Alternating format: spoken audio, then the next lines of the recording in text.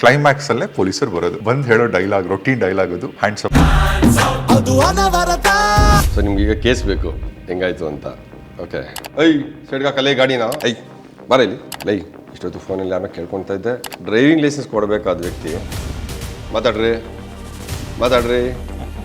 ಇಂಡಿಯಾಲೇ M L A ಮಾತಾಡ್ತಾರೆ, ನಮ್ಮ ಪಂಚಾಯತಿ member ಮಾತಾಡ್ತಾರೆ, ನಿಮ್ಮ ಸೀನಿಯರ್ ಆಫೀಸರ್ ಮಾತಾಡ್ತಾರೆ. ಆ ಭಯ ಕೆಲವ್ರು ಫೀಲ್ ಆಗೋದು ನಾನು ನೋಡಿದ್ದೀನಿ. ಬಂದಿಟ್ಕೊಂಡು ಏನು ಕೇಳ್ತಾರೋ, ಅವ್ನು ಕೇಳ್ತಾನೇನೋ ಬೈಕಿನ ಏನು ಹರಾಜ್ ಮಾಡ್ತಾರೋ, ಏನು ಕಿರಿಕಿರಿ ಮಾಡ್ತಾರೆ ಅಂತ. ಇದೇ ಪೊಲೀಸವ್ರು ಕಂಡ್ರೆ ಪಬ್ಲಿಕ್ಗೆ ಯಾಕೆ ಅದೊಂಥರ ಹೇಟ್ರೆಡ್ನೆಸ್ ಇರುತ್ತೆ. Police is the by product of this society. ಅದೇ ಅಧಿಕಾರಿಗಳ ಬಾಯಲ್ಲಿ ಬರುತ್ತೆ ಕೆಟ್ಟ ಕುಳುಕು ಮಾತುಗಳು. ಅಮ್ಮ ಅಂತ ಶುರು ಮಾಡ್ತಾರೆ, ಅಕ್ಕ ಅಂತ ಮುಂದುವರಿಸ್ತಾರೆ. ಯಾಕೆ? ನಮ್ಮ ಸಿಬ್ಬಂದಿಯವರು ಬಳಸ್ತಕ್ಕಂತಹ ಭಾಷೆಯಿಂದ ಅಥವಾ ನಡ್ಕೊಳ್ಳೋ ಒರಟುತನದಿಂದ ಅವ್ರಿಗೆ ಕೆಲಸದಲ್ಲಿ ಫ್ರಸ್ಟ್ರೇಷನ್ ಆಗಿರುತ್ತೆ. They are unable to handle sometimes. ಶ್ರೀಮಂತ ಮನೆ ಮಕ್ಕಳಾಗ್ಬೋದು, ರಾಜಕೀಯ ವ್ಯಕ್ತಿಗಳ ಮಕ್ಕಳುಗಳಾಗ್ಬೋದು, ಎಷ್ಟು ಜನಕ್ಕೆ ಶಿಕ್ಷೆ ಆಗುತ್ತೆ. ನಾನು ಕೆಲವು ಹೆಸರುಗಳು ಹೇಳಕ್ಕೆ ಹೋಗಲ್ಲ. ಈಗ ಏನು ತುಂಬ ಇನ್ಫ್ಲೂಯೆನ್ಸ್ ಇರೋರು ಮತ್ತೊಬ್ರು ಅಂತ ಹೇಳಿದ್ರಿ, ಈಗ ಅವರೆಲ್ಲ ಜೈಲಲ್ಲಿ ಇಲ್ವಾ? ಒಳ್ಳೇದನ್ನ ಯಾರು ಬರೀತಾರೆ? Who will acknowledge? ಖಂಡಿತ ಪೊಲೀಸ್ ಬರೀತಾರೆ. ಸ್ಟೇಷನ್ಗೆ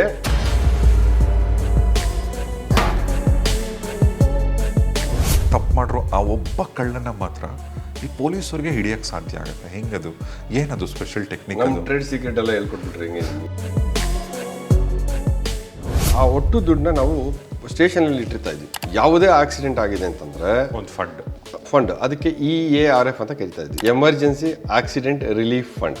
ಒಂದು ಡಬಲ್ ಕೇಸ್ ಆಗಿತ್ತು 2010ನೇ ಇಸ್ವಿ, ಕಳೆದ 14 ವರ್ಷದ ಹಿಂದೆ ಆಗಿರ್ತಕ್ಕಂಥ ಘಟನೆ. ಬಟ್ ನೆನೆಸ್ಕೊಂಡಾಗ ಒಂದ್ಸಲ ಮೈ ಜುಮ್ ಅಂತ. ನೋಡಕ್ಕೆ ಮುಖ ಎಲ್ಲ ಲಕ್ಷಣವಾಗಿದ್ದಾನೆ, ಆದರೆ ಕತ್ತತ್ರ ಬರ್ಬರವಾಗಿ ಸೀಳ್ಬಿಟ್ಟಿದ್ದಾನೆ.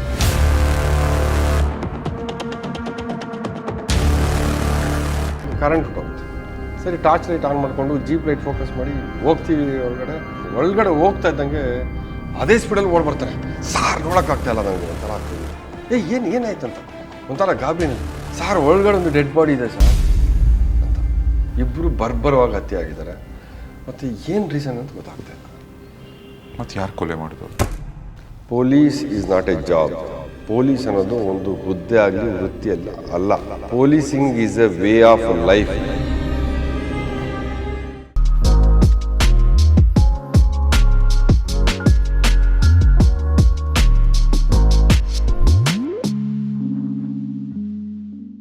ತುಂಬ ಸಿನಿಮಾಗಳಲ್ಲಿ ನೀವು ನೋಡಿರ್ತೀರ. ಹೇಗೆ ಅಂದರೆ ಸಿನಿಮಾ ಕ್ಲೈಮ್ಯಾಕ್ಸಲ್ಲೇ ನಮಗೆ ಪೊಲೀಸರು ಕಾಣಿಸ್ಕೊಳ್ಳೋದು. ಒಂದು ಸಿನಿಮಾಲಿ ಹೀರೋ ವಿಲನ್ನು ಪೊಲೀಸರು ಓಕೆ. ಬಟ್ ನಮ್ಮ ಸಿನಿಮಾಗಳಲ್ಲಿ ಎಷ್ಟು ಕ್ಲೀಶೆಡ್ ಆಗೋಗಿದೆ ಅಂದರೆ ಒಬ್ಬರು ಪೊಲೀಸ್ ಆಫೀಸರ್ ಎಂಟ್ರಿ ಆಗ್ಬೋದು, ಅಥವಾ ಪೊಲೀಸ್ ಆ ಪವರ್ ಏನಿದೆ ಹಳೆಯ ಸಿನಿಮಾಗಳಿಗೆ ಗಮನಿಸಿ ಬಹುತೇಕ ಸಿನಿಮಾಗಳಲ್ಲಿ ಕ್ಲೈಮ್ಯಾಕ್ಸಲ್ಲೇ ಪೊಲೀಸರು ಬರೋದು, ಬಂದು ಹೇಳೋ ಡೈಲಾಗ್, ರೊಟೀನ್ ಡೈಲಾಗ್ ಅದು ಹ್ಯಾಂಡ್ಸ್ ಅಪ್ ಅಂತ ಅಂತಾರೆ. ಅಷ್ಟೇ ಅದೊಂದೇ ಡೈಲಾಗು. ಕ್ರಮೇಣ ಬರ್ತಾ ಹೆಂಗಾಯಿತು ಅಂದರೆ ರಿಯಲ್ ಲೈಫಲ್ಲಿ ಅಧಿಕಾರಿಗಳು, ಕೆಲವು ಪೊಲೀಸ್ ಅಧಿಕಾರಿಗಳು ಮಾಡಿದಂಥ ಅವರೊಂದು ಸಾಮಾಜಿಕ ಕಳಕಳಿ ಕೆಲಸಗಳಾಗ್ಬೋದು, ಒಂದು ಸೊಸೈಟಿಗೆ ಒಂದು ಐಡಿಯಲ್ ಆಗಿ ಬದುಕಿದ್ರು ಅಂಥವ್ರ ಜೀವನ ಚರಿತ್ರೆಗಳಿಟ್ಕೊಂಡು ಕನ್ನಡಲ್ಲೂ ಕೂಡ ತುಂಬ ಸಿನಿಮಾಗಳು ಬಂತು. ಪೊಲೀಸ್ ಡಿಪಾರ್ಟ್ಮೆಂಟಲ್ಲಿ ನಾವು ಮಾತೆತ್ತಿದ್ರೆ ತುಂಬ ಸರಿ ಟ್ರಾಫಿಕ್ ವೈಲೇಷನ್ ಆಯಿತು ಅಂತ ಯಾರೋ ಪೊಲೀಸರು ಲಂಚ ಕೇಳಿದ್ರು ಅಂತ, ಪೊಲೀಸ್ ಡಿಪಾರ್ಟ್ಮೆಂಟ್ ಹಾಗೆ ಹೀಗೆ ಅಂತ ಬರೀ ತಪ್ಪಾಗೆ ತೋರಿಸ್ತಾ ಹೋಗ್ತೀವಿ. ಬಟ್ ಪೊಲೀಸ್ ಡಿಪಾರ್ಟ್ಮೆಂಟಲ್ಲೂ ಕೂಡ ಒಳ್ಳೆ ಅಧಿಕಾರಿಗಳಿದ್ದಾರೆ. ಪಬ್ಲಿಕ್ ಅವ್ರನ್ನ ಪ್ರೀತಿಸ್ತಾರೆ. ಇವ್ರಿಗೆ ಟ್ರಾನ್ಸ್ಫರ್ ಆದರೆ ಪಬ್ಲಿಕ್ ಪ್ರೊಟೆಸ್ಟ್ ಮಾಡ್ತಾರೆ. ಇವರ ಬರ್ತ್ಡೇಗಳಿಗೆ ಹೋಗಿ ಪಬ್ಲಿಕ್ ಸೆಲ್ಫಿ ತೊಗೊಂಡು ಅವ್ರ ಫೋಟೋಗಳಲ್ಲಿ ಹಾಕೋತಾರೆ.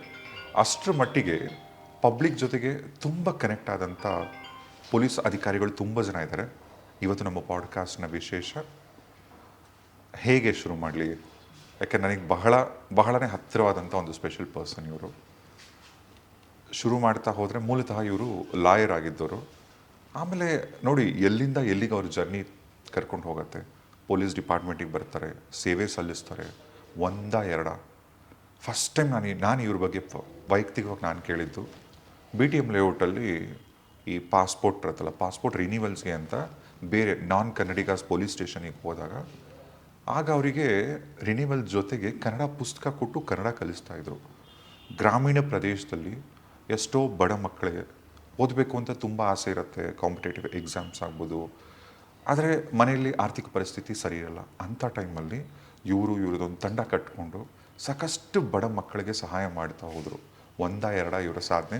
ಬನ್ನಿ ಸಾಕಷ್ಟು ಮಾತಾಡ್ತಾ ಹೋಗೋಣ. ನಮ್ಮ ಕರ್ನಾಟಕ ಸರ್ಕಾರದ ಮುಖ್ಯಮಂತ್ರಿಗಳ ಚಿನ್ನದ ಪದಕ ವಿಜೇತ್ರಿಯವರು ರಾಜ್ಯಪಾಲರಿಂದ ಜೀವರಕ್ಷಕ ಪ್ರಶಸ್ತಿ ಕೂಡ ಪಡೆದಿದ್ದಾರೆ. ಒಂದೆರಡು ಸಾಕಷ್ಟು ಮಾತಾಡೋದಿದೆ. ಈಗ ಪ್ರಸ್ತುತ ಲೋಕಾಯುಕ್ತದಲ್ಲಿ ಕಾರ್ಯನಿರ್ವಹಿಸ್ತಿರ್ತಕ್ಕಂಥ ನನ್ನ ಫೇವ್ರೇಟ್ LY ರಾಜೇಶ್ವರಿ ಅವರೇ, ನಮಸ್ಕಾರ ಸರ್. ನಮಸ್ಕಾರ. ಹೇಗಿದ್ದೀರಾ? I am good. ಹೇಗಿರುತ್ತೆ ರೊಟೀನ್ ಪ್ರತಿದಿನ ಒಬ್ಬರು ಪೊಲೀಸ್ ಆಫೀಸರ್ ಜೀವನ ಹೇಗಿರುತ್ತೆ ಪ್ರತಿದಿನ? ಈಗ ಬೆಳಗ್ಗೆ ಎದ್ದ ತಕ್ಷಣ ನಿಮಗೆ ವಾವ್ ಅಂತ ಅನ್ಸತ್ತಾ, ಅಥವಾ ಯಾರೋ ಕಳ್ಳನ ಹಿಡಿಬೇಕು ಅಂತ ನಿಮಗೆ ಟೆನ್ಷನ್ ಆಗತ್ತಾ? ಹೇಗಿರುತ್ತೆ ಒಬ್ಬರು ಪೊಲೀಸ್ ಆಫೀಸರ್ ಜೀವನ? ಪೊಲೀಸ್ ಅಧಿಕಾರಿ ಜೀವನ ಬೆಳಗ್ಗೆ ಕಣ್ಣು ಬಿಡೋ ಅಷ್ಟೊತ್ತಿಗೆ ಯಾವಾಗ ಮಲಗಿದ್ದೆ ಅನ್ನೋದು ಗೊತ್ತಾಗಲ್ಲ. ಯಾಕಂದರೆ ಹಿಂದಿನ ದಿವಸ ಅಷ್ಟು ಟಯರ್ಡ್ ಆಗಿರುತ್ತೆ, ಮಲಗೋ ಅಷ್ಟೊತ್ತಿಗೆ ರಾತ್ರಿ ಲೇಟ್ ಆಗಿರುತ್ತೆ. ಬೆಳಗ್ಗೆ ಎಬ್ಬಿಸಿದಾಗಲೇ ಇಷ್ಟು ಬೇಗ ಆಗೋಯ್ತಂತ ನಿದ್ದೆ ಎಳೀತಾ ಇರುತ್ತೆ, ಅದರ ಕರ್ತವ್ಯ ಕರೀತಾ ಇರುತ್ತೆ. ಯಾಕೆಂದರೆ ಪ್ರತಿದಿನ ಬೆಳಿಗ್ಗೆ ಅಷ್ಟೊತ್ತಿಗೆ ನಾವು ಮೊದಲು ದೇವ್ರಿಗೆ ಕೈ ಮುಗಿಯೋದಕ್ಕಿಂತ ಮುಂಚೆ ಪೊಲೀಸ್ ಸ್ಟೇಷನ್ಗೆ ಫೋನ್ ಮಾಡ್ತೀನಿ. ಏನಾಯ್ತಪ್ಪ ರಾತ್ರಿ ಎಲ್ಲ ಪರವಾಗಿಲ್ವಾ, ಎಲ್ಲೂ ಏನು ಸಮಸ್ಯೆ ಇಲ್ವಾ, ಅಕಸ್ಮಾತ್ ಯಾವುದಾದ್ರೂ ಒಬ್ಬ ವ್ಯಕ್ತಿನ ವಿಚಾರಣೆಗೆ ತಂದು ಅರೆಸ್ಟ್ ಮಾಡಿದ್ದು ಲಾಕಪ್ಪಲ್ಲಿದ್ದರೆ ಅವನ್ನ ಎಬ್ಸು, ಅವನ್ನ ಮಾತಾಡಿಸು, ಅವನು ಹೆಂಗಿದ್ದಾನೆ, ಆರಾಮಿದ್ದಾನ, ಅವನಿಗೆ ಬ್ರಷ್ ಮಾಡಿಸಿ, ಅವನಿಗೆ ಬೆಳಗ್ಗೆ ಮುಖ ತೊಳಸಿ ಎಲ್ಲ ಮಾಡಿ ಅವನಿಗೆ ತಿಂಡಿ ತರಿಸ್ಕೊಟ್ರ ಅಂತ ಫಸ್ಟ್ ಅವರ ಯೋಗಕ್ಷೇಮನ ವಿಚಾರಿಸ್ಕೊಂಡು, ಸ್ಟೇಷನಲ್ಲಿ ಇಂಪಾರ್ಟೆಂಟ್ ಏನೇನಾಗಿದೆ ಅಂತೆಲ್ಲ ಮಾಹಿತಿ ಪಡ್ಕೊಂಡು, ಅದಾದ ನಂತರ ಒಂದು ಪರಿಪಾಠ ಇರ್ತದೆ. ನಮ್ಮ ಮೇಲಾಧಿಕಾರಿಗಳಿಗೆ ಎಲ್ಲ ವಿಚಾರಗಳನ್ನ ನಾವು ತಿಳಿಸ್ತೀವಿ. ಸೊ ಅವರು ಹಾಗೆ ಅವ್ರ ಮೇಲಾಧಿಕಾರಿಗಳಿಗೆ ಹೋಗುತ್ತೆ. ಸೊ ಬೆಳಿಗ್ಗೆ ಎದ್ದ ತಕ್ಷಣ ಸಾಮಾನ್ಯವಾಗಿ ಎಲ್ಲರೂ ಕರಾಗ್ರೆ ವಸತೆ ಲಕ್ಷ್ಮಿ, ಕರಮಧ್ಯೆ ಸರಸ್ವತಿ ಅಂತ ಹೇಳೋ ಪರಿಪಾಠ ಇದ್ದರೆ ನಮಗೆ ಫಸ್ಟು ಮೊಬೈಲ್ ನೋಡ್ಬಿಟ್ಟು ಏನಾದರೂ ಕಾಲ್ಸ್ ಬಂದಿದೆಯಾ, ಬೈ ಚಾನ್ಸ್ ಆದರೂ ಮಿಸ್ ಆಗಿದೆಯಾ, ಸ್ಟೇಷನ್ ತಕ್ಷಣ ಇಮಿಡಿಯೇಟ್ ಕಾಲ್ ಮಾಡಿ, ಇಲ್ಲಿಂದ ನಮ್ಮ ಜೀವನ ಶುರು ಆಗುತ್ತೆ. ಸೊ ಹಾಗೆ ಒಂದೊಂದು ಸಲ ಎಷ್ಟೋ ಸಲ ಬೆಳಗ್ಗೆನೇ ನಮಗೆ ಮಾರ್ನಿಂಗ್ ಡ್ಯೂಟಿಗೆ ಹೋಗೋದಿರುತ್ತೆ, ಪೆರೇಡ್ ಇರುತ್ತೆ, ಬಂದೋಬಸ್ತ್ ಇರುತ್ತೆ. ಹಾಗೆ ಈ ಕಡೆ ಫೋನು ಈ ಕಡೆ ಬ್ರಷ್ ಮಾಡ್ಕೊಂಡು ಹಿಂಗೆ ಅಟೆಂಡ್ ಮಾಡಿಕೊಂಡು ಜೀವನ ಸ್ಟಾರ್ಟ್ ಆಗುತ್ತೆ. ಅಲ್ಲಿಂದ ಪ್ರತಿ ಪೊಲೀಸ್ ಅಧಿಕಾರಿಗಳು ಸಾಮಾನ್ಯವಾಗಿ ಬೆಳಗ್ಗೆನೇ ನಮಗೊಂದು 8:30 ಅಥವಾ 9 ಗಂಟೆ ಒಳಗಡೆ ನಾವು ಸ್ಟೇಷನ್ ಬರ್ತೀವಿ. 8 o'clock ಬಂದು ಅಲ್ಲಿಂದ ಶುರು ಆಗುತ್ತೆ. ಎಲ್ಲ ಸಿಬ್ಬಂದಿಗಳಿಗೆ ಪ್ರತಿದಿನ ಕರ್ತವ್ಯ ಕೊಡುವಂಥದ್ದು ಇರುತ್ತೆ, ರೊಟೇಷನ್ ಇರುತ್ತೆ. ನ್ಯಾಯಾಲಯಕ್ಕೆ ಯಾರೋ ಹೋಗ್ತಾರೆ. ಸಾಮಾನ್ಯವಾಗಿ ಸಿನಿಮಾದಲ್ಲಿ ತೋರಿಸಂಗೆ ಪೊಲೀಸ್ ಅಂತಂದರೆ ಬರೀ ಹೋಗು ಅರೆಸ್ಟ್ ಮಾಡೋದು ಇಂತಲ್ಲ, 1000 ಕೆಲಸ ಇರುತ್ತೆ. ಸೊ ಇದು ಆಡು ಮುಟ್ಟದ ಸೊಪ್ಪಿಲ್ಲ ಅಂತಲ್ಲ, ಹಾಗೆ ಪೊಲೀಸರಿಗೆ ಇಲ್ದಿರೋ ಕೆಲಸನೇ ಇಲ್ಲ, ಆ ಥರದ್ದು ಇರುತ್ತೆ. ಯಾರೋ ತೀರೋಗಿರ್ತಾರೆ, ಬಂದೋಬಸ್ತ್ ಕೊಡೋಕೆ ಹೋಗ್ತೀವಿ. ಯಾರ್ದೋ ಹುಡ್ದ ಬಂದ್ಬಿಟ್ಟು ಎಷ್ಟೋ ಸಮಸ್ಯೆ ಇರುತ್ತೆ, ಅಲ್ಲಿ ಬಂದೋಬಸ್ತ್ ಕೊಡೋಕೆ ಹೋಗ್ತೀವಿ. VIP ಮೂಮೆಂಟ್ ಇರುತ್ತೆ, ಊರಲ್ಲಿ ಹಬ್ಬ ಇರುತ್ತೆ, ಅದಕ್ಕೆ ಪ್ರೊಟೆಕ್ಷನ್ ಕೊಡೋಕೆ ಹೋಗ್ತೀವಿ. ಮತ್ತು ಇನ್ಯಾವುದೋ ಹಬ್ಬದಲ್ಲಿ ಏನೋ ಟೆನ್ಷನ್ ಇರುತ್ತೆ ಅಥವಾ ಪ್ರೊಸೆಷನ್ ಇರುತ್ತೆ. ಸೊ ಹೀಗೆ ಬರೀ ಬಂದೋಬಸ್ತ್ ಅಲ್ಲದಿರ ಪ್ರತಿದಿನ ಸ್ಟೇಷನಲ್ಲಿ ಮಾಡೋಂಥ ಕೆಲಸ ಇರುತ್ತೆ. ಯಾಕಂದರೆ ತನಿಖೆ ಮಾಡೋಂಥದ್ದು ಇರುತ್ತೆ, ಇನ್ವೆಸ್ಟಿಗೇಷನು, ಕಂಪ್ಯೂಟರ್ ಆಪ್ರೇಟ್ರು ಪ್ರತಿಯೊಂದನ್ನು ಡಾಟಾ ಅಪ್ಡೇಟ್ ಮಾಡೋಂಥದ್ದು ಇರುತ್ತೆ. ಕೋರ್ಟ್ ಅವರು ನ್ಯಾಯಾಲಯಕ್ಕೆ ವಿಟ್ನೆಸ್ನೆಲ್ಲ ಕರ್ಕೊಂಡು ಹೋಗುವಂಥದ್ದು ಇರುತ್ತೆ. ಸಮನ್ಸು ವಾರೆಂಟ್ ಅವರು ಸಾಕ್ಷಿಗಳನ್ನ ಕೊಡುವಂಥದ್ದು ಇರುತ್ತೆ, ಅವ್ರಿಗೆ ಸಮನ್ಸ್ನ ಸರ್ವ್ ಮಾಡುವಂಥದ್ದು ಇರುತ್ತೆ. ಇನ್ನೊಂದು ಕಡೆ ಪಾಸ್ಪೋರ್ಟ್ ವೆರಿಫಿಕೇಷನ್ ನಡೀತಾ ಇರುತ್ತೆ, ಯಾರೋ ಕೆಲಸಕ್ಕೆ ಅಪ್ಲೈ ಮಾಡಿರ್ತಾರೆ, ಅವ್ರದ್ದು ಆ್ಯಂಟಿಸಿಡೆಂಟ್ ವೆರಿಫಿಕೇಷನ್ ನಡೀತಾ ಇರುತ್ತೆ.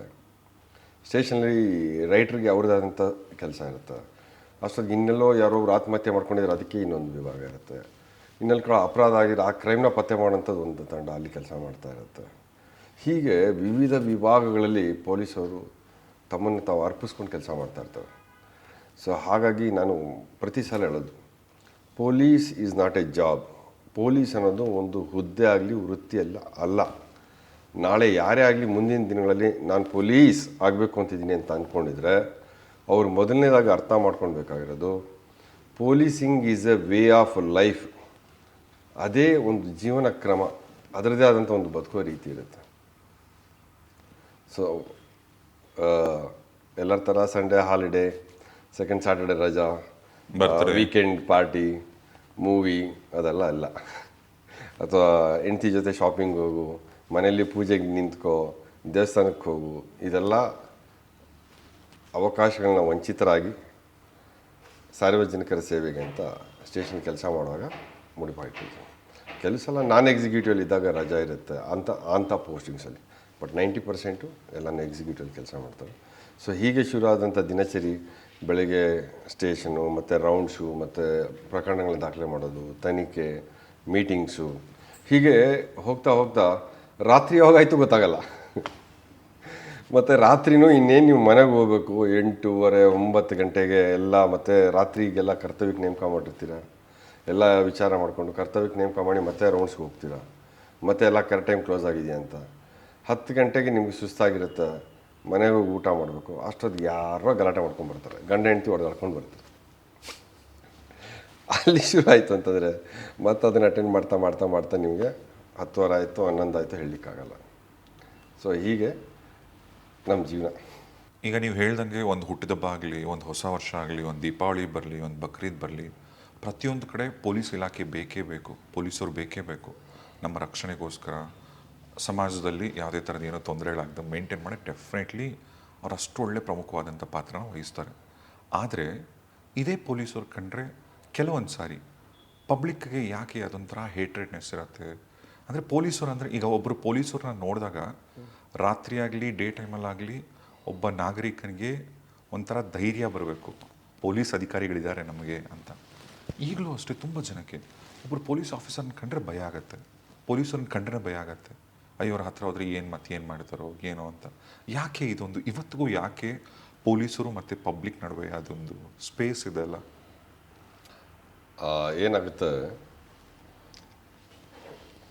Police is the by product of this society. ಎಲ್ಲಿಂದ ಬರ್ತಾರೆ ಈ ಪೊಲೀಸರು? ಸೊಸೈಟಿ ಎಲ್ಲಿಂದ ಬರ್ತಾರೆ? ಈ ಸಮಾಜದಿಂದ ಬರ್ತಾರೆ. ಯಾರಿಗೋ ಒಬ್ರಿಗೆ ಅಣ್ಣ, ಯಾರಿಗೋ ಒಬ್ರಿಗೆ ಮಗ, ಯಾರಿಗೋ ಒಬ್ರಿಗೆ ಗಂಡ ಆಗಿರ್ತಾರೆ ಈ ಸಮಾಜದಲ್ಲಿ, ಈ ವ್ಯವಸ್ಥೆಯಲ್ಲಿ. ಸಮಾಜ ಹೆಂಗಿರುತ್ತೋ ಆ ಪೊಲೀಸರು ಹಾಗೆ ಇರ್ತಾರೆ. Because they are the by product of this society. Police ಅಂತಂತಂದರೆ ಸೆನ್ಸ್ ಆಫ್ ಪ್ರೊಟೆಕ್ಷನ್, ನೀವು ಹೇಳ್ದಂಗೆ ರಕ್ಷಣೆ ಫೀಲ್ ಆಗಬೇಕು. ಅದು ತುಂಬ ಸಲ ಆಗುತ್ತೆ. ಅದಕ್ಕೋಸ್ಕರನೇ ಬೆಳಗ್ಗೆ 4 ಗಂಟೆಗೆ ಪೊಲೀಸರನ್ನ ನಾವು ಬಸ್ ಸ್ಟಾಪ್ಗಳ ಹತ್ರ ನೇಮಕ ಮಾಡ್ತೀವಿ. ಯಾರೋ ಹೆಣ್ಮಕ್ಳು ರಾತ್ರಿ ಎಲ್ಲ ಜರ್ನಿ ಮಾಡಿ ಬೆಳಿಗ್ಗೆ ಬಂದು ಇಲ್ಲಿ ಹೋಗ್ತಾ ಇರ್ತಾರೆ. ಅಲ್ಲಿ ಇನ್ಯಾರೋ ಬಸ್ ಹತ್ತಲಿಕ್ಕೆ ಅಂತ ಬೆಳಿಗ್ಗೆ 4 ಗಂಟೆಗೆ ಮನೆಯಿಂದ ನಡ್ಕೊಂಡು ಬರ್ತಾ ಇರ್ತಾರೆ. ಅಥವಾ ಒಂಟಿ ಮಹಿಳೆಯರು ಇರ್ತಾರೆ, ಯಾರೋ ದುಡ್ಡು ತೊಗೊಂಡು ಹೋಗ್ತಾ ಇರ್ತಾರೆ, ಮೈ ಮೇಲೆ ಒಡವೆ ಹಾಕೊಂಡು ಹೋಗ್ತಾ ಇರ್ತಾರೆ. ಆ ಹೊಯ್ಸಳ ಜೀಪ್ ನೋಡ್ತಾ ಇದ್ದಂಗೆ ಅವ್ರಿಗೇನೋ ಒಂದು ಧೈರ್ಯ, ಓಹ್ ಪೊಲೀಸ್ ಹೊರಿದ್ದಾರೆ ಅಂತ. ತಪ್ಪು ಇಂಟೆನ್ಷನ್ ಇಟ್ಕೊಂಡು ಬಂದಿರ್ತಾರಲ್ಲ, ಇಲ್ಲಿ ಗಲಾಟೆ ಮಾಡಬೇಕು ಅಥವಾ ಹೊಡೆದಾಟ ಮಾಡಬೇಕು, ಕಿತ್ಕೊಂಡು ಹೋಗ್ಬೇಕು ಅಂತ. ಎಷ್ಟೋ ಸಲ ಪೊಲೀಸರು ಅಲ್ಲಿ ಪ್ರೆಸೆನ್ಸ್ ಇರೋದ್ರಿಂದ ಅಲ್ಲಿ ಕ್ರೈಮ್ ಆಗಲ್ಲ. ಇವತ್ತು ಆ ರೀತಿ ಭಯ ಬೀಳೋಂಗಿದ್ರೆ ನಮಗೆ ಪ್ರೊಟೆಕ್ಷನ್ ಕೊಡಿ ಅಂತ ಯಾಕೆ ಬಂದು ಎಲ್ಲ ಸಲ ಕೇಳ್ತಾರೆ. ನೀವೊಂದು ಮೊಹರಂ ಹಬ್ಬ ಮಾಡಿ ಪ್ರೊಸೆಷನ್ ಹೋಗಿ ನಮಗೆ ಬಂದು ಕೇಳ್ತೀರ ಪ್ರೊಟೆಕ್ಷನ್ ಕೊಡಿ. ಗಣೇಶ ಹಬ್ಬ ಮಾಡಿ ಉತ್ಸವ ಮಾಡಿ ಪ್ರೊಸೆಷನ್ ಹೋಗಿ ಬಂದು ಕೇಳ್ತೀರ ಪ್ರೊಟೆಕ್ಷನ್ ಕೊಡಿ ಅಂತ.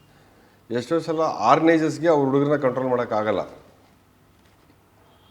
ಅದೇ ಒಬ್ಬ ಕಾನ್ಸ್ಟೇಬಲ್ ನಿಂತ್ಕೊಂಡಿದ್ರೆ ಆಟೋಮೆಟಿಕ್ ಸಿಚುವೇಶನ್ ಬೇರೆ ಆಗುತ್ತೆ. ಹೌದಲ್ವಾ? ನಿಜ. ಸೊ ಆ ಪ್ರೊಟೆಕ್ಷನ್ ಆ ಫೀಲ್ ಬರುತ್ತಲ್ಲ, ಅದನ್ನು ಬೇರೆ ಥರ ಬರೋದಕ್ಕೆ ಕೆಲವು ಕಾರಣಗಳಿರುತ್ತೆ. ಯಾಕೆಂದರೆ ಒಬ್ಬ ವ್ಯಕ್ತಿಗೆ ಜೀವನದಲ್ಲಿ ಪೊಲೀಸರ ಜೊತೆ ಏನು ಎಕ್ಸ್ಪೀರಿಯೆನ್ಸ್ ಆಗಿರಲ್ಲ. ನಿಮಗೊಂದು ಬ್ಯಾಡ್ ಎಕ್ಸ್ಪೀರಿಯೆನ್ಸ್ ಆಗ್ಬಿಟ್ಟಿರುತ್ತೆ ಯಾರೋ ಒಬ್ಬರು ಪೊಲೀಸವ್ರ ಜೊತೆ. ನೀವು ಬಂದು ಅದನ್ನು 10 ಜನಕ್ಕೆ ಶೇರ್ ಮಾಡ್ತಿರುತ್ತೆ, ಸೋಷಿಯಲ್ ಮೀಡಿಯಾದಲ್ಲಿ ಹಾಕ್ತೀರ. ಅದು ಅವ್ರ ತಲೆಯಲ್ಲಿ ಹೋಗಿ ಕೂತ್ಕೊಳ್ಳುತ್ತೆ. They get ಪ್ರಿಜಿಡೈಸ್ಡ್, ಪೂರ್ವಗ್ರಹ ಪೀಡಿತರಾಗ್ತಾರೆ. ಅವ್ರ ತಲೆಯಲ್ಲಿ ಅದೇ ಥರ ಬರುತ್ತೆ. ಇವತ್ತಿನ ದಿವಸ ನಮ್ಮ ಸಮಾಜದಲ್ಲಿ ಪೊಲೀಸ್ ಇಲಾಖೆ ಅಂತಲ್ಲ, ಯಾವುದೇ ಇಲಾಖೆ ಆಗಲಿ, ಒಳ್ಳೆಯದನ್ನು ಎಷ್ಟು ಜನ ಬಂದು ಮಾತಾಡ್ತಾರೆ. ನಾನು ಇಂಥ ಹಾಸ್ಪಿಟ್ಲಿಗೆ ಹೋಗಿದ್ದೆ, ಸರ್ಕಾರಿ ಆಸ್ಪತ್ರೆಯಲ್ಲಿ ಚಿಕಿತ್ಸೆ ಕೊಟ್ಟರು, ಜೀವನೇ ಹೋಗ್ಬಿಡುತ್ತೆ ಅಂದ್ಕೊಂಡಿದ್ದೆ, ಅವರು ಬದುಕಿ ಬಂದ್ರಪ್ಪ, ಇಂಥ ಒಳ್ಳೆ ವೈದ್ಯರೆಲ್ಲ ಇಂಥ ಹಾಸ್ಪಿಟ್ಲಲ್ಲಿ ಇದ್ದಾರೆ ಅಂತ ಯಾರೂ ಬಂದು ಮಾತಾಡಲ್ಲ. ಅದೇ ಒಂದು ಸಣ್ಣ ಹೆಚ್ಚು ಕಮ್ಮಿ ಆಯಿತು ಅಂದರೆ ಎಲ್ಲ ಚಾನಲನ್ನು ಕರ್ಕೊಂಬಂದು ಕೂಡಿಸ್ಕೊಂಡು ಮಾತಾಡ್ತಾರೆ.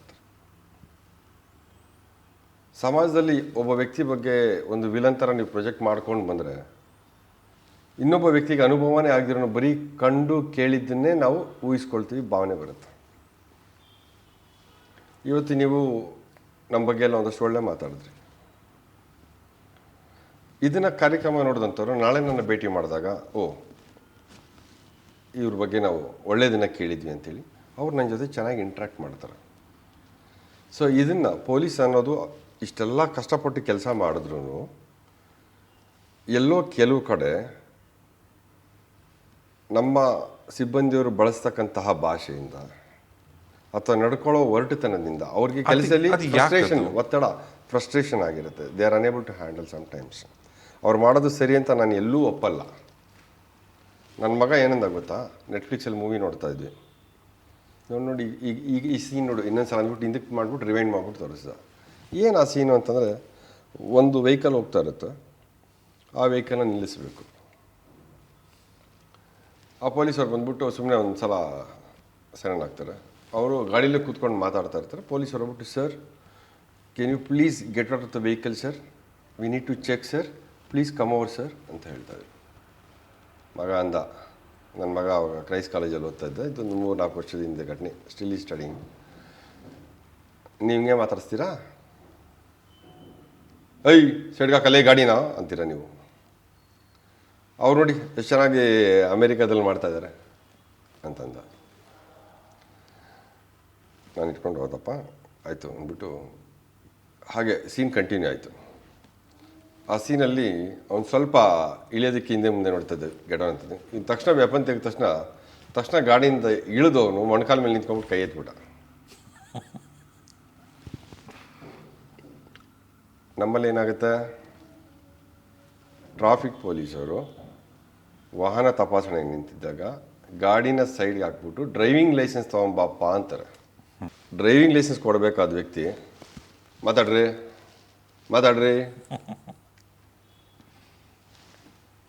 ನಾನು ಹೇಳಿದೆ, ಮಗನೇ ಈ ಥರದ್ದು ಒಂದು ಸೀನ್ ನೆಟ್ಫ್ಲಿಕ್ಸಲ್ಲಿ ಬರುತ್ತಲ್ಲ, ಒಂದು ಮೂವಿನಲ್ಲಿ ತೋರ್ಸಪ್ಪ ಅಂದೆ. ಏನು ಇಂಗ್ಲೀಷ್ ಮೂವೀಸ್ ಬರುತ್ತಲ್ಲ, ನೀನು ಹೇಳ್ದಲ್ಲಿ ಇಷ್ಟೊತ್ತು sir will you get on sir ಅಂತ ಮಾತಾಡಿದ್ರು ಅಂತ. I appreciate, correct. ಹಾಗೆ ಪ್ರತಿಯೊಬ್ಬ ವ್ಯಕ್ತಿಗೂ ಸೆಲ್ಫ್ ರೆಸ್ಪೆಕ್ಟ್ ಇರುತ್ತೆ, ಗೌರವ ಕೊಟ್ಟೇ ನಾವು ಮಾತಾಡಬೇಕು.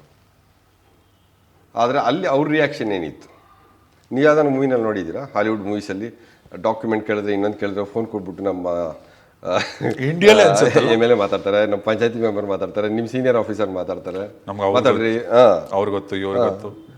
ಯಾವ್ದಾದ್ರು ಒಂದು ಮೂವಿಲಿ ಇದೆಯಾ ಆ ಸೀನು? ಇಲ್ಲ ಅಲ್ಲ. ಹೇಳಿದೆ, this is what happens, everybody should change. ಸಮಾಜನೂ ಬದಲಾಗಬೇಕು, ಸಮಾಜದ ಬೈ ಪ್ರಾಡಕ್ಟ್ಸು ಬದಲಾಗಬೇಕು. So the change should begin from us. So ಹಾಗಾಗಿ ಹಿಂದೆ ಎಲ್ಲ ಪೊಲೀಸ್ ಇಲಾಖೆಯಲ್ಲಿ ಕೆಲವು ಸಲ ಸಿಬ್ಬಂದಿಗಳಿಗೆ ಮಾತಾಡಿಸುವಾಗ ಕೆಲವು ಅಧಿಕಾರಿಗಳೆಲ್ಲ ಸ್ವಲ್ಪ ಏಕವಚನದಲ್ಲಿ ಮಾತಾಡಿಸೋದು ಮತ್ತೊಂದು ಇತ್ತು. ಅವರ ತಂದೆಷ್ಟು ವಯಸ್ಸಾಗಿದ್ರು ಐ ಬರ ಇಲ್ಲಿ ಹಂಗೆ ಅಂತ ಅಂತಾರೆ. ಅಂತಹ ಪರಿಪಾಠ ಹೋಗಬೇಕು ಅಂತೇಳಿ ನಾನು ಮತ್ತು ಸಾಕಷ್ಟು ಜನ ಪೊಲೀಸ್ ಇಲಾಖೆಯಲ್ಲಿ ಕೆಲಸ ಮಾಡ್ತಿರೋಂಥ ಅಧಿಕಾರಿಗಳು ನಮ್ಮ ಸಿಬ್ಬಂದಿಯವ್ರನ್ನ, ನಮ್ಮ ಸಹೋದ್ಯೋಗಿಗಳನ್ನ ನಾವು ಅತ್ಯಂತ ಗೌರವದಿಂದ ನಡೆಸ್ಕೊಂಡಾಗ ಅವರು ಸಹ ಸಮಾಜದಲ್ಲಿ ಸಾರ್ವಜನಿಕರೊಂದಿಗೆ ಹಾಗೆ ಇರ್ತಾರೆ. ಇದೇ ಕಾರಣಕ್ಕೋಸ್ಕರ ಸಾರ್ವಜನಿಕರಲ್ಲಿ they should feel sense of protection. Police ಅಂದರೆ ಭಯ ಅಲ್ಲ, ಅಭಯ, ರಕ್ಷಣೆ, ಅದು ಮುಖ್ಯ ಆಗಬೇಕು. ನೀವು ಹೇಳಿದ್ರಿ, ಆ ಭಯ ಕೆಲವರು ಫೀಲ್ ಆಗೋದು ನಾನು ನೋಡಿದ್ದೀನಿ. ಬಂದಿಟ್ಕೊಂಡು ಏನು ಕೇಳ್ತಾರೋ, ಅವ್ನು ಕೇಳ್ತಾನೇನೋ ಬೈಕಿನ ಏನು ಹರಾಜ್ ಮಾಡ್ತಾರೋ, ಏನು ಕಿರಿಕಿರಿ ಮಾಡ್ತಾರೋ ಅಂತ. ಇದು ಹೋಗಬೇಕು. ಆದರೆ ಎಲ್ಲರೂ ಕಿರಿಕಿರಿನೂ ಮಾಡಲ್ಲ. ಅವನು ಗುಡ್ ಇಂಟೆನ್ಷನಲ್ಲಿ ಕೇಳೋಕ್ಕೆ ಮುಂಚೆನೇ ಇವರೇ ಮನಸ್ಸಲ್ಲಿ ಪ್ರಿಜುಡೈಸ್ ಆಗಿದ್ದರೆ ಅಲ್ಲಿ ಘರ್ಷಣೆ ಶುರು ಆಗ್ಬಿಡುತ್ತೆ. ಅದು ಒಂದು. ಇದನ್ನೆಲ್ಲ ತೊಳೆಯೋದಕ್ಕೊಂದು ಪ್ರಯತ್ನ ಆಗಿ ನಾನು ಬಂಡೆಪಾಳ್ಯ ಪೊಲೀಸ್ ಸ್ಟೇಷನಲ್ಲಿದ್ದಾಗ ದರ್ಪಣ ಅಂತ ಒಂದು ಶುರು ಮಾಡಿದ್ವಿ. ದರ್ಪಣ ಅಂತ. ಏನು ದರ್ಪಣ ಅಂತಂದರೆ ಕನ್ನಡಿ. ನಾನು ನನ್ನ ಎಲ್ಲಿ ನೋಡ್ಕೊಳ್ಬೇಕು? ಈ ಸಮಾಜದಲ್ಲಿ ನೋಡ್ಕೋಬೇಕು.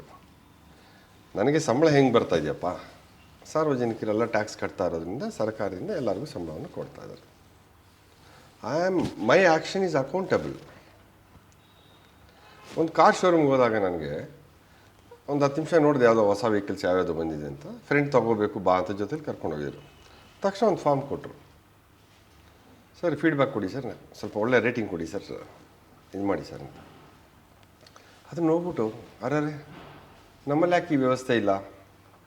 ನಮ್ಮಲ್ಲಿ ಪ್ರತಿನಿತ್ಯ ಜನ ಕಂಪ್ಲೇಂಟ್ ಕೊಡೋಕ್ಕೆ ಬರ್ತಾರೆ. ಅವ್ರಿಗೆ ನನ್ನ ಸೇವೆ ಏನು ಅನ್ನಿಸ್ತಾ ಇದೆ, ಹೇಗೆ ಗೊತ್ತಾಗುತ್ತೆ, ಹೇಗೆ ಅನ್ನಿಸ್ತಾ ಇದೆ ಅಂತ. ಅದೇ ಟೈಮಲ್ಲಿ ಪ್ರಾಯಶಃ ಗುರುರಾಜ್ ಕರ್ಜಗಿ ಅವರು ಬರೆದಿರೋಂಥ ಒಂದು ಕತೆ ಏನೋ ಪುಸ್ತಕದಲ್ಲಿ ಓದಿದ್ದು ನೆನಪಾಯಿತು. ಒಬ್ಬ ಹುಡುಗ ಒಂದು 14-15 ವರ್ಷದ, ಅಂದರೆ ಇದು ಘಟನೆ ನಡೆದು ಒಂದಷ್ಟು 25 ವರ್ಷಗಳ ಹಿಂದೆ ಆಗಿರ್ತಕ್ಕಂಥ ಘಟನೆ. ಒಬ್ಬ ಹುಡುಗ ಬರ್ತಾನೆ, ಭಾಳ ಟೆನ್ಷನಲ್ಲಿ ಇರ್ತಾನೆ. ಆ ಟೆನ್ಷನ್ ಇರೋ ಹುಡುಗ ಹಿಂದಿನ ಕಾಲದಲ್ಲಿ ಮೊಬೈಲ್ ಇಲ್ಲ, ಲ್ಯಾಂಡ್ಲೈನ್ ಇತ್ತಲ್ಲ, ಆ ಕಾಯಿನ್ ಬೂತ್ ಹತ್ರ ಹೋಗ್ತಾನೆ, ಜೋಬಲ್ಲೆಲ್ಲ ತರಕಾಡ್ತಾನೆ, ₹1 ಕಾಯಿನ್ ಸಿಗುತ್ತೆ. ಆ ಕಾಯಿನ್ ಹಾಕ್ಬಿಟ್ಟು ಒಂದು ನಂಬರ್ಗೆ ಫೋನ್ ಮಾಡ್ತಾನೆ. ಫೋನ್ ಮಾಡಿಬಿಟ್ಟು ಆ ಕಡೆಯಿಂದ ಒಂದು ಹೆಣ್ಣಿನ ಧ್ವನಿ, ಹಲೋ ಅಂತಾನತ್ತೆ. ಅಮ್ಮ ನಮಸ್ಕಾರಮ್ಮ ಅಂತಾನೆ. ಹಾಂ ನಮಸ್ಕಾರ, ಯಾರಪ್ಪ ಏನು ಅಂತ ಕೇಳ್ತಾರೆ. ಆ ಕಡೆ ಆ ಹೆಣ್ಣಿನ ಧ್ವನಿ. ಅಮ್ಮ ನನ್ನ ಹೆಸರು ಗುರುಸಿದ್ದ ಅಂತ ಅಮ್ಮ, ನನಗೆ ಒಂದು ಕೆಲಸ ಬೇಕಿತ್ತು, ನಿಮ್ಮ ಮನೇಲಿ ಏನಾದರೂ ಕೆಲಸ ಇದ್ದರೆ ಕೊಡ್ತೀರಾ ಅಂತಾನೆ. ಆಯಮ್ಮ ಇಟ್ಕೊಂಡು ಇಲ್ಲಪ್ಪ ಈಗ ಸದ್ಯಕ್ಕೆ ನಮ್ಮ ಮನೇಲಿ ಏನೂ ಕೆಲಸ ಇಲ್ಲ, ಏನು ಅಂಥದ್ದಿಲ್ಲ ಅಂದ್ಬಿಟ್ಟು ಫೋನ್ ಇಟ್ಬಿಡ್ತಾರೆ.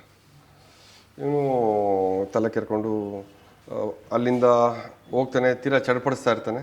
ಇದನ್ನು ಆ ಕಾಯಿನ್ ಬೂತ್ ಓನರ್, ಬಹುಶಃ ನಿಮ್ಗೆ ಅನುಭವ ಇದೆಯಲ್ಲ ಗೊತ್ತಿಲ್ಲ, ಈ ಕಾಯಿನ್ ಬೂತ್ಗೆ ಹೋಗಿ ನಾವೆಲ್ಲ ಹಿಂದೆ ಚಿಕ್ಕನಲ್ಲಿ ಫೋನ್ ಮಾಡ್ತಾಯಿದ್ವಿ. ಅದೊಂದು ಕಾಯಿನ್ ಬೂತ್ ಇಟ್ಕೊಂಡಿರೋರು, ಆ ₹1 ಕಾಯಿನ್ ಹಾಕಿದ್ರೆ ಕಾಲ್ ಕನೆಕ್ಟ್ ಆಗ್ತಾಯಿತ್ತು. ಇಲ್ಲ ಅಂದರೆ ಅವ್ರು ದುಡ್ಡು ಕೊಟ್ಟರೆ ಅವ್ರು ಚೇಂಜ್ ಕೊಡ್ತಾಯಿದ್ರು.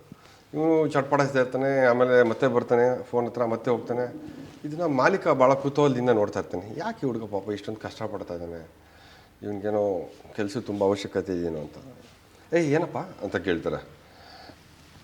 ಸಾರ್ ನನ್ನ ಹತ್ರ 80 ಪೈಸೆ ಇದೆ, 20 ಪೈಸೆ ಕಡಿಮೆ ಇದೆ, ಇನ್ನೊಂದು ಫೋನ್ ಮಾಡಬೇಕಿತ್ತು, ಏನು ಮಾಡಲಿ ಅಂತ ಕೇಳ್ತಾನೆ. ಇಷ್ಟೊತ್ತು ಒಂದು ಚಟ್ಪಡಿಸ್ತೀನಿ ನೋಡಿರ್ತಾನಲ್ಲ, ಆಯಿತು 80 ಪೈಸೆ ಕೊಡು, ₹1 ಕೊಡ್ತೀನಿ ಅಂದ್ಬಿಟ್ಟು ಇವರಿಂದ 20 ಪೈಸೆ ಹೋಗಲಿ ಅಂತೇಳಿ ₹1 ಕೊಡ್ತಾನೆ. ಮತ್ತೆ ಅದೇ ನಂಬರ್ ಡೈಲ್ ಮಾಡ್ತಾನೆ. ಈಗ ಇವನು ಓನರ್ಗೆ ಕ್ಯೂರಿಯಾಸಿಟಿ ಆಗ್ಬಿಟ್ಟಿರುತ್ತೆ.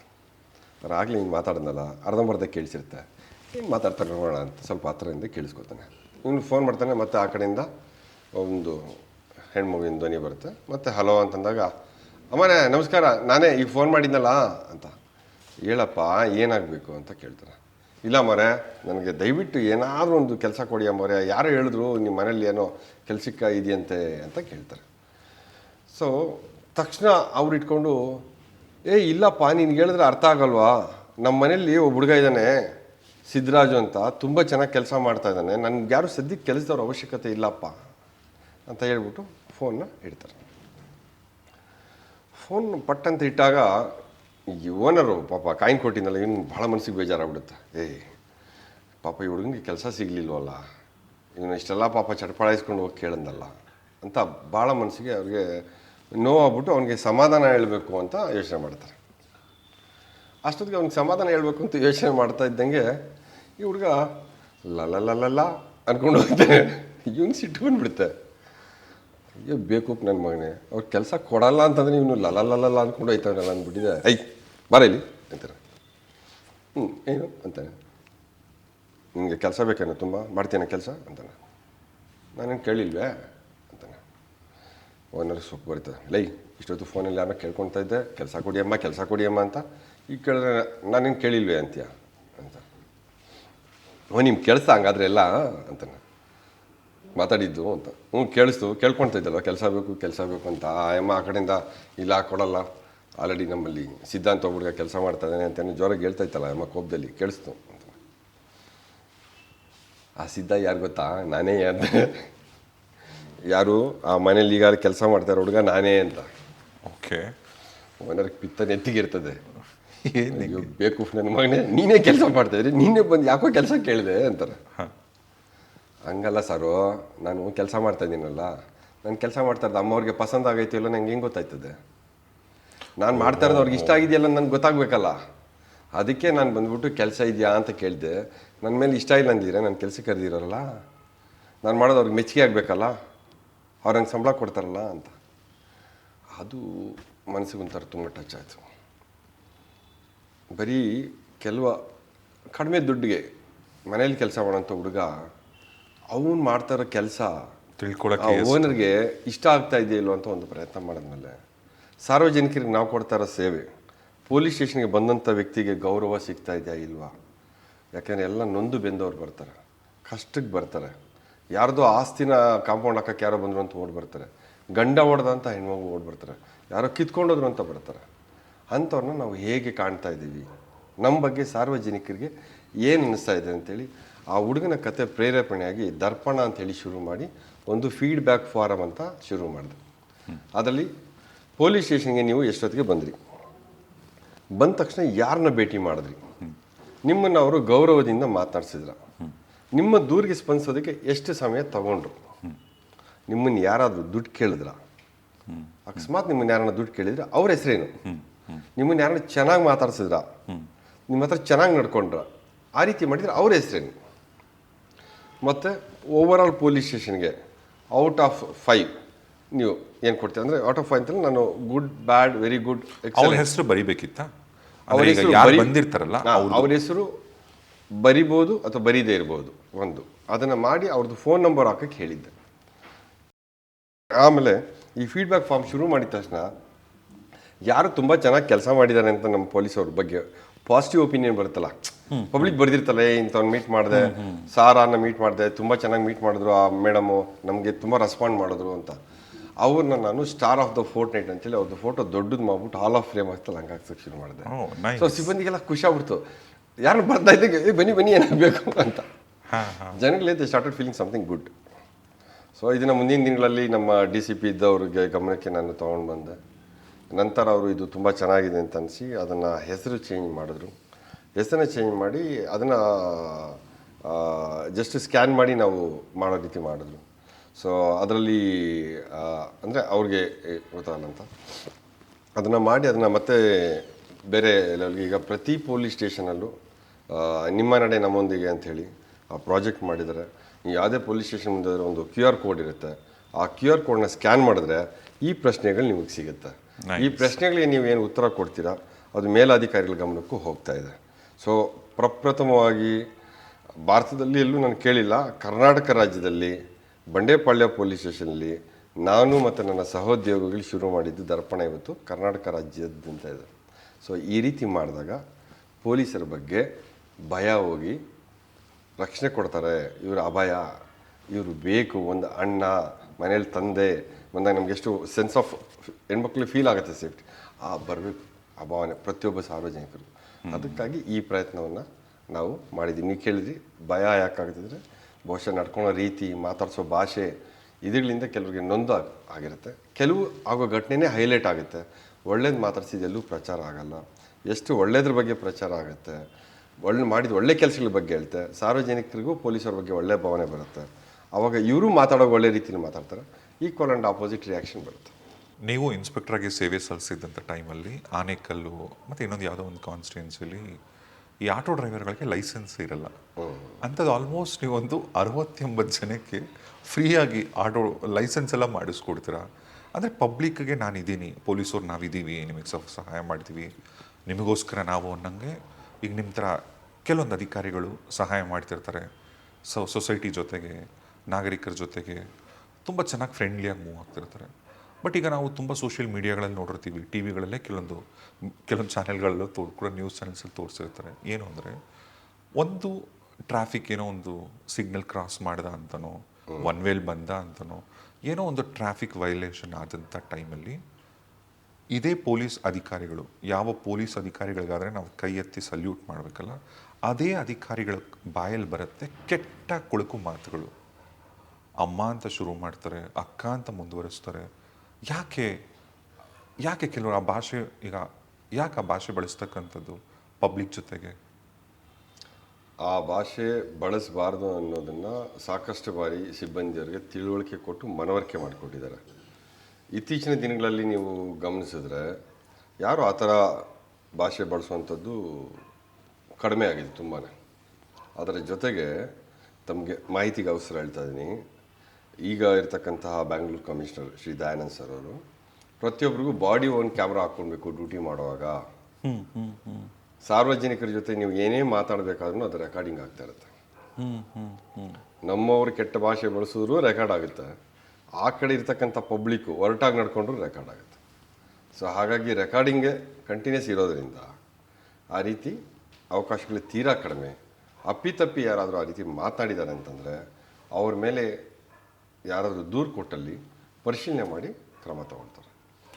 ಮತ್ತು ಯಾವುದಾದ್ರು ಮನೇಲಿ ಕಳ್ತನ ಆದಾಗ ಅಥವಾ ಬೇರೆ ಏನೇನು ಸಮಸ್ಯೆಗಳು, ಲಕ್ಷಾಂತರ ರೂಪಾಯಿ ಕೋಟಿಗಳ ಗಟ್ಟಲೆ ಕಳ್ಕೊಂಡಂಥ ಟೈಮಲ್ಲೂ ಇದೇ ನಮ್ಮ ಪೊಲೀಸ್ ಆಫೀಸರ್ಗಳು ಆ ಕಳ್ಳರನ್ನ ಹಿಡಿತಾರೆ, ಹಿಡಿದು ದುಡ್ಡು ಚಿನ್ನ ಎಲ್ಲ ವಾಪಸ್ ಕೊಡ್ತಾರೆ. ಈ ಥರ ಸೇವೆ ಸಲ್ಲಿಸ್ತಿರ್ತಕ್ಕಂಥ ಪೊಲೀಸರು ಒಂದು ಕಡೆ ಆದರೆ, ಇನ್ನೊಂದು ಕಡೆ ಉದಾಹರಣೆಗೆ ನನ್ನ ಕಣ್ಣಾರೆ ನಾನು ಕೂಡ ನೋಡಿದ್ದೀನಿ. ಕೆಲವೊಂದು ಸಾರಿ ಪಬ್ಲಿಕ್ಕಲ್ಲಿ ಈಗ ಫುಟ್ಪಾತ್ ಮೇಲೆ ಯಾರೋ ಒಬ್ಬರು ಒಂದು ಸೀಬೆ ಹಣ್ಣು ಚೇಪೆಕಾಯೋ ಮಾರ್ತಿರ್ತಾರೆ, ಅಂಥವ್ರ ಹತ್ರ 20 ರೂಪಾಯಿ ಕೂಡ ಕಲೆಕ್ಟ್ ಮಾಡ್ತಾರೆ. ಅಂದರೆ ಯಾಕೆ ಈ ಥರದ್ದು ಇವತ್ತಿಗೂ ಏನಿದು? What is this? ಎಲ್ಲಿ ನೋಡಿದ್ರಿ ನೀವು? ನಾನೀಗ ತುಂಬ ವರ್ಷಗಳ ಹಿಂದೆ ನೋಡಿದ್ದೆ ಒಂದ್ಸರಿ. ತುಂಬ ವರ್ಷಗಳ ಹಿಂದೆ ಅಂದರೆ ನೀವು ಇತ್ತೀಚೆಗೆ ನೋಡಿಲ್ಲ. ಇತ್ತೀಚೆಗೆ ನಾನು ನೋಡಿಲ್ಲ. ಮತ್ತೆ ಬಟ್ ನಾನು ವಿಟ್ನೆಸ್ ಮಾಡಿದ್ದೀನಿ. ಆಯ್ತು, ನೀವು ವಿಟ್ನೆಸ್ ಮಾಡಿ ಏನು ಮಾಡಿದ್ರಿ? ನಾನು ಕಾಲೇಜ್ ಮುಗಿಸ್ ಹೊರಗೆ ಬಂದಿದ್ದೆ. ಆಯಿತು. ಸಿಬೆಹಣ್ಣು ಮಾರ್ತಿದ್ರು ಯಾರೋ ಗಾಡೀಲಿ. ಆಯಿತು. ಸಡನ್ನಾಗಿ ಪೊಲೀಸ್ ಒಂದು 2 ವೀಲರಲ್ಲಿ ಬಂದರು ಇಬ್ಬರು ಪೊಲೀಸ್ ಆಫೀಸರ್ಸು. ಆಯಿತು. ಹಿಂದೆ ಇದ್ದರು. ಏನೋ ಹಿಂಗೆ ಕೈ ಸನ್ನೆ ಮಾಡಿದ್ರು. ಸರಿ ಆಯ್ತು, ಕರೆಕ್ಟ್. ಅರ್ಜೆಂಟ್ 20-50 ರೂಪಾಯಿ ಕೊಟ್ಟರು. ಇವ್ರು ತೊಗೊಂಡು ಹೊರಟೋದ್ರು. ನೀವೇನು ಮಾಡಿದ್ರಿ? ನಾನು ಏನು ಮಾಡ್ಬೋದಿತ್ತು? ನಿಲ್ಲಿಸಿ ಕೇಳೋದಾಯಿತು ಪೊಲೀಸವ್ರನ್ನ. ಹೌದು. ಯಾಕೆ ಸರ್ ಅವ್ರ ಹತ್ರ 50 ರೂಪಾಯಿ ತಗೊಂಡು ಅದು ಇವನು ಕೇಳ್ಬೋದಾಯಿತು. ಏನಪ್ಪ ನಿನಗೇನಾದರೂ ಹೆದರಿಸಿ ತೊಗೊಂಡಿದ್ದಾರಾ, ಅಥವಾ ನಿನಗೆ ಸಾಲ ಕೊಟ್ಟಿದ್ದು ವಾಪಸ್ ಕೊಡ್ತಾ ಇದೆಯಾ, ಅಥವಾ ಬೆದರಿಕೆ ಕೊಡ್ತಾ ಇದೆಯಾ? ಆ ರೀತಿ ನಿಂಗೆ ತೊಂದರೆ ಆಗ್ತಾರೆ, ಬಾ ಕಂಪ್ಲೇಂಟ್ ಕೊಡೋಣ ಅಂಥೇಳಿ. ಸಾಕಷ್ಟು ಅಂಗಸಂಸ್ಥೆಗಳಿದೆ. ಅಂದರೆ ಲೈಕ್ ನಿಮಗೆ ಕರಪ್ಷನ್ಗೆ ಅಂತ ಆ್ಯಕ್ಷನ್ ತೊಗೊಳೋದಕ್ಕೆ ಬೇರೆ ವಿಂಗ್ ಇದೆ, ಮೇಲಾಧಿಕಾರಿಗಳಿದ್ದಾರೆ. ಯಾಕೆ ಮಾಡಲಿಲ್ಲ? ನನ್ಗೆ ಯಾಕೆ ಬಿಡಪ್ಪ, ಯಾಕೆ ಬಿಡಪ್ಪ ಅಂತ ಅನ್ನಕ್ಕಿಂತ ಭಯನಾ? ಭಯ ಏನು ಭಯ? ಮತ್ತೆ ಯಾವ ಕೇಸಲ್ಲಿ ತಪ್ಪು ಮಾಡಿದವ್ರಿಗೆ ಭಯ ಇರಬೇಕಾ, ತಪ್ಪು ಮಾಡದಿರೋರ್ಗೆ ಭಯ ಇರಬೇಕಾ? ತಪ್ಪು ಮಾಡೋನಿಗೆ ಭಯ ಇರಬೇಕು ಯಾವಾಗಲೂ. ಎಷ್ಟೋ ಸಂದರ್ಭದಲ್ಲಿ ಅಮಾಯಕರನ್ನ ಕೂಡ ಸಿಕ್ಸಿರೋ ಪ್ರಕರಣಗಳು ತುಂಬಾನೇ ಇದೆ. ಹೇಳಿ, ಒಂದು ಕೊಡಿ. ಈಗ ತುಂಬಾನೇ ಇದೆ, ಕೊಡಿ ಒಂದು. ಇತ್ತೀಚೆಗೆ ಮೊನ್ನೆ ಹೈಕೋರ್ಟಲ್ಲಿ ಒಂದು ಪ್ರಕರಣ ಗಮನಕ್ಕೆ ಬಂದು ಅದರಲ್ಲಿ ಸರಿಯಾದ ತನಿಖೆ ಆಗಿರಲಿಲ್ಲ ಅನ್ನೋ ಕಾರಣಕ್ಕೇನೆ ಆ ಅಧಿಕಾರಿನ ಸಸ್ಪೆಂಡ್ ಮಾಡಿದ್ದಾರೆ. ಇದು ಜನರಲೈಸ್ ಟಾಕ್ಸ್ ಆಗುತ್ತೆ. ಒಂದು ನಾವು ಕೇಸ್ ಇಟ್ಕೊಂಡು ಮಾತಾಡಿದಾಗ ಅಷ್ಟೇ ಇದರಲ್ಲಿ ಹಿಂಗಾಯ್ತು ಅಂತ ಹೇಳಿದಾಗ ಅದು ಆಗಿರಬಹುದು. ಯಾವುದೋ ಒಂದು ಉದ್ದೇಶಪೂರ್ವಕವಾಗಿ ಯಾರೋ ಅಮಾಯಕನ ಮೇಲೆ ಮಾಡೋವಂಥದ್ದು ತೀರಾ ವಿರಳ. ಅಂಥ ದುಷ್ಟರು ಇರಬಹುದೇನೋ, ಆದರೆ ತೀರಾ ಕಡಿಮೆ ಅಂದರೆ ಕಡಿಮೆ. ಬಟ್ ಕೆಲವು ಸಲ ಪ್ರಕರಣದಲ್ಲಿ ತನಿಖೆಯಲ್ಲಿ ಏನಾದರೂ ಅಚಾತುರ್ಯ ಆಗಿ ಆ ತಾತ್ಕಾಲಿಕವಾಗಿ ಏನಾದರೂ ಕೆಲವರು ಇದು ಮಾಡಿದ್ರು ಮತ್ತು ತನಿಖೆಯಲ್ಲಿ ವಿಚಾರ ಗೊತ್ತಾದಾಗ ಅದನ್ನು ಕೈ ಬಿಡುವಂಥದ್ದು ಆಗುತ್ತೆ. ಒಂದು ಕಲರ್ ಆಫ್ ಡ್ಯೂಟಿ. ಬಟ್ ತಾವು ಹೇಳಿದಾಗೆ ಯಾವುದೇ ಅಮಾಯಕರ ಮೇಲೆ ಮಾಡೋವಂಥದ್ದು ಅದೆಲ್ಲ ಸುಳ್ಳು. ಅದು ಸಾಮಾನ್ಯವಾಗಿ ನಾವು ತುಂಬ ಸಿನಿಮಾ ನೋಡ್ತೀವಲ್ಲ, ಈ ತೆಲುಗು ಅದು ಇದೆಲ್ಲ, ಅದಿಟ್ಬಿಟ್ಟು ತೊಗೊಂಡೋಗ್ಬಿಟ್ಟು ಒಳಗಡೆ ಹಾಕ್ಬಿಟ್ರು ಜೈಲಲ್ಲಿ, ನೀನು ಈ ಕೇಸಲ್ಲಿ ಹಾಕ್ಬಿಡ್ತೀನಿ, ಆ ಕೇಸಲ್ಲಿ ಹಾಕ್ಬಿಡ್ತೀನಿ ಅಂತ. ಅದು ಬರೀ ಚಿತ್ರಗಳಿಗೆ ಸೀಮಿತ. ನಿಜ ಜೀವನದಲ್ಲಿ ಯಾರು ಸುಮ್ಮನೆ ಕೂತ್ಕೊಳ್ಳಲ್ಲ, ತಕ್ಷಣ ದೂರು ಕೊಡ್ತಾರೆ, ಕ್ರಮ ಆಗುತ್ತೆ. ಅಲ್ಲ, ಇದು ಯಾಕೆ ನಾನು ಈ ಮಾತು ಕೇಳ್ತಿರೋದು, 2021 ಕೋವಿಡ್ ಟೈಮಲ್ಲಿ ಅನ್ಸುತ್ತೆ, ನೀವೊಂದು ವಿಡಿಯೋ ಮಾಡಿ ಒಂದು ಫೇಸ್ಬುಕ್ಕಲ್ಲಿ ಒಂದು ವಿಡಿಯೋನ ರಿಲೀಸ್ ಮಾಡಿದ್ರಿ ನೀವು. ಸಿಕ್ಕಾಪಟ್ಟೆ ವೈರಲ್ ಆದಂಥ ವಿಡಿಯೋ ಅದು. ಅಕ್ರಾಸ್ ಕರ್ನಾಟಕ ತುಂಬ ಕಡೆ ಕರ್ನಾಟಕ ಎಲ್ಲೆಂದನೂ ಕಮೆಂಟ್ ಮಾಡಿದರು. ಸಿಕ್ಕಾಪಟ್ಟೆ ವೈರಲ್ ಆಯಿತು, ರೀಚ್ ಆಯಿತು. ನನ್ನ ಪೇಜಲ್ಲೂ ಬಂದಿತ್ತು. ಸರಿ, ವಿಡಿಯೋನ ಬಂತು. ಕೆಳಗೆ ಕಮೆಂಟ್ ಸೆಕ್ಷನ್ಸಲ್ಲಿ ಆಲ್ಮೋಸ್ಟ್ ಒಂದು 50% ಜನ ಪೊಲೀಸ್ ಅಧಿಕಾರಿಗಳು ಅಥವಾ ಇವಾಗ ನಿಮ್ಮಂಥ ಅಧಿಕಾರಿಗಳ ಬಗ್ಗೆ ತುಂಬ ಒಳ್ಳೊಳ್ಳೆ ಮಾತುಗಳು ಬರೆದಿದ್ರು. ಆದರೆ ಕೆಳಗಡೆ ಸಾಕಷ್ಟು ಜನ ಕೂಡ ನನಗೆ ಹಿಂಗಾಯಿತು, ನನಗೆ ಸಮಸ್ಯೆ, ನನಗೆ ಅವತ್ತು ಹಿಂಗೆ ಸಮಸ್ಯೆ ಆಯಿತು ಆಗಿರುತ್ತೆ. ಆಗದಿರೇ ಯಾರೂ ಬರೆಯಲ್ಲ, ಸಮಸ್ಯೆ ಆಗಿರುತ್ತೆ. ನಾನು ಹೇಳ್ತಾ ಇರೋದು ಹಾಗೇನೆ. ಈಗ ನೀವು ಹಾಸ್ಪಿಟ್ಲಿಗೆ ಹೋಗ್ತೀರಾ, ಎಲ್ಲ ಚಿಕಿತ್ಸೆ ಆಗಿ ಎಲ್ಲರೂ ಬದುಕಿ ಬರೋಲ್ಲ. ಎಷ್ಟೋ ಜನ ಸತ್ತು ಹೋಗ್ತಾರೆ, ಎಷ್ಟೋ ಜನ ಕಂಪ್ಲೇಂಟ್ ಕೊಟ್ಟಿರ್ತಾರೆ. ಎಲ್ಲ ಕೇಸಲ್ಲಿ ನಾವು ಪತ್ತೆ ಮಾಡ್ತೀವಿ ಅಂತಲೇ ಹೇಳೋಕ್ಕಾಗಲ್ಲ.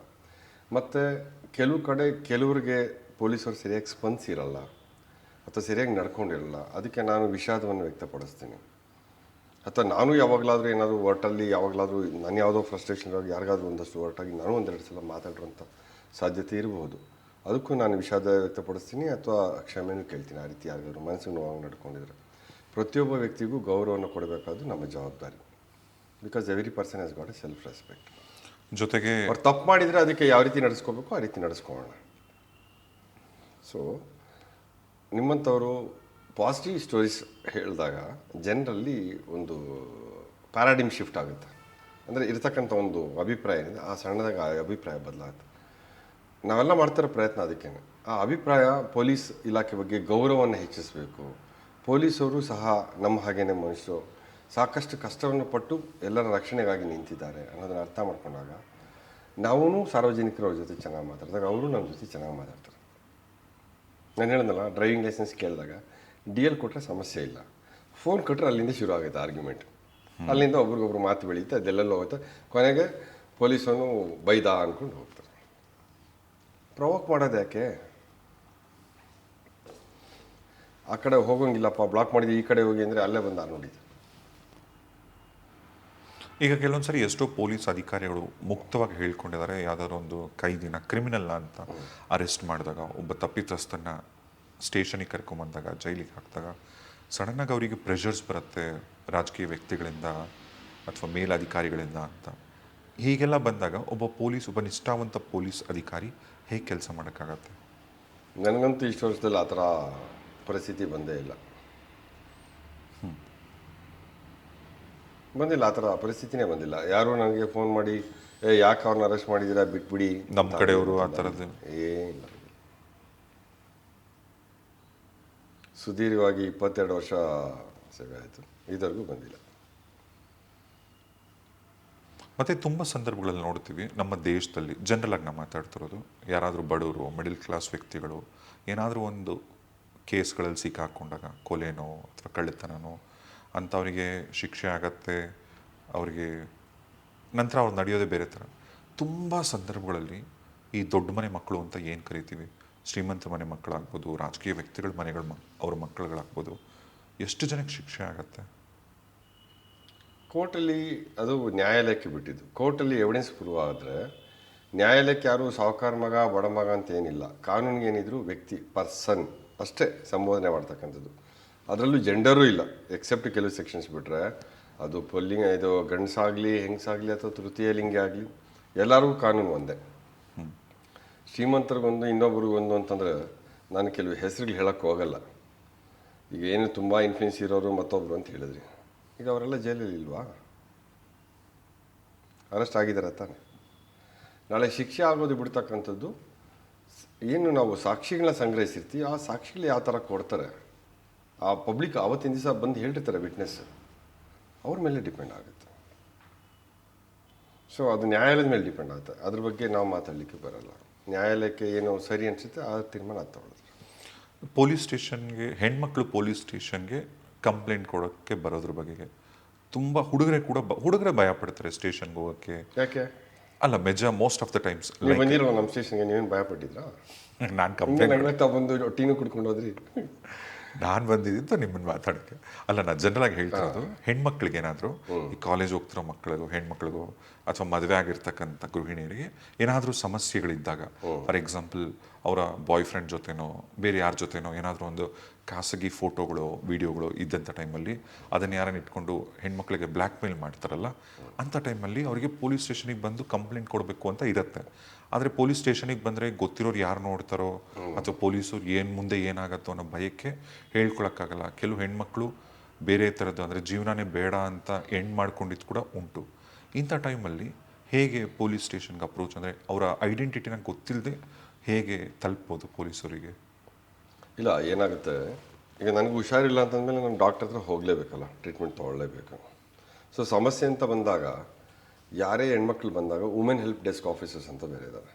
ಬಂದಂಥ ಮಹಿಳೆಯರಿಗೇನೆ ವಿಶೇಷವಾಗಿ ಸ್ಪಂದಿಸೋದಕ್ಕೆ ಅಂತಿದೆ. ಮತ್ತು ಪ್ರತಿ ಪೊಲೀಸ್ ಸ್ಟೇಷನಲ್ಲೂ ಮಹಿಳೆಯರಿದ್ದಾರೆ, ಏನು ಪೊಲೀಸರು, ಮಹಿಳಾ ಪೊಲೀಸರು. ಸೊ ಮಹಿಳೆಯರ ಸಮಸ್ಯೆ ಬಂದಾಗ ಮಹಿಳಾ ಅಧಿಕಾರಿಗಳಿದ್ದಾರೆ, ಈಗ ಸಬ್ ಇನ್ಸ್ಪೆಕ್ಟರ್ಸ್ ಎಲ್ಲ ಸ್ಟೇಷನ್. ಇವ್ರು ಹೋದಾಗ ಮುಕ್ತವಾಗಿ ಅವ್ರ ಜೊತೆ ಮಾತಾಡಿ ಇವರೊಂದು ಕಂಪ್ಲೇಂಟ್ನ ಕೊಟ್ಟಾಗ ಅದನ್ನು ಗೌಪ್ಯವಾಗಿ ಇಡ್ತಾರೆ. ನಾನೇ ಮೈಕೋಲೋಟಲ್ಲಿ ಇನ್ಸ್ಪೆಕ್ಟರ್ ಇದ್ದಾಗ ಒಂದು ಭಾಳ ವರ್ಷಗಳಿಂದ ಒಂದು ಕಂಪ್ಲೇಂಟ್ ಬರುತ್ತೆ. ಒಂದು ಹೆಣ್ಮಗಳು ಬೇರೆ ಸ್ಟೇಟವರು ಇಲ್ಲಿ ನೆಂಟರ ಮನೆಗೆ ಅಂತ ಬರ್ತಾರೆ, ರಿಲೇಟಿವ್ಸ್ ಮನೆಯಲ್ಲಿ ಬಂದು ಇಲ್ಲಿ ಕೆಲಸಕ್ಕೆ ಅಂತ ಸೇರಿಕೊಳ್ತಾರೆ. ಕೆಲಸಕ್ಕೆ ಅಂತ ಸೇರಿಕೊಂಡಾಗ ಈಕೆಗೆ ಆಕೆ ಸಂಬಂಧದಲ್ಲಿ ಕಸಿನ್ ಸಿಸ್ಟರ್ ಆಗಬೇಕಾಗಿರುತ್ತೆ.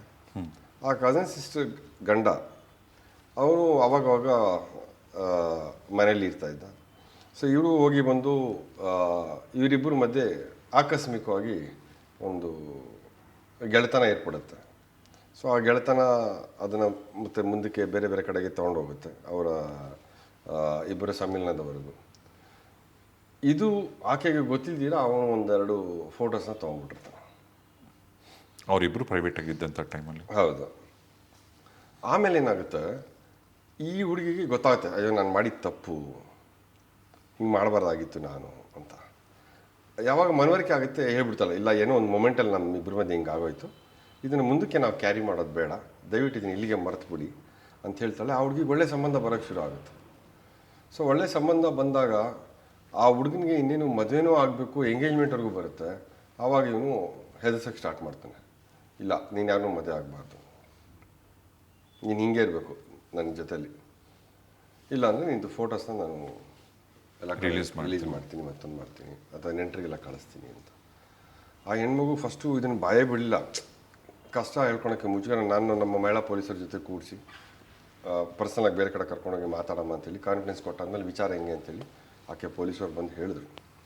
ಆಮೇಲೆ ಆಯಿತು, ಒಂದು ದೂರನ್ನ ತಗೊಳ್ಳಿ ಆಕೆ ಕಡೆಯಿಂದ ಅಂಥೇಳಿ ಅವನ್ನ ಕರ್ಕೊಂಡು ಬಂದು ನಾವು ಪ್ರೀತಿಯಿಂದ ಮಾತಾಡಿಸಿದ ತಕ್ಷಣ ಅವನು ಏನಿತ್ತು ಅವನ ಲ್ಯಾಪ್ಟಾಪಲ್ಲಿ ಇದ್ದಿದ್ದು ಮತ್ತೊಂದೆಲ್ಲ ಅಲ್ಲೇ ಎಲ್ಲನೂ ಡಿಲೀಟ್ ಮಾಡ್ದ.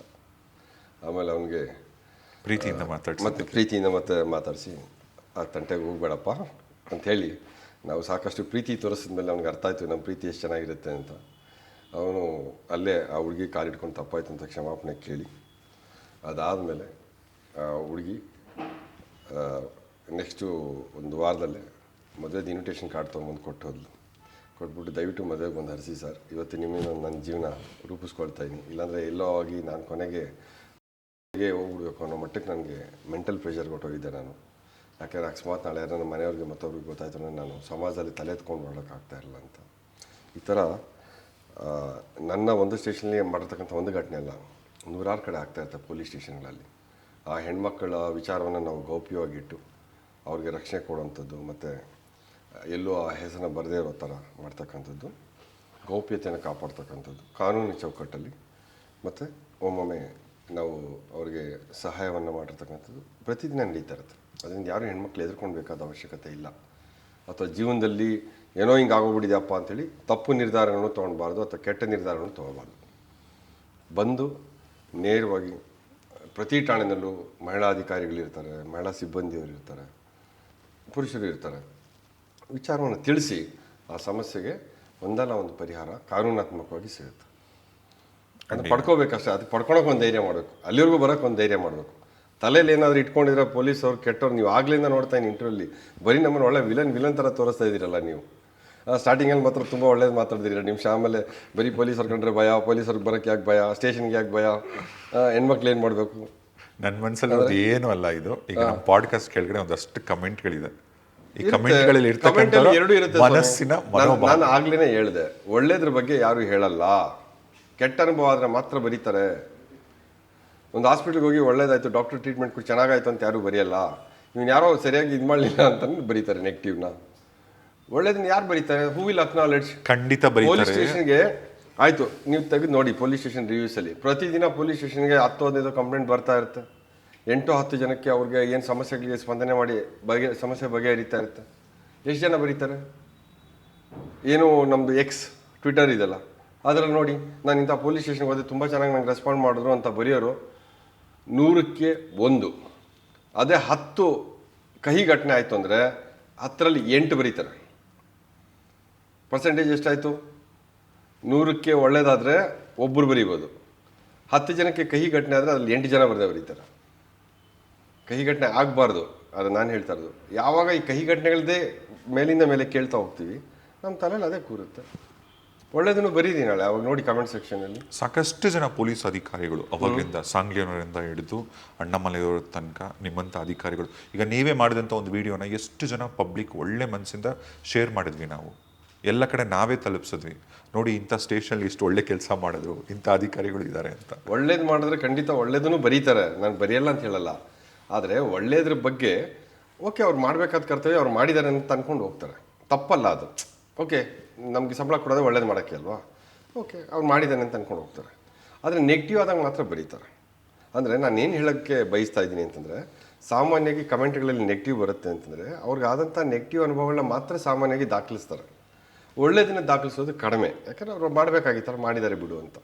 ಸೊ ಹಾಗಾಗಿ ನಮಗೆ ಒಳ್ಳೇದು ಜಾಸ್ತಿ ಕಾಣಲ್ಲ, ಇದು ಕಾಣುತ್ತೆ. ಒಂದು ಬಿಳಿ ಹಾಳೆನಲ್ಲಿ ಒಂದು ಕಪ್ಪು ಚುಕ್ಕಿ ಇಟ್ಬಿಟ್ಟು ಟೀಚರ್ ಕೇಳ್ತಾರೆ ಏನಿದು ಅಂತ, ಎಲ್ಲರೂ ಚುಕ್ಕಿ ಹಿಂಗಿದೆ, ಚುಕ್ಕಿ ಹಂಗಿದೆ, ಚುಕ್ಕಿ ಅಗಲ ಇದೆ, ಚುಕ್ಕಿ ಚಿಕ್ಕದಾಗಿದೆ ಅಂತ ಹೇಳ್ತಾರೆ. ಆ ಒಂದು ಚುಕ್ಕಿ ನಾವು ನೋಡ್ತಾ ಇದ್ದೀವಿ ಹೊರತು ಪಕ್ಕದಲ್ಲಿ ಪೂರ್ತಿ ಬಿಳಿ ಹಾಳೆ ಇದೆಯಲ್ಲ ಅದ್ರ ಬಗ್ಗೆ ಯಾರು ಬರೆಯಲ್ವಂತ. ಇಷ್ಟು ಪುಟ ಪೂರ್ತಿ ಬೆಳ್ಳಿಗಿತ್ತು ಅನ್ನಲ್ವಂತ, ಆ ಕಪ್ಪು ಚುಕ್ಕಿ ಬಗ್ಗೆ ಮಾತ್ರ ಹೇಳ್ತಾರೆ. ಹಾಗೆ ಯಾವಾಗಲೂ ನೆಗೆಟಿವ್ ಕಾಮೆಂಟ್ಸ್ ಬರುತ್ತೆ. ಬಟ್ ಸಾಮಾನ್ಯವಾಗಿ ನಾನು ಫೇಸ್ಬುಕ್ಕಲ್ಲಿ ಅವೇರ್ನೆಸ್ ಕ್ರಿಯೇಟ್ ಮಾಡಲಿಕ್ಕೆ ಸಾಕಷ್ಟು ವೀಡಿಯೋಸ್ ಮಾಡ್ತಾ ಇರ್ತೀನಿ. ಬಟ್ ನನಗೆ ಆ ಥರ ಅನುಭವ ಆಗಿಲ್ಲ. ಸಾಮಾನ್ಯವಾಗಿ ಸಾರ್ವಜನಿಕರು ಅಥವಾ ನಮ್ಮ ಜೊತೆ ಸ್ಪಂದಿಸಿರ್ತಕ್ಕಂಥವ್ರು ತುಂಬ ಪಾಸಿಟಿವ್ ಆಗಿ ಒಳ್ಳೆಯದನ್ನೇ ಕಾಮೆಂಟ್ ಹಾಕ್ತಾರೆ. ಆಯಿತು, ನಿಮ್ಮ ಪಾಡ್ಕಾಸ್ಟಲ್ಲಿ ನೋಡೋಣ. ನನ್ನ ಬಗ್ಗೆ ವೈಯಕ್ತಿಕವಾಗಿ ಪರಿಚಯ ಇರ್ತಕ್ಕಂಥವ್ರು ಅಥವಾ ನಾನು ಯಾವ್ಯಾವ ಸ್ಟೇಷನ್ ಕೆಲಸ ಮಾಡಿದ್ದೀನಿ ಅಲ್ಲಿದ್ದಂತಹ ಸಾರ್ವಜನಿಕರು ಏನು ಬರೀತಾರೆ ನೋಡೋಣ. ನನಗೂ ಕುತೂಹಲ ಇದೆ, ನನಗೂ ಫೀಡ್ಬ್ಯಾಕ್ ಸಿಗುತ್ತಲ್ಲ. ಆ್ಯಂಡ್ ಇನ್ನೊಂದು ಒಂದು ಸಣ್ಣ ಕುತೂಹಲ, ಎಲ್ಲರಿಗೂ ನಾವು ಒಳ್ಳೆಯವ್ರಾಗಕ್ಕೆ ಸಾಧ್ಯ ಇಲ್ಲ. ಎಷ್ಟೋ ಜನ ತಪ್ಪು ಮಾಡಿರೋರಿಗೆ ನಾವು ನಮ್ಮ ಪ್ರೀತಿ ತೋರಿಸಿರ್ತೀವಿ. ಅವರು ಆವಾಗ ಅಲ್ಲಿರೋ ಸೆಟ್ಟನ್ನ ಇಲ್ಲಿ ಕಮೆಂಟಲ್ಲಿ ಬರಿಬೋದು. ಅಲ್ಲ, ಈಗ ನಾನು ಆ ಪ್ರೀತಿ ಬಗ್ಗೆನೇ ಮಾತಾಡ್ತೀನಿ. ನೀವು ಕೈದಿಗಳನ್ನ ತಪ್ಪಿತಸ್ಥನ ಸ್ಟೇಷನಿಗೆ ಕರ್ಕೊಂಡ್ಬಂದಾಗ ನೀವು ಹೇಳಿದ್ರಲ್ಲ ಪ್ರೀತಿ ತೋರಿಸ್ತೀವಿ ಅಂತ, ಸಿಂಪಲ್ ಆಗಿ ಹೇಳ್ಬೇಕಂದ್ರೆ ಏರೋಪ್ಲೇನ್ ಹಚ್ಚೋದು ಅಂತ ಅಂತಾರೆ. ಅದು ಯಾರು ಹೇಳಿದ್ರಿ ನಿಮ್ಗೆಲ್ಲ? ಎಲ್ಲ ಸಿನಿಮಾ ಜಾಸ್ತಿ ನೋಡ್ಬಿಟ್ಟಿದ್ದೀರಾ ನೀವು. ಇದೇನು ಏರೋಪ್ಲೇನ್ ಎಲ್ಲಿದೆ, ಎಲ್ಲಿ ಫ್ಲೈಟ್ ಇದೆ, ಏರ್ಪೋರ್ಟ್ ಎಲ್ಲಿದೆ, ಏನಿದು ಏರೋಪ್ಲೇನ್ ಹಚ್ಚೋದು ಅಂತ? ಅದಲ್ಲ, ಹಿಂದಿನ ಕಾಲದಲ್ಲಿ ಸಿನಿಮಾದಲ್ಲಿ ತೋರಿಸಿ ಜನಗಳಿಗೆ ಏರೋಪ್ಲೇನ್ ಹತ್ತಿಸ್ತೀವಿ ಅಂತ ಅಂತಾರೆ. ನಾನು ಇದ್ರ ಯಾವುದು ಏರೋಪ್ಲೇನು ಹೋಗಿದ್ದೆ ನೋಡಲಿಲ್ಲ ನಮ್ಮ ಸ್ಟೇಷನಿಂದ. ಆ್ಯಂಡ್ ಇನ್ನೊಂದು ವಿಚಾರ ಹೇಳಬೇಕು ಸಾಕಷ್ಟು ಜನಕ್ಕೆ, ಸಲಗ ಫಿಲಮ್ ನೋಡಿದ್ರಲ್ಲ ದುನಿಯಾ ವಿಜಯ್ ಅವ್ರದ್ದು ಸಲಗ, ಆಮೇಲೆ ಇತ್ತೀಚೆಗೆ ಸೂಪರ್ ಹಿಟ್ ಆದಂಥ ಭೀಮಾ ಫಿಲಮಲ್ಲಿ ವಿಲನ್ ಆಗಿ ಕಾಣಿಸ್ಕೊಂಡಿದ್ದವರು ರಾಜೇಶ್ ಅವರ ಮಗ ಜಯಸೂರ್ಯ. ತುಂಬ ಒಳ್ಳೆ ಆ್ಯಕ್ಟಿಂಗ್ ಮಾಡಿದ್ದಾನೆ. ಆ್ಯಂಡ್ ನೆಕ್ಸ್ಟ್ ದೊಡ್ಡ ಹೀರೋ ಆಗಲಿ ಕನ್ನಡ ಸಿನಿಮಾಗೆ. ಈಗ ಅದೇ ಸಿನಿಮಾಲೆ ಈಗ ಮಗನ ಬಗ್ಗೆ ಮಾತಾಡಿ, ಎಷ್ಟು ಹೆಮ್ಮೆ ಇದೆ ಒಂದು ತಂದೆಗೆ. ಆಬ್ವಿಯಸ್ಲಿ, ಯಾಕಂದರೆ ಹೆತ್ತವ್ರಿಗೆ ಹೆಗ್ಣ ಮುದ್ದು ಎಲ್ಲರಿಗೂ. ನಿಮ್ಮ ಅಮ್ಮಗೆ ನನ್ನ ಮಗ, ನನ್ನ ಬಂಗಾರ, ನಮ್ಮ ರಾಜೇಶ್ ಅಂತ ಹೇಳ್ತಿರ್ತಾರೆ. ಸೂರ್ಯ ಏನು ಹೆಗ್ಣ ಏನಲ್ಲ, ಚೆನ್ನಾಗಿಲ್ಲ ಹೇಳಿದ್ದು. ಹಾಗೆ ಎಲ್ಲರಿಗೂ ಅವ್ರ ಮಕ್ಳ ಬಗ್ಗೆ ತುಂಬ ಪ್ರೀತಿ ಇರುತ್ತೆ. ಜಯಸೂರ್ಯ ಲಾ ಕಾಲೇಜಲ್ಲಿ ಲಾ ಮಾಡ್ತಾ ಇದ್ದಾರೆ. ಮಾಡ್ತಾ ಅವನಿಗೆ ಮೊದಲಿಂದ ಏನೋ ಸ್ವಲ್ಪ ಈ ಸ್ಟೇಜಲ್ಲಿ ಹೋಗೋದು, ಡ್ಯಾನ್ಸ್ ಮಾಡೋದು, ಮಾತಾಡೋದು, ಸ್ವಲ್ಪ ಈ ಥರದ್ದೆಲ್ಲ ಇಂಟ್ರೆಸ್ಟ್ ಇತ್ತು, ಮಿಮಿಕ್ರಿ ಮಾಡೋದೆಲ್ಲ. ಆಮೇಲೆ ನಮ್ಮ ಮನೇಲಿ ಯಾರು ಈ ಕಡೆ ಬಂದವರಲ್ಲ, ಎಲ್ಲ ಓದ್ಕೊಂಡು ಸರ್ಕಾರಿ ಉದ್ಯೋಗಕ್ಕೆ ಬಂದವರೆ. ನಮ್ಮ ಮನೇಲಿ ನನ್ನ ಸಿಸ್ಟರ್ಸು, ಬ್ರದರ್ ಇನ್ ಲಾಸು ಎಲ್ಲರೂ ಡಾಕ್ಟರ್ಸು. ನನ್ನ ವೈಫು ಕಾಲೇಜಲ್ಲಿ ಲೆಕ್ಚರಾಗಿ ಕೆಲಸ ಮಾಡ್ತಾರೆ. ಇವನು KS ಎಲ್ಲರಿಗೂ ಇರುತ್ತಲ್ಲ. ಈಗ ನಾನು ಸಬ್ ಇನ್ಸ್ಪೆಕ್ಟ್ರಾಗಿ ಕೆಲಸಕ್ಕೆ ಸೇರಿದೆ, ಇವನು ACPನೋ IPS ಮತ್ತೊಂದು ಮಾಡಲಿ. ನಾವು ತಂದೆ ತಾಯಿ ಇಬ್ಬರು ಕೂಡ ಟೀಚರ್ಸ್, ಎಜುಕೇಷನ್ ಡಿಪಾರ್ಟ್ಮೆಂಟ್. ತಂದೆ ಜಾಯಿಂಟ್ ಡೈರೆಕ್ಟ್ರು, ಅಮ್ಮ ಎಜುಕೇಷನ್ ಆಫೀಸರ್, ಟೀಚರ್ ಆಗಿ ಮಾಡಿ ಎಜುಕೇಷನ್ ಆಫೀಸರ್ ಆಗಿ. ಅಂಡ್ ನಿಮ್ಮ ಅಕ್ಕಂದ್ರು, ಅವಳಿ ಜವಳಿ ಅಕ್ಕಂದ್ರು ಕೂಡ doctors, Shalini, Malini, twins. And ನೀವು ಲಾಯರ್, ಡಾಟಾ ಕಲೆಕ್ಟ್ ಮಾಡಿದ್ದೀರಾ. ಅಂಡ್ ನೀವು ಲಾಯರ್ ಜೊತೆಗೆ ಈಗ ಪೊಲೀಸ್ ಜೊತೆಗೆ ಈಗ ಲೋಕಾಯುಕ್ತಲ್ಲಿ ಬರೀದ್ರು. ಹೌದು. ಸೊ ಈಗ ಮಗ ಅವನಿಗೆ ಸಿನಿಮಾ ಇಷ್ಟ ಅಂತಂದ, ಆಯಿತು ಅಂತ ಹೇಳಿದ್ವಿ. ದುನಿಯಾ ವಿಜಯ್ ಅಂದರೆ ಈಗ ವಿಜಯ್ ಕುಮಾರ್ ಅಂತ ಹೆಸರಿದಲ್ಲ, ಅವರ ನಿರ್ದೇಶನದಲ್ಲಿ ಒಂದು ಅವಕಾಶವನ್ನು ಅವನಿಗೆ ಮಾಡಿಕೊಟ್ರು. ಮೊದಲು ಸಲಗಾದಲ್ಲಿ ಮಾಡಿದ್ದ. ಸೊ ಆವಾಗ ಅವ್ರಿಗೊಂದು ಕಾನ್ಫಿಡೆನ್ಸ್ ಬಂದಿತ್ತು, ಓಕೆ ಇದೊಂದು ಪಾತ್ರ ಇನ್ನು ಕ್ಯಾರಿ ಮಾಡ್ಬೋದು ಅಂತ. ಸೊ ಇತ್ತೀಚೆಗೆ ರಿಲೀಸ್ ಆದ ಭೀಮಾ ಚಿತ್ರದಲ್ಲಿ MLA ಮಗ, ಆ ಚಿತ್ರದಲ್ಲಿ ಅವನ ಹೆಸರು ಸೂರ್ಯ ಅಂತ. ನೆಗೆಟಿವ್ ಶೇಡು ವಿಲನ್ ರೋಲ್ ಮಾಡಿದನು. ಚಿತ್ರ ಪಾತ್ರ ಏನು ಅವಶ್ಯಕತೆ ಇದೆ ಮಾಡಲಿ ಅಂತ. ನಾವು ಜೀವನ ಪೂರ್ತಿ ಏನೆಲ್ಲ ಮಾಡಬೇಡ ಅಂತ ಹೇಳ್ತೀವೋ ಅದನ್ನು ಸಿನಿಮಾದಲ್ಲಿ ಮಾಡಿಬಿಟ್ಟೆ ನಾನು. ಅದೇ ಭೀಮಾ ಚಿತ್ರದಲ್ಲಿ ಈ ಪೊಲೀಸ್ ಎನ್ಕ್ವೈರಿ ಟೈಮಲ್ಲಿ ಕೈದಿಗಳಿಗೆಲ್ಲ ಒಂದು ಪಾತ್ರೆ ಒಳಗೆ ನಂಬರ್ 1 ಮಾಡಿಸ್ತಾರೆ, ಕರೆಂಟ್ ಕೊಡ್ತಾರೆ. ಅದೆಲ್ಲ ನೀವು ಸಿನಿಮಾದಲ್ಲಿ ನೋಡ್ಬಿಟ್ಟಿಲ್ಲ, ಸಿನಿಮಾದನ್ನೆಲ್ಲ ಜೀವನದಲ್ಲಿ ನಡೀತೇನೆ. ಮತ್ತೆ ಅದು ನಡೆಯಲ್ಲ ಅದೆಲ್ಲಾನು? ಇಲ್ಲ ಅದೇನೋ ಹೆಗ್ಣ ಬಿಡೋದಂತೆ ಚೀಲದಲ್ಲಿ. ಹೆಗ್ಣನ ಅದ್ಯಾವುದು ಅಲ್ಲ, ಮಾಡ್ಬಿಟ್ಟು ಒಂದು ಚೀಲದಲ್ಲಿ ಹೆಗ್ಣ ಹಾಕ್ಬಿಟ್ಟು ಅವ್ರು ನಿಲ್ಸೋದಂತೆ. ಆಮೇಲೆ ಖಾರದ ಪುಡಿನ ಪ್ರತಿಯೊಬ್ಬರಿಗೂ ಅವ್ರ ಆರೋಪಿ ಇರ್ಬೋದು, ಮತ್ತೊಬ್ರು ಇರ್ಬೋದು, ಮಾನವ ಹಕ್ಕುಗಳ ಆಯೋಗ ಇದೆ. ಮತ್ತು ಅವ್ರಿಗೆ ಅದರ ಹಕ್ಕುಗಳಿಗೆ ರಕ್ಷಣೆ ಏನಿದೆ ಅದಿದೆ. ಸೊ ಹಾಗಾಗಿ ಯಾವುದೇ ರೀತಿಯಲ್ಲಿ ಯಾರಿಗೂ ಆ ರೀತಿ ಏನು ಸಿನಿಮಾದಲ್ಲಿ ತೋರಿಸಲ್ಲ, ಆ ಥರ ಯಾರನ್ನೂ ನಡ್ಕೊಳಲ್ಲ. ಯಾರೋ ತಪ್ಪು ಮಾಡಿ ಬಂದವನಿಗೆ ಹೊರಟಾಗಿ ಮಾತಾಡೋದು ಸಹಜ. ಅವ್ರಿಗೂ ನಾವು ತುಂಬ, ಈಗ ಒಬ್ಬ ಕಳ್ಳನಿಗೂ ನಾವು ಬನ್ನಿ ಸರ್ ಅಂತೇಳಿ ಕೂಡಿಸಿ ಮಾತಾಡ್ಬಿಟ್ಟು ವಿಚಾರಗಳನ್ನ ನಾವು ತಿಳ್ಕೊಳಕ್ಕಾಗಲ್ಲ. ಆದರೆ ಕಾನೂನು ಚೌಕಟ್ಟಲ್ಲಿ ನಮ್ಗೆ ಏನು ಅವಕಾಶ ಇದೆ, ಏನು ತನಿಖೆನಲ್ಲಿ ನಮ್ಗೆ ಹೇಳ್ಕೊಟ್ಟಿದ್ರೆ ಆ ತನಿಖೆ ಪ್ರಕಾರ ನಾವು ಮಾಡ್ತೀವಿ. ಏನಾದರೂ ಒಂದು ಅಪರಾಧ ಆದಾಗ ನಿಮ್ಮ ಕಣ್ಮುಂದೆ ಒಂದು 100 ಜನ ಇದ್ದರೂ ಕೂಡ ಅದರಲ್ಲಿ ಯಾರೋ ತಪ್ಪು ಮಾಡ್ರೋ ಆ ಒಬ್ಬ ಕಳ್ಳನ ಮಾತ್ರ ಈ ಪೊಲೀಸರಿಗೆ ಹಿಡಿಯೋಕ್ಕೆ ಸಾಧ್ಯ ಆಗುತ್ತೆ. ಹೆಂಗದು, ಏನದು ಸ್ಪೆಷಲ್ ಟೆಕ್ನಿಕ್? ನಮ್ಮ ಟ್ರೇಡ್ ಸೀಕ್ರೆಟ್ ಎಲ್ಲ ಹೇಳ್ಕೊಟ್ಬಿಟ್ರೆ ಹೆಂಗೆ ನಿಮಗೆ? ಅದೆಲ್ಲ ಹೇಳೋಕ್ಕಾಗಲ್ಲ, ಹುಷಾರಾಗ್ತಾರೆ ಆಮೇಲೆ. ಈಗ ನಿಮ್ಮದೆಲ್ಲ ಎಷ್ಟು ಚೆನ್ನಾಗಿ ಮಾತಾಡ್ತೀರಾ ನೀವು, ಎಷ್ಟು ಚೆನ್ನಾಗಿ ನೀವು ನಿಮ್ಮ ಅಂತ ಇಡೀ ಕರ್ನಾಟಕ ರಾಜ್ಯದಿಂದ ಪಾಪ್ಯುಲರ್. ಔಟ್ ಆಫ್ ಸ್ಟೇಟ್ ಕೂಡ ನನ್ನ ಫ್ರೆಂಡ್ಸ್ ತುಂಬ ಜನ ಫೋನ್ ಮಾಡ್ತಾರೆ. ಡ್ರೈವ್ ಮಾಡುವಾಗ ನಿಮ್ಮದು ಕೇಳ್ಕೊಂಡು ಎಷ್ಟೋ ಜನ ಹೆಣ್ಮಕ್ಳು ಇನ್ಸ್ಪೈರ್ ಆಗಿದ್ದಾರೆ. ಲವ್ ಬ್ರೇಕಪ್ ಆದವ್ರಿಗೆಲ್ಲ ದ ಕಮ್ ಬ್ಯಾಕ್, ಸಿಚುಯೇಷನ್ಶಿಪ್ಪಲ್ಲಿರೋರ್ಗೂ ದಾರಿ ಹೇಳ್ಕೊಡ್ತೀರಾ, ಬೆಂಚಿಂಗಲ್ಲಿರೋರ್ಗು ನೀವು ಮಾರ್ಗದರ್ಶನ ಕೊಡ್ತೀರಾ. ಹಾಗಾಗಿ ನಿಮ್ಮನ್ನು ಅಂತ ಕರೀತಿದ್ದಾರೆ. ಅದು ಹೇಗೆ? ಅದು ಸೀಕ್ರೆಟ್. ಹಾಗೆ ಇನ್ನೊಂದು ನಮ್ಮ ಟ್ರೇಡ್ ಸೀಕ್ರೆಟ್ ಇತ್ತು. ಈಗ ಪ್ರತಿ ಅಮಾವಾಸ್ಯೆಗೆ ಬೆಂಗಳೂರಲ್ಲಿ ನಾನು ಗಮನಿಸಿದ್ದೀನಿ, ಅಮಾವಾಸ್ಯೆ ದಿನ ಒಂದು ಸ್ಪೆಷಲ್ ಚೆಕಪ್ಗಳು ಜಾಸ್ತಿ ಆಗುತ್ತೆ. ಇನ್ ದ ಸೆನ್ಸ್ ಟೂ ವೀಲರ್ಗಳು ಅಮಾವಾಸ್ಯೆ ದಿನ ಅದೇನು ನಂಬಿಕೆನೋ ಅಥವಾ ಅದೇನು ಅಂತ ಗೊತ್ತಿಲ್ಲ. ಇಲ್ಲ ಹಾಗೇನಿಲ್ಲ, ಅಮಾವಾಸ್ಯೆ ಅಂತ ಏನಿಲ್ಲ. ಅಮಾವಾಸ್ಯೆ ಇದ್ದಂಥ ಸಂದರ್ಭದಲ್ಲಿ ಕತ್ಲು ಜಾಸ್ತಿ ಇದ್ದಂಥ ಸಂದರ್ಭದಲ್ಲಿ ಹಿಂದೆ ಸ್ವಲ್ಪ ಕ್ರೈಮ್ ರೇಟ್ ಜಾಸ್ತಿ ಆಗ್ತಾಯಿತ್ತು. ಯಾಕಂದರೆ ಕತ್ಲಲ್ಲಿ ಬೇಗ ಎಸ್ಕೇಪ್ ಆಗ್ಬೋದು ಅನ್ನೋ ಕಾರಣಕ್ಕೆ ಹಿಂದಿನ ಕಾಲದಲ್ಲಿ ಕಳ್ತನಗಳು ಜಾಸ್ತಿ ಆಗ್ತಾಯಿತ್ತು. ಈಗ CC ಕ್ಯಾಮ್ರಾ ಇದೆ, ಲೈಟ್ ಇದೆ, ಎಲ್ಲ ಕಡೆ ಬೆಳಕಿನ ವ್ಯವಸ್ಥೆ ಇದೆ, ಹಾಗಾಗಿ ಆ ಪರಿಸ್ಥಿತಿ ಈಗಿಲ್ಲ. ನಿಜ ನೀವು ಹೇಳ್ತಾ ಇರೋದು. ಈಗ ನಾನು ಸಬ್ ಇನ್ಸ್ಪೆಕ್ಟರ್ ಆಗಿ ಶುರು ಮಾಡಿದಾಗ ಸುಮಾರು ಕೊಡಗಲ್ಲಿ, ಮುಳಬಾಗಿಲಲ್ಲಿ ಎಲ್ಲ ಕೆಲಸ ಮಾಡೋಂಥ ಸಂದರ್ಭದಲ್ಲಿ ಬಾರ್ಡ್ರ್ ಇಂಟರ್ಸ್ಟೇಟ್ ಎಲ್ಲ ಇರ್ತಾಯಿತ್ತು. ಈ ಅಮಾವಾಸ್ಯೆ ಸಂದರ್ಭದಲ್ಲಿ ಕೆಲವರು ಎಸ್ಪೆಷಲಿ ಥೆಫ್ಟು ಮತ್ತೊಂದೆಲ್ಲ ಜಾಸ್ತಿ ಆಗುತ್ತೆ ಅಂತ ನಾಕಾಬಂದಿ ಮತ್ತೊಂದು ಹಾಕ್ಕೊಂಡೆಲ್ಲ ಚೆಕ್ ಮಾಡ್ತಿದ್ವಿ. ಮತ್ತು ಜಾಸ್ತಿ ಕತ್ಲಿರ್ತಾಯಿತ್ತು. ಈಗ ಎಲ್ಲ ಕಡೆ ವಿದ್ಯುತ್ ಸರಬರಾಜಾಗಿ ಚೆನ್ನಾಗಿ ಬೆಳಕಿನ ವ್ಯವಸ್ಥೆ ಆಗಿರೋದ್ರಿಂದ ಆ ಥರ ಇಲ್ಲ ಈಗ. ಆ್ಯಂಡ್ ಪೊಲೀಸ್ ಡಿಪಾರ್ಟ್ಮೆಂಟಲ್ಲಿ ಎಸ್ಪೆಷಲಿ ಟ್ರಾಫಿಕ್ ಬೆಂಗಳೂರು ಅಥವಾ ಬೇರೆ ಸಿಟಿಗಳಲ್ಲಿ ಟ್ರಾಫಿಕಲ್ಲಿ ಕೆಲಸ ಮಾಡ್ತಕ್ಕಂಥ ಬಹುತೇಕ ಮಂದಿ ಪೊಲೀಸ್ ಅಧಿಕಾರಿಗಳಿಗೆ ಅವರು ತುಂಬ ಲೆಡ್ನ ಕನ್ಸ್ಯೂಮ್ ಮಾಡೋದ್ರಿಂದ ಅವರಿಗೆ ಒಂದ್ಸಲ ಒಂದು ಬ್ಲಡ್ ಟೆಸ್ಟ್ ಮಾಡಿದರು. ಯಾರೆಲ್ಲ ಟ್ರಾಫಿಕಲ್ಲಿ ಕೆಲಸ ಮಾಡ್ತಾರೆ ಕಂಟಿನ್ಯೂಸ್ ಆಗಿ, ಕೆಲವರು ಟ್ರಾಫಿಕಲ್ಲೇ ಭಾಳ ವರ್ಷಗಳ ಕಾಲ ಸೇವೆ ಸಲ್ಲಿಸ್ಬಿಟ್ರು. ಹಿಂದೆ ಎಲ್ಲ 20 ವರ್ಷ 25 ವರ್ಷ ಎಲ್ಲ ಕಾರ್ಬನ್ ಮಾನಾಕ್ಸೈಡ್ ಇನ್ಹೇಲ್ ಮಾಡಿ ಮಾಡಿ ಮಾಡಿ ನೀವು ಹೇಳಿದಾಗ ಅವ್ರ ಬಾಡಿನಲ್ಲಿ ಲೆಡ್ ಕಂಟೆಂಟ್ ಜಾಸ್ತಿ ಆಗ್ತಾಯಿತ್ತು ಬ್ಲಡ್ಡೆಲ್ಲ. ಅದನ್ನೆಲ್ಲ ಚೆಕಪ್ ಮಾಡಿ ಪ್ರತಿ ಸಲ ಪೊಲೀಸ್ ಇಲಾಖೆಗೆ ಕಡ್ಡಾಯವಾಗಿ ಆ್ಯನ್ಯಲ್ ಚೆಕಪ್ ಮಾಡಿಸ್ತಾರೆ, ಟೋಟಲ್ ಬಾಡಿ ಚೆಕಪ್ ಮಾಡಿಸ್ತಾರೆ.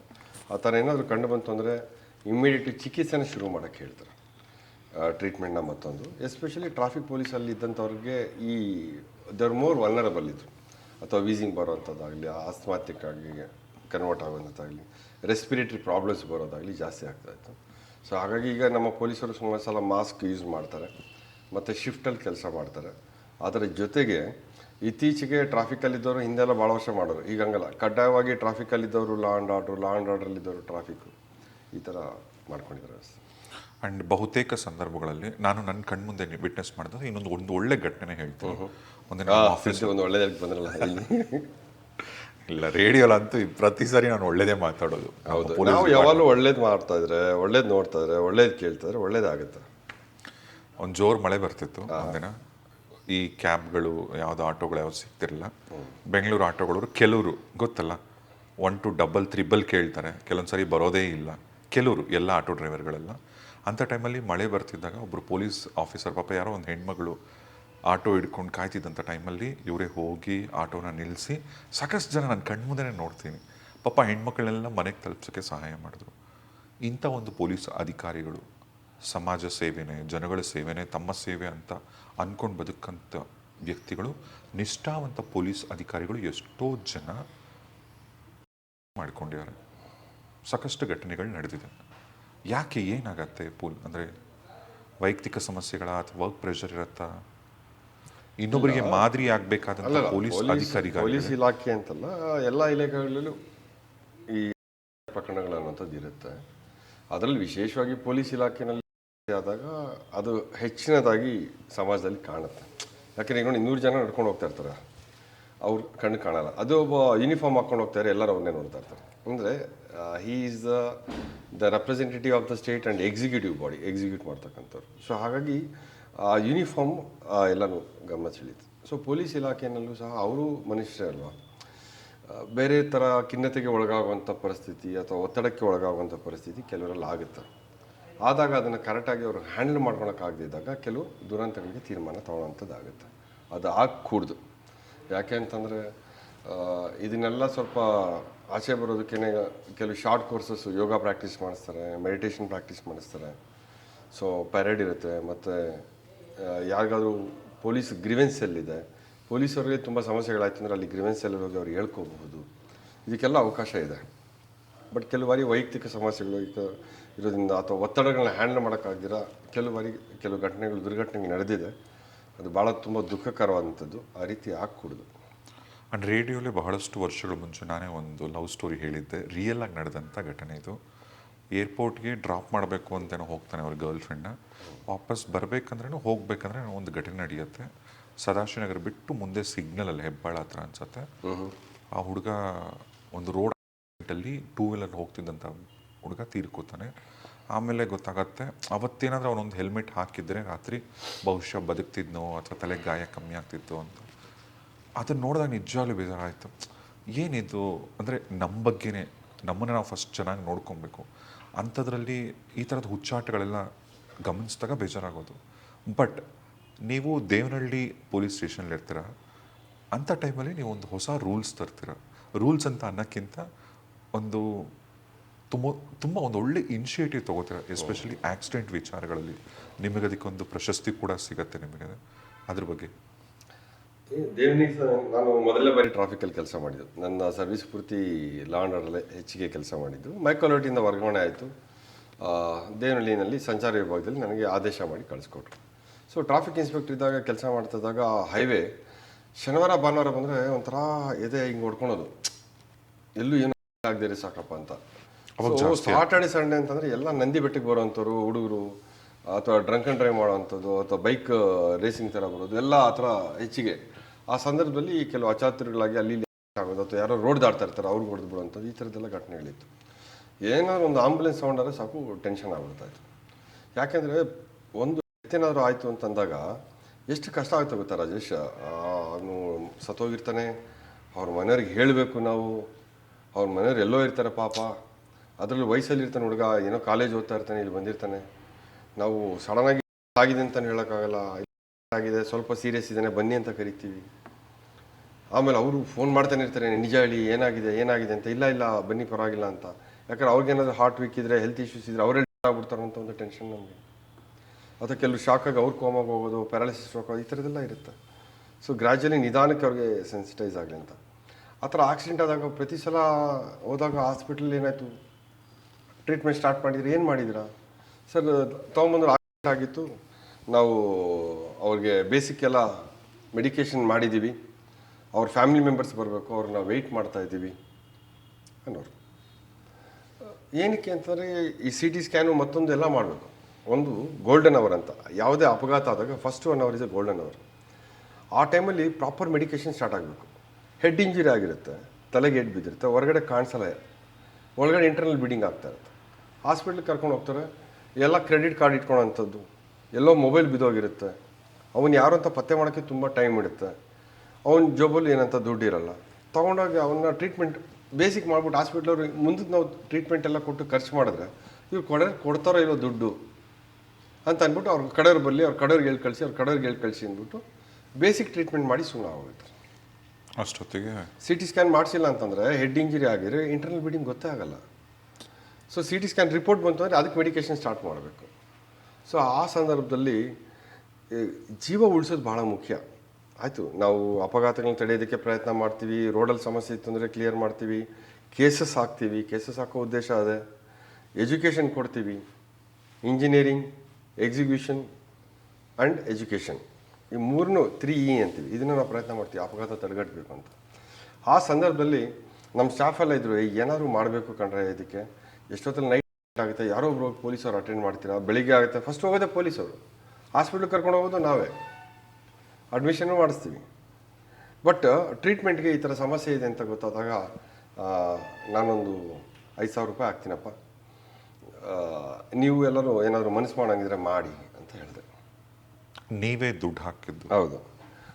ಆವಾಗ ಇಲ್ಲ ನಾನು 10,000ನೇ ಕೊಟ್ಬಿಡ್ತೀನಿ ನನ್ನ ಸಂಬಳದಲ್ಲಿ ಅಂದಾಗ ಸಿಬ್ಬಂದಿ ಎಲ್ಲ ಸರ್ ನಾನೊಂದು 1,000 ಕೊಡ್ತೀನಿ ಅಂಥೇಳಿ ನಮ್ಮ ಸಿಬ್ಬಂದಿ ಎಲ್ಲ ಸುಮಾರು ಒಂದು 45 ಜನ ಇದ್ವಿ. ಎಲ್ಲರೂ ದುಡ್ಡು ಹಾಕ್ಕೊಂಡು ಒಂದು 65-70 ಸಾವಿರ ರೂಪಾಯಿ ನಮಗೆ ಶೇಖರಣೆ ಆಯಿತು. ನನ್ನ ವಿಚಾರ ಗೊತ್ತಾಗಿ ನಮ್ಮ ಮನೆಯವರು ಅವರು ಸಹ ಇವರು ರಶ್ಮಿ ಅವರು ದುಡ್ಡು ಕೊಟ್ಟರು. ಸೊ ಹೀಗೆ ಆ ಒಟ್ಟು ದುಡ್ಡನ್ನ ನಾವು ಸ್ಟೇಷನಲ್ಲಿ ಇಟ್ಟಿರ್ತಾ ಇದ್ವಿ. ಯಾವುದೇ ಆಕ್ಸಿಡೆಂಟ್ ಆಗಿದೆ ಅಂತಂದರೆ ಒಂದು ಫಂಡ್, ಅದಕ್ಕೆ EARF ಅಂತ ಕರಿತಾ ಇದ್ವಿ, ಎಮರ್ಜೆನ್ಸಿ ಆಕ್ಸಿಡೆಂಟ್ ರಿಲೀಫ್ ಫಂಡ್. ಈ ದುಡ್ಡನ್ನ ಹಾಕೊಳೋದು, ಪೇಷಂಟ್ನ ಕರ್ಕೊಂಡು ಹೋಗೋದು, ಇಮಿಡಿಯೇಟ್ ಟ್ರೀಟ್ಮೆಂಟ್ ಸ್ಟಾರ್ಟ್ ಮಾಡಿಬಿಡ್ಬೇಕು ಹಾಸ್ಪಿಟ್ಲಲ್ಲಿ. ಅವ್ರ ಮನೆಯವ್ರಿಗೆ ನಾವು ಕರೆಸೋದಕ್ಕೆ ಪ್ರಯತ್ನ ಮಾಡ್ತೀವಿ, ಪತ್ತೆ ಮಾಡೋಕ್ಕೆ ಪ್ರಯತ್ನ ಮಾಡ್ತೀವಿ, ಆದರೆ ಅವ್ರ ಮನೆಯವ್ರು ಬರಲಿ ಅಂತ ಕಾಯ್ತಾ ಇರಲಿಲ್ಲ. ಏನಪ್ಪ ಫೀಸ್ ಕಟ್ಟಬೇಕು, ಎಲ್ಲಿ ಕಟ್ಟಬೇಕು, ಏನು ಮೆಡಿಸಿನ್ ತರಬೇಕು ನಾವು ತಂದು ಕೊಡ್ತೀವಿ. ಹೆಚ್ಚು ಕಮ್ಮಿ 1 ಲಕ್ಷವರೆಗೂ ನಾವೆಲ್ಲರೂ ಸೇರಿ ದುಡ್ಡು ಹಾಕಿ ಇಟ್ಕೊಂಡು 70,000 ಕಲೆಕ್ಟ್ ಮಾಡಿ ಇನ್ನೂ ಎಮರ್ಜೆನ್ಸಿಯನ್ನು ನಾವು ಕೊಡೋಕ್ಕೆ ರೆಡಿ ಇದ್ವಿ. ನಾವು ಟ್ರೀಟ್ಮೆಂಟ್ ಸ್ಟಾರ್ಟ್ ಮಾಡಿಸ್ತಾ ಇದ್ವಿ. ಸೊ ಆಮೇಲೆ ಅವ್ರ ಮನೆಯವ್ರು ಬರ್ತಾಯಿದ್ರು.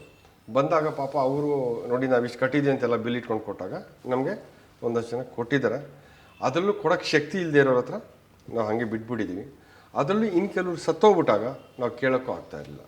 ಆದರೆ ಈ ಪ್ರಯತ್ನ ಶುರು ಮಾಡಿದ್ಮೇಲೆ ಸುಮಾರು ಒಂದು ಕನಿಷ್ಠ ಒಂದು 16ರಿಂದ 17 ಜನ ಆ ಟೈಮಲ್ಲಿ ಈ ಟ್ರೀಟ್ಮೆಂಟ್ ಪಡ್ಕೊಂಡಂಥವ್ರು ಬದುಕಿದ್ದಾರೆ. Nice, wonderful. ಅದು ನಮಗೆ ಒಂದು ತೃಪ್ತಿ ಕೊಟ್ಟಿದೆ. ಜೀವಗಳು ಉಳಿಸಿದ್ರ. ಇದಕ್ಕೆ ನಾನು ನನ್ನ ಜೊತೆ ಕರ್ತವ್ಯ ನಿರ್ವಹಿಸಿದಂತಹ ಎಂಟೈರ್ ದೇವನಹಳ್ಳಿ ಪೊಲೀಸ್ ಸ್ಟಾಫ್ಗೆ ನಾನು ಸಲ್ಯೂಟ್ ಮಾಡಲಿಕ್ಕೆ ಇಷ್ಟಪಡ್ತೀನಿ. ಯಾಕಂದರೆ ಸಿಬ್ಬಂದಿಗಳಿಗೆ ನನಗಿನ್ನ ಸಂಬಳ ಕಡಿಮೆ ಬಂದರೂ ಸಹಿತ ಪಾಪ ನಾನು ಹೇಳಿದ ತಕ್ಷಣ ಪ್ರತಿಯೊಬ್ಬರು ಸಹ ಅವ್ರ ಸಂಬಳದಲ್ಲಿ ಸರ್ ನಂದು 1,000 ಇರಲಿ, ನಂದು 2,000 ಇರಲಿ ಅಂತೇಳಿ ಕೊಟ್ಟರು. ಸೊ ಅದನ್ನು ಯಾರು ನಮಗೆ ಮತ್ತೆ ವಾಪಸ್ ನಾವು ಯಾವುದು ಎಕ್ಸ್ಪೆಕ್ಟ್ ಮಾಡ್ತಾರೆ ಇತ್ತು ಅಂತಂದರೆ ಇನ್ನೊಂದು ಪೇಷಂಟ್ಗೆ. ಸೊ ಆ ರೀತಿ ಮಾಡಿದ್ದನ್ನ ಮುಂದೆ ಗವರ್ನರ್ ಅವರು ಹರೀಶ್ ಸಾಂತ್ವನ ಯೋಜನೆ ಅಂತ ಒಂದು ಯೋಜನೆ ಆಗಿತ್ತು. ಅದರಲ್ಲಿ ಜೀವರಕ್ಷಕ ಅಂತ ಒಂದು ಪ್ರಶಸ್ತಿನ ಕೊಟ್ಟರು. ಆ ಪ್ರಶಸ್ತಿ ಬಂದಿದ್ದು ನನಗಲ್ಲ, ನಮ್ಮ ಎಲ್ಲ ದೇವನಹಳ್ಳಿ ಸಿಬ್ಬಂದಿಗೆ. ನೈಸ್. ಇದೇ ಥರದೇ ರಾಜ್ಯದಲ್ಲಿ ಆವಾಗ ಒಂದು ಪ್ರಕರಣ ಆಗಿತ್ತು, ಒಂದು ಡಬಲ್ ಕೇಸ್ ಆಗಿತ್ತು ಎಚ್ ಎಸ್ ಆರ್ ಲೇಔಟಲ್ಲಿ. ನೀವು ಅಲ್ಲಿನ ಇನ್ಸ್ಪೆಕ್ಟ್ರಾಗಿ ನೀವು ವರ್ಕ್ ಮಾಡ್ತಿದ್ರೆ ಆ ಒಂದು ಪ್ರಕರಣನ ನೀವು ಭೇದಿಸ್ತೀರಾ? ಹೌದು. ಸೊ ನಿಮ್ಗೀಗ ಕೇಸ್ ಬೇಕು ಹೆಂಗಾಯಿತು ಅಂತ. ಓಕೆ,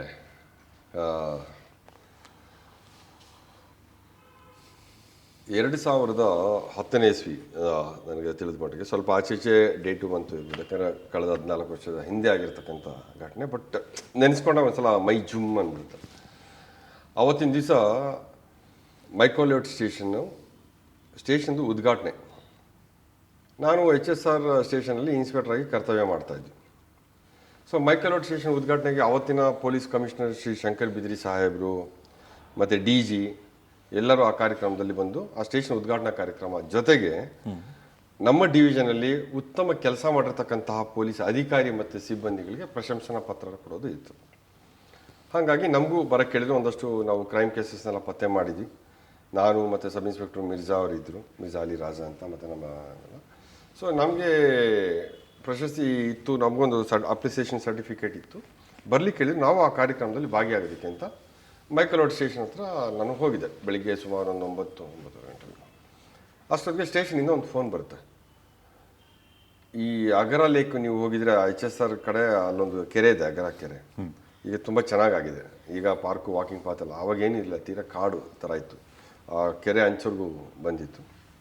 ಅಲ್ಲಿ ಸುತ್ತಮುತ್ತ ಜನ ಓಡಾಟ ಕಡಿಮೆ ಇತ್ತು. ಅಲ್ಲಿ ಎದುರುಗಡೆ ಒಂದು ಅಯ್ಯಪ್ಪ ಸ್ವಾಮಿ ದೇವಸ್ಥಾನ ಇದೆ, ಈಗಲೂ ಇದೆ. ಆ ರಸ್ತೆ ಸ್ವಲ್ಪ ನಿರ್ಜನ ಪ್ರದೇಶ ಮತ್ತು ಬೆಳಕಿನ ವ್ಯವಸ್ಥೆನೂ ಕಡಿಮೆ. ಬೆಳಗಿನ ಜಾವ ಒಬ್ಬ ಹುಡುಗ ನೋಡ್ತಾನೆ, ಅಲ್ಲೊಂದು ಒಬ್ಬ ವ್ಯಕ್ತಿ ಅಂಗಾತವಾಗಿ ಮಲಗಿ ಬಿದ್ದಿದ್ದಾನೆ, ಪಕ್ಕದಲ್ಲಿ ರಕ್ತ ಇದೆ, ಮುಖ ಬೋರ್ಲಾಗಿದೆ. ಸೊ ಇದು ಯಾಕೋ ಅಂತ ಅನಿಸುತ್ತೆ ಅಂತ ಹೇಳಿ ಆ ಹುಡುಗ ಸ್ಟೇಷನ್ಗೆ ಫೋನ್ ಮಾಡಿದ್ದಾನೆ. ಆಟೋ ಡ್ರೈವರ್ ಅಗರದಲ್ಲಿ. ಸಾಮಾನ್ಯ ನೋಡಿ ಪಾಪ ಇಂಥದ್ರೆಲ್ಲ ಆಟೋ ಡ್ರೈವರ್ಸ್ ಫಸ್ಟು ಮುಂದೆ ಬರೋದು. ಆಕ್ಸಿಡೆಂಟ್ ಆದರೂ ಫಸ್ಟ್ ಎತ್ಕೊಂಡು ಹೋಗ್ತಾರೆ ಅವರು. ಕನ್ನಡ ರಾಜ್ಯೋತ್ಸವ ಆದರೆ ಫಸ್ಟ್ ಕನ್ನಡ ಬಾವುಟ ಹಾಕ್ತಾರೆ. ಮತ್ತು ಎಲ್ಲ ಕೆಲಸ ಮಾಡ್ತಾರೆ. ಬೆಳಿಗ್ಗೆ 4 ಗಂಟೆ 3 ಗಂಟೆಲೆಲ್ಲ ಸೇಫಾಗಿ ಕರ್ಕೊಂಡೋಗಿ ಮನೆಗೆ ಬಿಡ್ತಾರೆ. ಕುಡಿದವ್ರನ್ನೂ ಕರ್ಕೊಂಡೋಗಿ ಮನೆಗೆ ಬಿಡ್ತಾರೆ. ಎಲ್ಲ ಒಳ್ಳೇದು ಮಾಡ್ಬಿಟ್ಟು ಅದೇ ನಮ್ಮ ಪೊಲೀಸರು ಯಾರೋ ಒಂದಿಬ್ರು ಕೆಟ್ಟ ಮಾತಾಡೋದು ಹೈಲೈಟ್ ಆಗುತ್ತಲ್ಲ, ಇವರು ಒಂದು ಡಬಲ್ ರೇಟ್ ತೊಗೊಂಡು ನಾಳೆ ಎಲ್ಲ ನೋಡು ಅಂತ ಆಟೋದಲ್ಲಿ ಹಿಂಗೆ ಅಂತ ಬಂದ್ಬಿಟ್ಟು ಮಾಡೋದೆಲ್ಲ ಒಳ್ಳೆ ಕೆಲಸ ಮಾಡಿ ಒಂದು 50% ಅದು ಏನೋ ಹೇಳ್ತಾರಲ್ಲ, ಕಪ್ಪು ಬಣ್ಣ ಎಲ್ಲ ಬಣ್ಣವನ್ನು ನುಂಗಾಕ್ತು ಅಂತ. ಹಾಗೆ ಇವ್ರದ್ದು ನಮ್ಮದು ಕತೆ. ಮಾಡಿದೆಲ್ಲ ಕೆಲಸ ಒಂದು ತಪ್ಪು ಕೆಲಸದಿಂದ ಎಲ್ಲ ಒಳ್ಳೆ ಕೆಲಸ ಮುಚ್ಚೋಗ್ಬಿಡುತ್ತೆ. ಸೊ ಹಾಗೆ ಪಾಪ ಈ ಆಟೋದವ್ರೆ ಫಸ್ಟು ಫೋನ್ ಮಾಡಿ ಸ್ಟೇಷನ್ಗೆ ಹೇಳಿದ್ರು ಬಾಡಿ ಬಿದ್ದಿ ಅಂತ. ನಾನು ಇನ್ನೊಂದು ಸ್ವಲ್ಪ ಹೊತ್ತು ಕಾರ್ಯಕ್ರಮ ಹೋಗಿ ಸರ್ಟಿಫಿಕೇಟ್ ತೊಗೋಬೇಕು ಅಂತ ನಾನು ಫುಲ್ ಖುಷಿಯಲ್ಲಿ ಕಾಯ್ತಾ ಇದ್ದೀನಿ. ಫೋನ್ ಬಂದ ತಕ್ಷಣ ಟೆನ್ಷನ್ ಆಯಿತು. ತಕ್ಷಣ ಅಲ್ಲಿ ಇದ್ದಂಥ ನಮ್ಮ DCP ಸಾಹೇಬ್ರಿದ್ರು, BNS ರೆಡ್ಡಿ ಅಂತ. ಸರ್ ಈ ಥರ ಏನೋ ಒಂದು ಬಾಡಿ ಬಿದ್ದಿದೆ ಅಂತ ಡೌಟ್ ಇದೆ, ನಾನು ಹೋಗ್ತೀನಿ ಸರ್. ಆಯ್ತಾಯ್ತು, ನೀನು ಹೋಗಿ ಫಸ್ಟ್ ಅದನ್ನು ಅಟೆಂಡ್ ಮಾಡು ಅಂತ ಹೇಳಿದ್ರು. ಹೋಗ್ತೇನೆ ದಾರಿಯಲ್ಲಿ ನಾನು ಕಂಟ್ರೋಲ್ ರೂಮ್ ಫೋನ್ ಮಾಡಿ, ನೋಡಿ ಈ ಥರ ಏನೊಂದು ಸಮಸ್ಯೆ ಆಗಿದೆ, ಡಾಗ್ ಸ್ಕ್ವಾಡ್ ಕಳಿಸಿ ಫಿಂಗರ್ ಪ್ರಿಂಟ್ ಯೂನಿಟ್ಗೆ ಕಮ್ಯುನಿಕೇಟ್ ಮಾಡಿ ಅಂತ ಹೇಳ್ತಾ, ಮತ್ತು ನಮ್ಮ ಸ್ಟೇಷನಲ್ಲಿ ಫೋರೆನ್ಸಿಕ್ ಅವ್ರಿಗೆ ಒಂದು ರಿಕ್ವೆಸ್ಟ್ ಲೆಟರ್ ರೆಡಿ ಮಾಡಿ ಅಂತೇಳಿ ಫೋರೆನ್ಸಿಕ್ ಸೈನ್ಸ್ ಅವ್ರಿಗೆ, ಮತ್ತು ನಮ್ಮ ಸ್ಟಾಫ್ಗೆಲ್ಲ ಕ್ಯಾಮ್ರಾ ಫೋಟೋಗ್ರಾಫರ್ನೆಲ್ಲ ಕರ್ಕೊಂಡು ಬನ್ನಿ, ನಾನು ಬರ್ತಾಯಿದ್ದೀನಿ ಸ್ಪಾಟ್ಗೆ, ಮತ್ತು ಇನ್ವೆಸ್ಟಿಗೇಷನ್ ಕಿಟ್ ಎಲ್ಲ ತೊಗೊಂಡು ಬನ್ನಿ ಅಂತ ಹೇಳ್ಕೊಂಡು ನಾನು ನೇರವಾಗಿ ಆ ಕ್ರೈಮ್ ಸೀನ್ ಅಂತ ನಾವೇನು ಹೇಳಿದ್ವಿ ಎಲ್ಲಿ ಬಾಡಿ ಬಿದ್ದಿತ್ತು ಅಲ್ಲಿಗೆ ಹೋಗ್ತೀನಿ, ಅಗರ ಕೆರೆ ಹತ್ರ. ಅಷ್ಟೊತ್ತಿಗೆ ನಮ್ಮ ಸಿಬ್ಬಂದಿಗಳೆಲ್ಲ ಬರ್ತಾರೆ, ಒಬ್ಬೊಬ್ಬರೇ ಬರೋಕ್ಕೆ ಶುರು ಆಗ್ತಾರೆ. ಅಲ್ಲಿ ಹೋಗಿ ನೋಡಿದ್ರೆ ಬೋರ್ಲ್ ಮುಖವಾಗಿ ಒಂದು ಬಾಡಿ ಬಿದ್ದಿದೆ, ಪಕ್ಕದಲ್ಲಿ ರಕ್ತ ಚೆಲ್ಲಾಡಿದೆ, ಟೀ ಶರ್ಟ್ ಹಾಕ್ಕೊಂಡಿದ್ದಾರೆ. ನೋಡಿದಾಗ ತಿರುಗಿಸಿದಾಗ ಒಳ್ಳೆ ಸ್ಫುರದ್ರೂಪಿಯಾದಂಥ ಹುಡುಗ, ಬೆಳ್ಳಗಿದ್ದಾನೆ. ವಯಸ್ಸು ಪ್ರಾಯಶಃ ಒಂದು 27-28 ಇರ್ಬೋದು ಆ ಹುಡುಗನಿಗೆ. ನೋಡೋಕ್ಕೆ ಮುಖ ಎಲ್ಲ ಲಕ್ಷಣವಾಗಿದ್ದಾನೆ, ಆದರೆ ಕತ್ತತ್ರ ಬರ್ಬರವಾಗಿ ಸೀಳ್ಬಿಟ್ಟಿದ್ದಾರೆ. ರಕ್ತ ಫುಲ್ ಚೆಲ್ಲಾಡಿದೆ, ಕೈ ಮೆತ್ತರೆಲ್ಲ ಒಂದೆರಡು ಸಣ್ಣ ಸಣ್ಣ ಗಾಯಗಳಾಗಿವೆ. ಸೊ ನೋಡ್ತಾ ಇದ್ದಂಗೆ ಇದು ಗೊತ್ತಾಗೋಯ್ತು. ಮತ್ತು ಬಾಡಿ ಐಡೆಂಟಿಫೈ ಮಾಡಬೇಕಲ್ಲ ಸತ್ತಂಥ ವ್ಯಕ್ತಿ ಯಾರು ಅಂತ. ಪಾಕೆಟು ಅದು ಇದೆಲ್ಲ ನಾವು ಸರ್ಚ್ ಮಾಡ್ತೀವಿ. ಮಾಜರೆಲ್ಲ ಆದಮೇಲೆ ಅವರು ಆಟೋ ಡ್ರೈವರ್ ಕಡೆಯಿಂದ ಕಂಪ್ಲೇಂಟ್ ತೊಗೊಳ್ತೀವಿ. ಇನ್ವೆಸ್ಟಿಗೇಷನ್ ಸ್ಟಾರ್ಟ್ ಆಯಿತು. ನೋಡಿದ್ರೆ ಅವನು ಯಾರು ಅಂತ ಪತ್ತೆ ಆಗ್ತಾಯಿಲ್ಲ. ಸರಿ, ಕತ್ತಲ್ಲಿ ಕೈಯಲ್ಲಿ ಏನೂ ಇಲ್ಲ, ಜೋಬಲ್ಲಿ ಯಾವುದೋ ಒಂದೆರಡು ಕಾರ್ಡ್ ಇತ್ತು. ಅದು ಬಿಟ್ಟರೆ ಅಲ್ಲೇ ಪಕ್ಕದಲ್ಲಿ ಸ್ವಲ್ಪ ದೂರದಲ್ಲಿ ಒಂದು ಫಿಯೇಟ್ ಕಾರ್ ಇತ್ತು. ಅದನ್ನು ನಮ್ಮ ಪೊಲೀಸರು ಬಂದ ತಕ್ಷಣ ಹೇಳಿದ್ರು, ಸರ್ ಇಲ್ಲೊಂದು ಕಾರ್ ನಿಂತಿದೆ, ಆ ಕಾರಲ್ಲೂ ಬ್ಲಡ್ ಇದೆ ಅಂತ. ಹೋಗಿ ಚೆಕ್ ಮಾಡ್ತೀವಿ, ಆ ಕಾರಲ್ಲಿ ಡ್ರೈವಿಂಗ್ ಸೀಟ್ ಇದೆಯಲ್ಲ, ಆ ಸೀಟ್ ಹತ್ರ ಹಿಂದೆ ಎಲ್ಲ ರಕ್ತ ಆಗಿದೆ. ಸೊ ನನಗೆ ಸಿಚುವೇಶನ್ ಅರ್ಥ ಆಯಿತು. ಮೊದಲನೇದಾಗಿ ಈ ವ್ಯಕ್ತಿಗೆ ಇಲ್ಲಿ ಹೊಡೆದಿದ್ದಾರೆ. ಇಲ್ಲಿ ಹೊಡೆದು ಅವನು ಸತ್ತ ಮೇಲೋ ಅಥವಾ ಇಳಿದು ತಪ್ಪಿಸ್ಕೊಳಕ್ಕೆ ಹೋದಾಗಲೂ ಮತ್ತೆ ಹೊಡೆದು ಅವನ್ನ ಎತ್ತಿ ಕೆರೆ ಈ ಕಡೆಗೆ ಹಾಕ್ಬಿಟ್ಟಿದ್ದಾರೆ. ಅಂದರೆ ಈ ಕಾರು ಇದಕ್ಕೆ ಲಿಂಕ್ ಆಯಿತು. ಸೊ ಈ ಕಾರ್ ಯಾರು ಅಂತ ಪತ್ತೆ ಮಾಡಬೇಕಲ್ಲ. ಫಿಯೇಟ್ ಕಾರ್, ಹಳೆಯದು, ಬ್ಲ್ಯಾಕ್ ಕಲರ್. ಅದರಲ್ಲಿ ಕಾರ್ ರಿಜಿಸ್ಟ್ರೇಷನ್ ನಂಬರ್ ತೊಗೊಂಡು ಆರ್ ಟಿ ಒ ಆಫೀಸ್ಗೆ ಕಳಿಸ್ಕೊಟ್ರೆ, ನೋಡಿ ಪತ್ತೆ ಮಾಡಿ. ಸ್ವಲ್ಪ ಹೊತ್ತಿಗೆ ಫೋನ್ ಬಂತು, ಸರ್ ಇದು ಈ ಕಡೆ ಈ ಸರ್ಜಾಪುರ ರೋಡಲ್ಲಿ ಯಾರೊಬ್ರು ಇದ್ದಾರೆ, ಅವ್ರ ಅಡ್ರೆಸ್ ತೋರಿಸ್ತಾ ಇದೆ ಅಂತ. ಎಲ್ಲ ಬಡ್ಡಿ ಮಗನ ಸಿಕ್ಕಾಕೊಂಡೆ, ಈಗ ಏನಿದೆ ಅಂದ್ಬಿಟ್ಟು ಹೋಗಿ ಕರ್ಕೊಂಬನ್ನಿ ಅವನ್ನ ಅಂತ. ಸರ್ಜಾಪುರದಲ್ಲಿ ಹೋಗಿ ಆ ಓನರ್ನ ಟ್ರೇಸ್ ಮಾಡ್ತಾರೆ. ಅವರು ಇಲ್ಲ ಕೆಲ್ಸಕ್ಕೆ ಹೋಗಿದ್ದಾರೆ, ಫೋನ್ ಎತ್ತಾ ಇಲ್ಲ. ಅವ್ರ ಆಫೀಸಲ್ಲಿದೆ, ಅಲ್ಲೇ ಹೋಗಿ ಕರ್ಕೊಂಬರ್ರಿ ಅವನ್ನ ಅಂತ. ಹೋಗಿ ಅವನ್ನ ಕರ್ಕೊಂಬಂದ್ರು. ನೋಡಿದ್ರೆ ಅವ್ನು ಆಫೀಸಲ್ಲಿ ಆರಾಮಾಗಿದ್ದಾನೆ, ಏನು ಅವ್ನಿಗೇನು ಗೊತ್ತಿಲ್ಲ. ಆಮೇಲೆ ಈ ಕಾರ್ ನಿಮ್ದೇನು ರೀ ಇದು ತೋರಿಸಿರಿ. ಹೌದು ಸರ್ ನಂದೇ ಕಾರ್, ಇದೇನಾಯಿತು? ನೀನು ಹೇಳ್ಬೇಕಪ್ಪ, ಕಾರ್ ನಿಂದು, ನೀನು ಹೇಳ್ಬೇಕಲ್ಲ ಏನಾಯಿತು ಅಂತಂತಂದ್ರೆ, ಇಲ್ಲ ಸರ್ ನಾನು ಕಾರ್ ಕೊಟ್ಟು ಭಾಳ ದಿವಸ ಆಯಿತು. ನೀನು ಇಟ್ಕೊಂಡಿಲ್ವ ಕಾರ್? ನಿನ್ನ ಹೆಸರಲ್ಲೇ ತೋರಿಸ್ತಿದ್ದೆ ರೆಕಾರ್ಡ್ಸು. ಇಲ್ಲ ಸರ್ 3 ತಿಂಗಳಿಂದ ಜಾನಕಿ ಅಂತ ಒಬ್ಬ ಹುಡುಗಿ ನಮ್ಮಲ್ಲಿ ಕೆಲಸ ಮಾಡ್ತಾಳೆ. ಆ ಹುಡುಗಿನೂ ಈ ನಾರ್ತ್ ಈಸ್ಟ್, ಈ ಹುಡುಗ ತಕ್ಷಣ ಹುಡುಗ ಸತ್ತೋಗಿದೆ ಹೇಳಿಲ್ಲ, ನೋಡ್ರೆ ಬರೀ ಇಷ್ಟು ಮಾತ್ರ ತೋರಿಸಿದ್ವಿ. ಯಾಕೆಂದರೆ ತಿಳ್ಕೊಬೇಕಲ್ಲ. ಜಾನಕಿ ಅಂತ ಹುಡುಗಿ ಕೆಲಸ ಮಾಡ್ತಾರೆ. ಆ ಹುಡುಗಿಗೆ ನಾನು ಕಾರು ನಾನು ಹಳೇದು ಇಟ್ಕೊಂಡು ಇನ್ನೇನು ಪ್ರಯೋಜನ ಇಲ್ಲ, ಮಾರ್ಬೋಣ ಅಂತಿದ್ದೆ. ನಮಗೆ ಕೊಡಿ ಅಣ್ಣ, ನಾನೇ ಅವಾಗ ಪ್ರತಿ ತಿಂಗಳು ಇಷ್ಟು ಕಟ್ಕೊಂಡು ಹೋಗ್ತೀನಿ ಅಂತೇಳಿ ಅವಳಿಗೆ ಕೊಟ್ಟೆ ನಾನು. ಅವಳ್ದು ಹಂಗಾರೆ ಜಾನಕಿ ಯಾರು, ಇಲ್ಲಿ ಸತ್ತು ಬಿದ್ದಿರೋದು ಯಾರು, ಕನ್ಫ್ಯೂಸ್ ಆಯಿತು. ಸರಿ, ಇದಾದಮೇಲೆ ಆ ಸತ್ತೋಗಿ ಒಂದು ಫೋಟೋ ತೆಗ್ಸಿದ್ವಲ್ಲ, ಸರಿ ನೋಡಪ್ಪ ಇದೇನು ನೋಡಿದ್ಯಾ ಅಂತ ಕೇಳಿದಾಗ, ಸಾರ್ ಇವನು ಜಾನಕಿ ಗಂಡ ಅಮೃತ್, ಇವನು ಅಮೃತ್ ರಾಯ್ ಅಂತ ಅಂದರೆ ಇವನು ಹಸ್ಬೆಂಡಾ ಅಂತ ಕೇಳಿದಾಗ, ಹೌದೌದು ಇವರು ಹಸ್ಬೆಂಡ್ ಆ್ಯಂಡ್ ವೈಫು. ಯಾಕೆಂದರೆ ಇವಳು ಕೆಲ್ಸಕ್ಕೆ ಬರ್ತಾ ಇದ್ದಲ್ಲ, ಕರ್ಕೊಂಡು ಹೋಗಕ್ಕೆ ಅವಾಗೋಗ ಒಂದು ಬೈಕಲ್ಲಿ ಬಂದು ಕರ್ಕೊಂಡು ಹೋಗ್ತಾ ಇದ್ದ, ತುಂಬ ಒಳ್ಳೆಯವರು ಸರ್ ಅಂತ. ಸರಿ, ಗಂಡ ಇಲ್ಲಿ ಸತ್ತೋಗಿದ್ದಾನೆ, ಯಾರು ಹೆಂಡ್ತಿಯಲ್ಲಿದ್ದಾಳೆ, ಹುಡುಗಿ ಯಾವ ಥರ? ಫಸ್ಟ್ ಹೋಗಿ ಅವ್ರು ಹೆಂಡ್ತಿನ ಕರ್ಕೊಂಬರ್ರಿ. ಅಡ್ರೆಸ್ ಗೊತ್ತಾ? ಗೊತ್ತು. ಎಲ್ಲಿ? ಬೆಳ್ಳಂದಲ್ಲಿ. ಹೋದರು, ಹೋಗಿದೆ, ಮನೆ ಹತ್ರ ಬಾಗಿಲಿಂಗ್ ತಟ್ಟಿದ್ರು, ಯಾರು ಬಾಗಿಲು ತೆಗಿತಾ ಇಲ್ಲ. ಹಂಗಾರೆ ಹೆಂಡ್ತಿ ಅಲ್ಲೋದು. ಮೊಬೈಲ್ ಫೋನ್ ಮಾಡಿದ್ರೆ ಫೋನು ಸ್ವಿಚ್ ಆಫ್. ಸರ್ ಅವನ ಹೆಂಡ್ತಿಗೆ ಯಾರ ಜೊತೆ ಏನೋ ಕನೆಕ್ಷನ್ ಇದ್ದು ಇಬ್ಬರು ಸೇರಿ ಮಾಡ್ಬಿಟ್ಟು ತಪ್ಪಿಸ್ಕೊಂಡ್ಬಿಟ್ಟಿದ್ದಾರೆ ಸರ್ ಅಂತ ಒಬ್ಬೊಂದು ಐಡಿಯಾ. ಹಿಂಗಿರ್ಬೋದು, ಅಲ್ಲಿ ಪ್ರಿಸಂಪ್ಷನ್ ಸ್ಟಾರ್ಟ್ ಆಯಿತು. ಹಂಗಿರ್ಬೋದಾ, ಹಿಂಗಿರ್ಬೋದಾ, ಈ ಕಾರಣಕ್ಕಾಗಿರ್ಬೋದು, ಏನಕ್ಕಾಗಿರ್ಬೋದು ಅಂತ. ಕೊನೆಗೆ ಏನು ಕರೆಕ್ಟಾಗಿ ಲಾಜಿಕಲ್ ಎಂಡ್ ಸಿಗ್ತಲ್ಲ, ಈತನ ಕೇಳಿದೆ, ಏನೇ ಗಂಡ ಹೆಂಡ್ತಿ ಸಂಬಂಧ ಹೆಂಗಿತ್ತು? Sir one of the best pair sir ಅವರು. ಗಂಡ ಹೆಂಡ್ತಿ ಅಂದರೆ ಒಳ್ಳೆ ಲವ್ ಬರ್ಡ್ಸ್ ಥರ ಇದ್ರು. ಒಬ್ಬನ ಕಂಡ್ರೆ ಒಬ್ರಿಗೆ ಅಷ್ಟು ಪ್ರೀತಿ, ತುಂಬ ಚೆನ್ನಾಗಿದ್ದಾರೆ ಅಂತ ಫೋಟೋಸು ತೋರಿಸಿದ್ರು. ಇಬ್ಬರು ಮುದ್ದಾದ ಜೋಡಿ, ಚಿಕ್ಕ ವಯಸ್ಸು. ಅವರು ಎಲ್ಲಿನವರು ಜಾನಕಿಯನ್ನು? ಬೇಸಿಕಲಿ ಇವರು ನೇಪಾಳ ಕಡೆಯವರು. ನೇಪಾಳಿಂದ ಬಂದು ಮತ್ತೆ ನಮ್ಮ ನಾರ್ತ್ ಈಸ್ಟ್ ಭಾಗದಲ್ಲಿ ನಿಲ್ಲಿಸಿರ್ತಾರೆ ಇವ್ರ ತಂದೆಯವ್ರ ಕಾಲದಲ್ಲಿ. ವಿಚಾರ ಮಾಡಿದಾಗ ಗೊತ್ತಾಗುತ್ತೆ ಅಮೃತ್ಗೆ ತಂದೆ ತಾಯಿ ಇಲ್ಲ. ಸೊ ಅವನು ಚಿಕ್ಕಂದ್ರೆ ಊರೂರು ಅಲ್ಕೊಂಡು ಬಂದು ಇವ್ರೂರಿಗೆ ಬಂದಾಗ ಜಾನಕಿ ಜೊತೆ ಅವನಿಗೆ ಲವ್ ಆಗುತ್ತೆ. ಇಬ್ಬರು ಪ್ರೀತಿಸಿ ಮದುವೆ ಆಗ್ಬಿಟ್ಟು ಆಮೇಲೆ ಬೆಂಗಳೂರಿಗೆ ಬಂದು ಒಂದು ಜೀವನ ಕಟ್ಕೋಬೇಕು ಅಂತ ಇಲ್ಲಿ ಕೆಲಸಕ್ಕೆ ಬಂದಿರ್ತಾರೆ. ಸೊ ಈ ಜಾನಕಿಗೆ ಏನಾದರೂ ಬೇರೆಯವ್ರ ಜೊತೆ ಅಫೇರ್ ಆಗ್ಬಿಡಿತಾ ಅಂತ ನಮ್ಮವರು ತಲೆ ಕೆಡಿಸ್ಕೊಂಡು ಕೂತಿದ್ರಲ್ಲ. ಆಮೇಲೆ ಗೊತ್ತಾಯಿತು ಅವರಿಬ್ಬರ ಮಧ್ಯೆ ಸಂಬಂಧ ಚೆನ್ನಾಗಿತ್ತು ಅಂತ. ಮತ್ತು ಜಾನಕಿ ಎಲ್ಲೋದ್ಲಪ್ಪ ಅನ್ನೋದು ಪ್ರಶ್ನೆ ಆಗುತ್ತೆ. ಸೊ ಈ ಒಂದು ಮೊಬೈಲ್ ನಂಬರ್ ಎಲ್ಲ ನಮಗೆ ಸಿಗುತ್ತೆ. ನೋಡಿದ್ರೆ ಒಂದು ಮೊಬೈಲ್ ನಂಬರ್ ಎಲ್ಲೋ ಒಂದು ಕಡೆ ಆಪ್ರೇಟ್ ಆಗ್ತಾಯಿದೆ. ತಗೊಳ್ಳಿ ಎಲ್ಲಿದೆ ನೋಡಿ, ಎಲ್ಲಿ ಹೋಗ್ತದೆ ಅಂತ. ಸೊ ಒಂದೂರು ಇನ್ನೊಂದೂರಿಗೆ ಹೋಗ್ತಾನೆ ಇದೆ. ಸೊ ಜಾನಕಿ ಏನಾದರೂ ಹೋಗ್ತಾ ಇದ್ದಾಳ ಅಥವಾ ಜೊತೆಲಿರೋರು ಹೋಗ್ತಾ ಇದ್ದಾಳ, ಈ ಮೊಬೈಲ್ ಹಾಕಿ ಇಟ್ಕೊಂಡಿದ್ದಾರೆ, ಅವ್ನು ಪತ್ತೆ ಮಾಡಬೇಕು ಅಂತ. ಸರಿ, ಒಂದು ಟೀಮ್ ರೆಡಿ ಮಾಡಿಬಿಟ್ಟು ಇದನ್ನ ನೀವು ಪತ್ತೆ ಮಾಡಿ ಅಂತ ನಾವು ಹೇಳ್ತೀವಿ. ಅವನ್ನ ಪತ್ತೆ ಮಾಡಬೇಕು ಅಂದರೆ ಮತ್ತೆ ಅದು ಲೊಕೇಶನ್ ಬೆಂಗಳೂರು ಕಡೆ ಬರ್ತಾ ಇದೆ. ಇರೀರಿ, ನೀವು ಈ ಕಡೆ ಹೋಗ್ಬಿಡಿ, ಮತ್ತು ನೀವು ಈ ಕಡೆ ಹೋಗಿ ಆ ಕಡೆ ಬಂದರೆ ವೆಯ್ಟ್ ಮಾಡೋಣ ಅಂತ. ಸೊ ಅಷ್ಟೊತ್ತಿಗೆ ಟೈಮ್ ಆಯಿತು. ಕೊನೆಗೆ ಅವ್ರ ಮನೇಲಿ ಏನಾದರೂ ನಮಗೆ ಕ್ಲೂ ಸಿಗ್ಬೋದು ಅಂಥೇಳಿ ಅದಕ್ಕೆ ಅಕ್ಕಪಕ್ಕದವರೆಲ್ಲ ವಿಚಾರಿಸಿದ್ವಿ. ಅಕ್ಕಪಕ್ಕದವ್ರು ಇಲ್ಲ ಸರ್, ನಾವು ನಿನ್ನೆ ರಾತ್ರಿ ನೋಡಿದ್ದು, ಆಮೇಲೆ ನೋಡಿಲ್ಲ, ಬಟ್ ಗಂಡ ಹೆಂಡತಿ ತುಂಬ ಚೆನ್ನಾಗಿರ್ತಾರೆ ಅಷ್ಟು ಗೊತ್ತು ನಮಗೆ. ಮನೆ ಬೀಗ ಹಾಕಿತ್ತು ಅಂತಂತ. ಬೀಗ ಹಾಕಿಲ್ಲ, ಕ್ಲೋಸ್ ಆಗಿತ್ತು, ಹೋಗಿ ಡೋರ್ ಲಾಕಲ್ಲ ಅಂತಂತ. ಸೊ ಸರಿ ಆಯಿತು, ನಾವು ಬಾಗಿಲು ಹೊಡೆದ್ಬಿಟ್ಟು ಏನು ನೋಡೋಣ ಅಂತೇಳಿ ಮನೆಗೆ ಸುಮಾರು ಒಂದು 6:30-7 ಅಷ್ಟೊತ್ತಿಗೆ ಅಲ್ಲಿ ಹೋಗ್ತೀವಿ.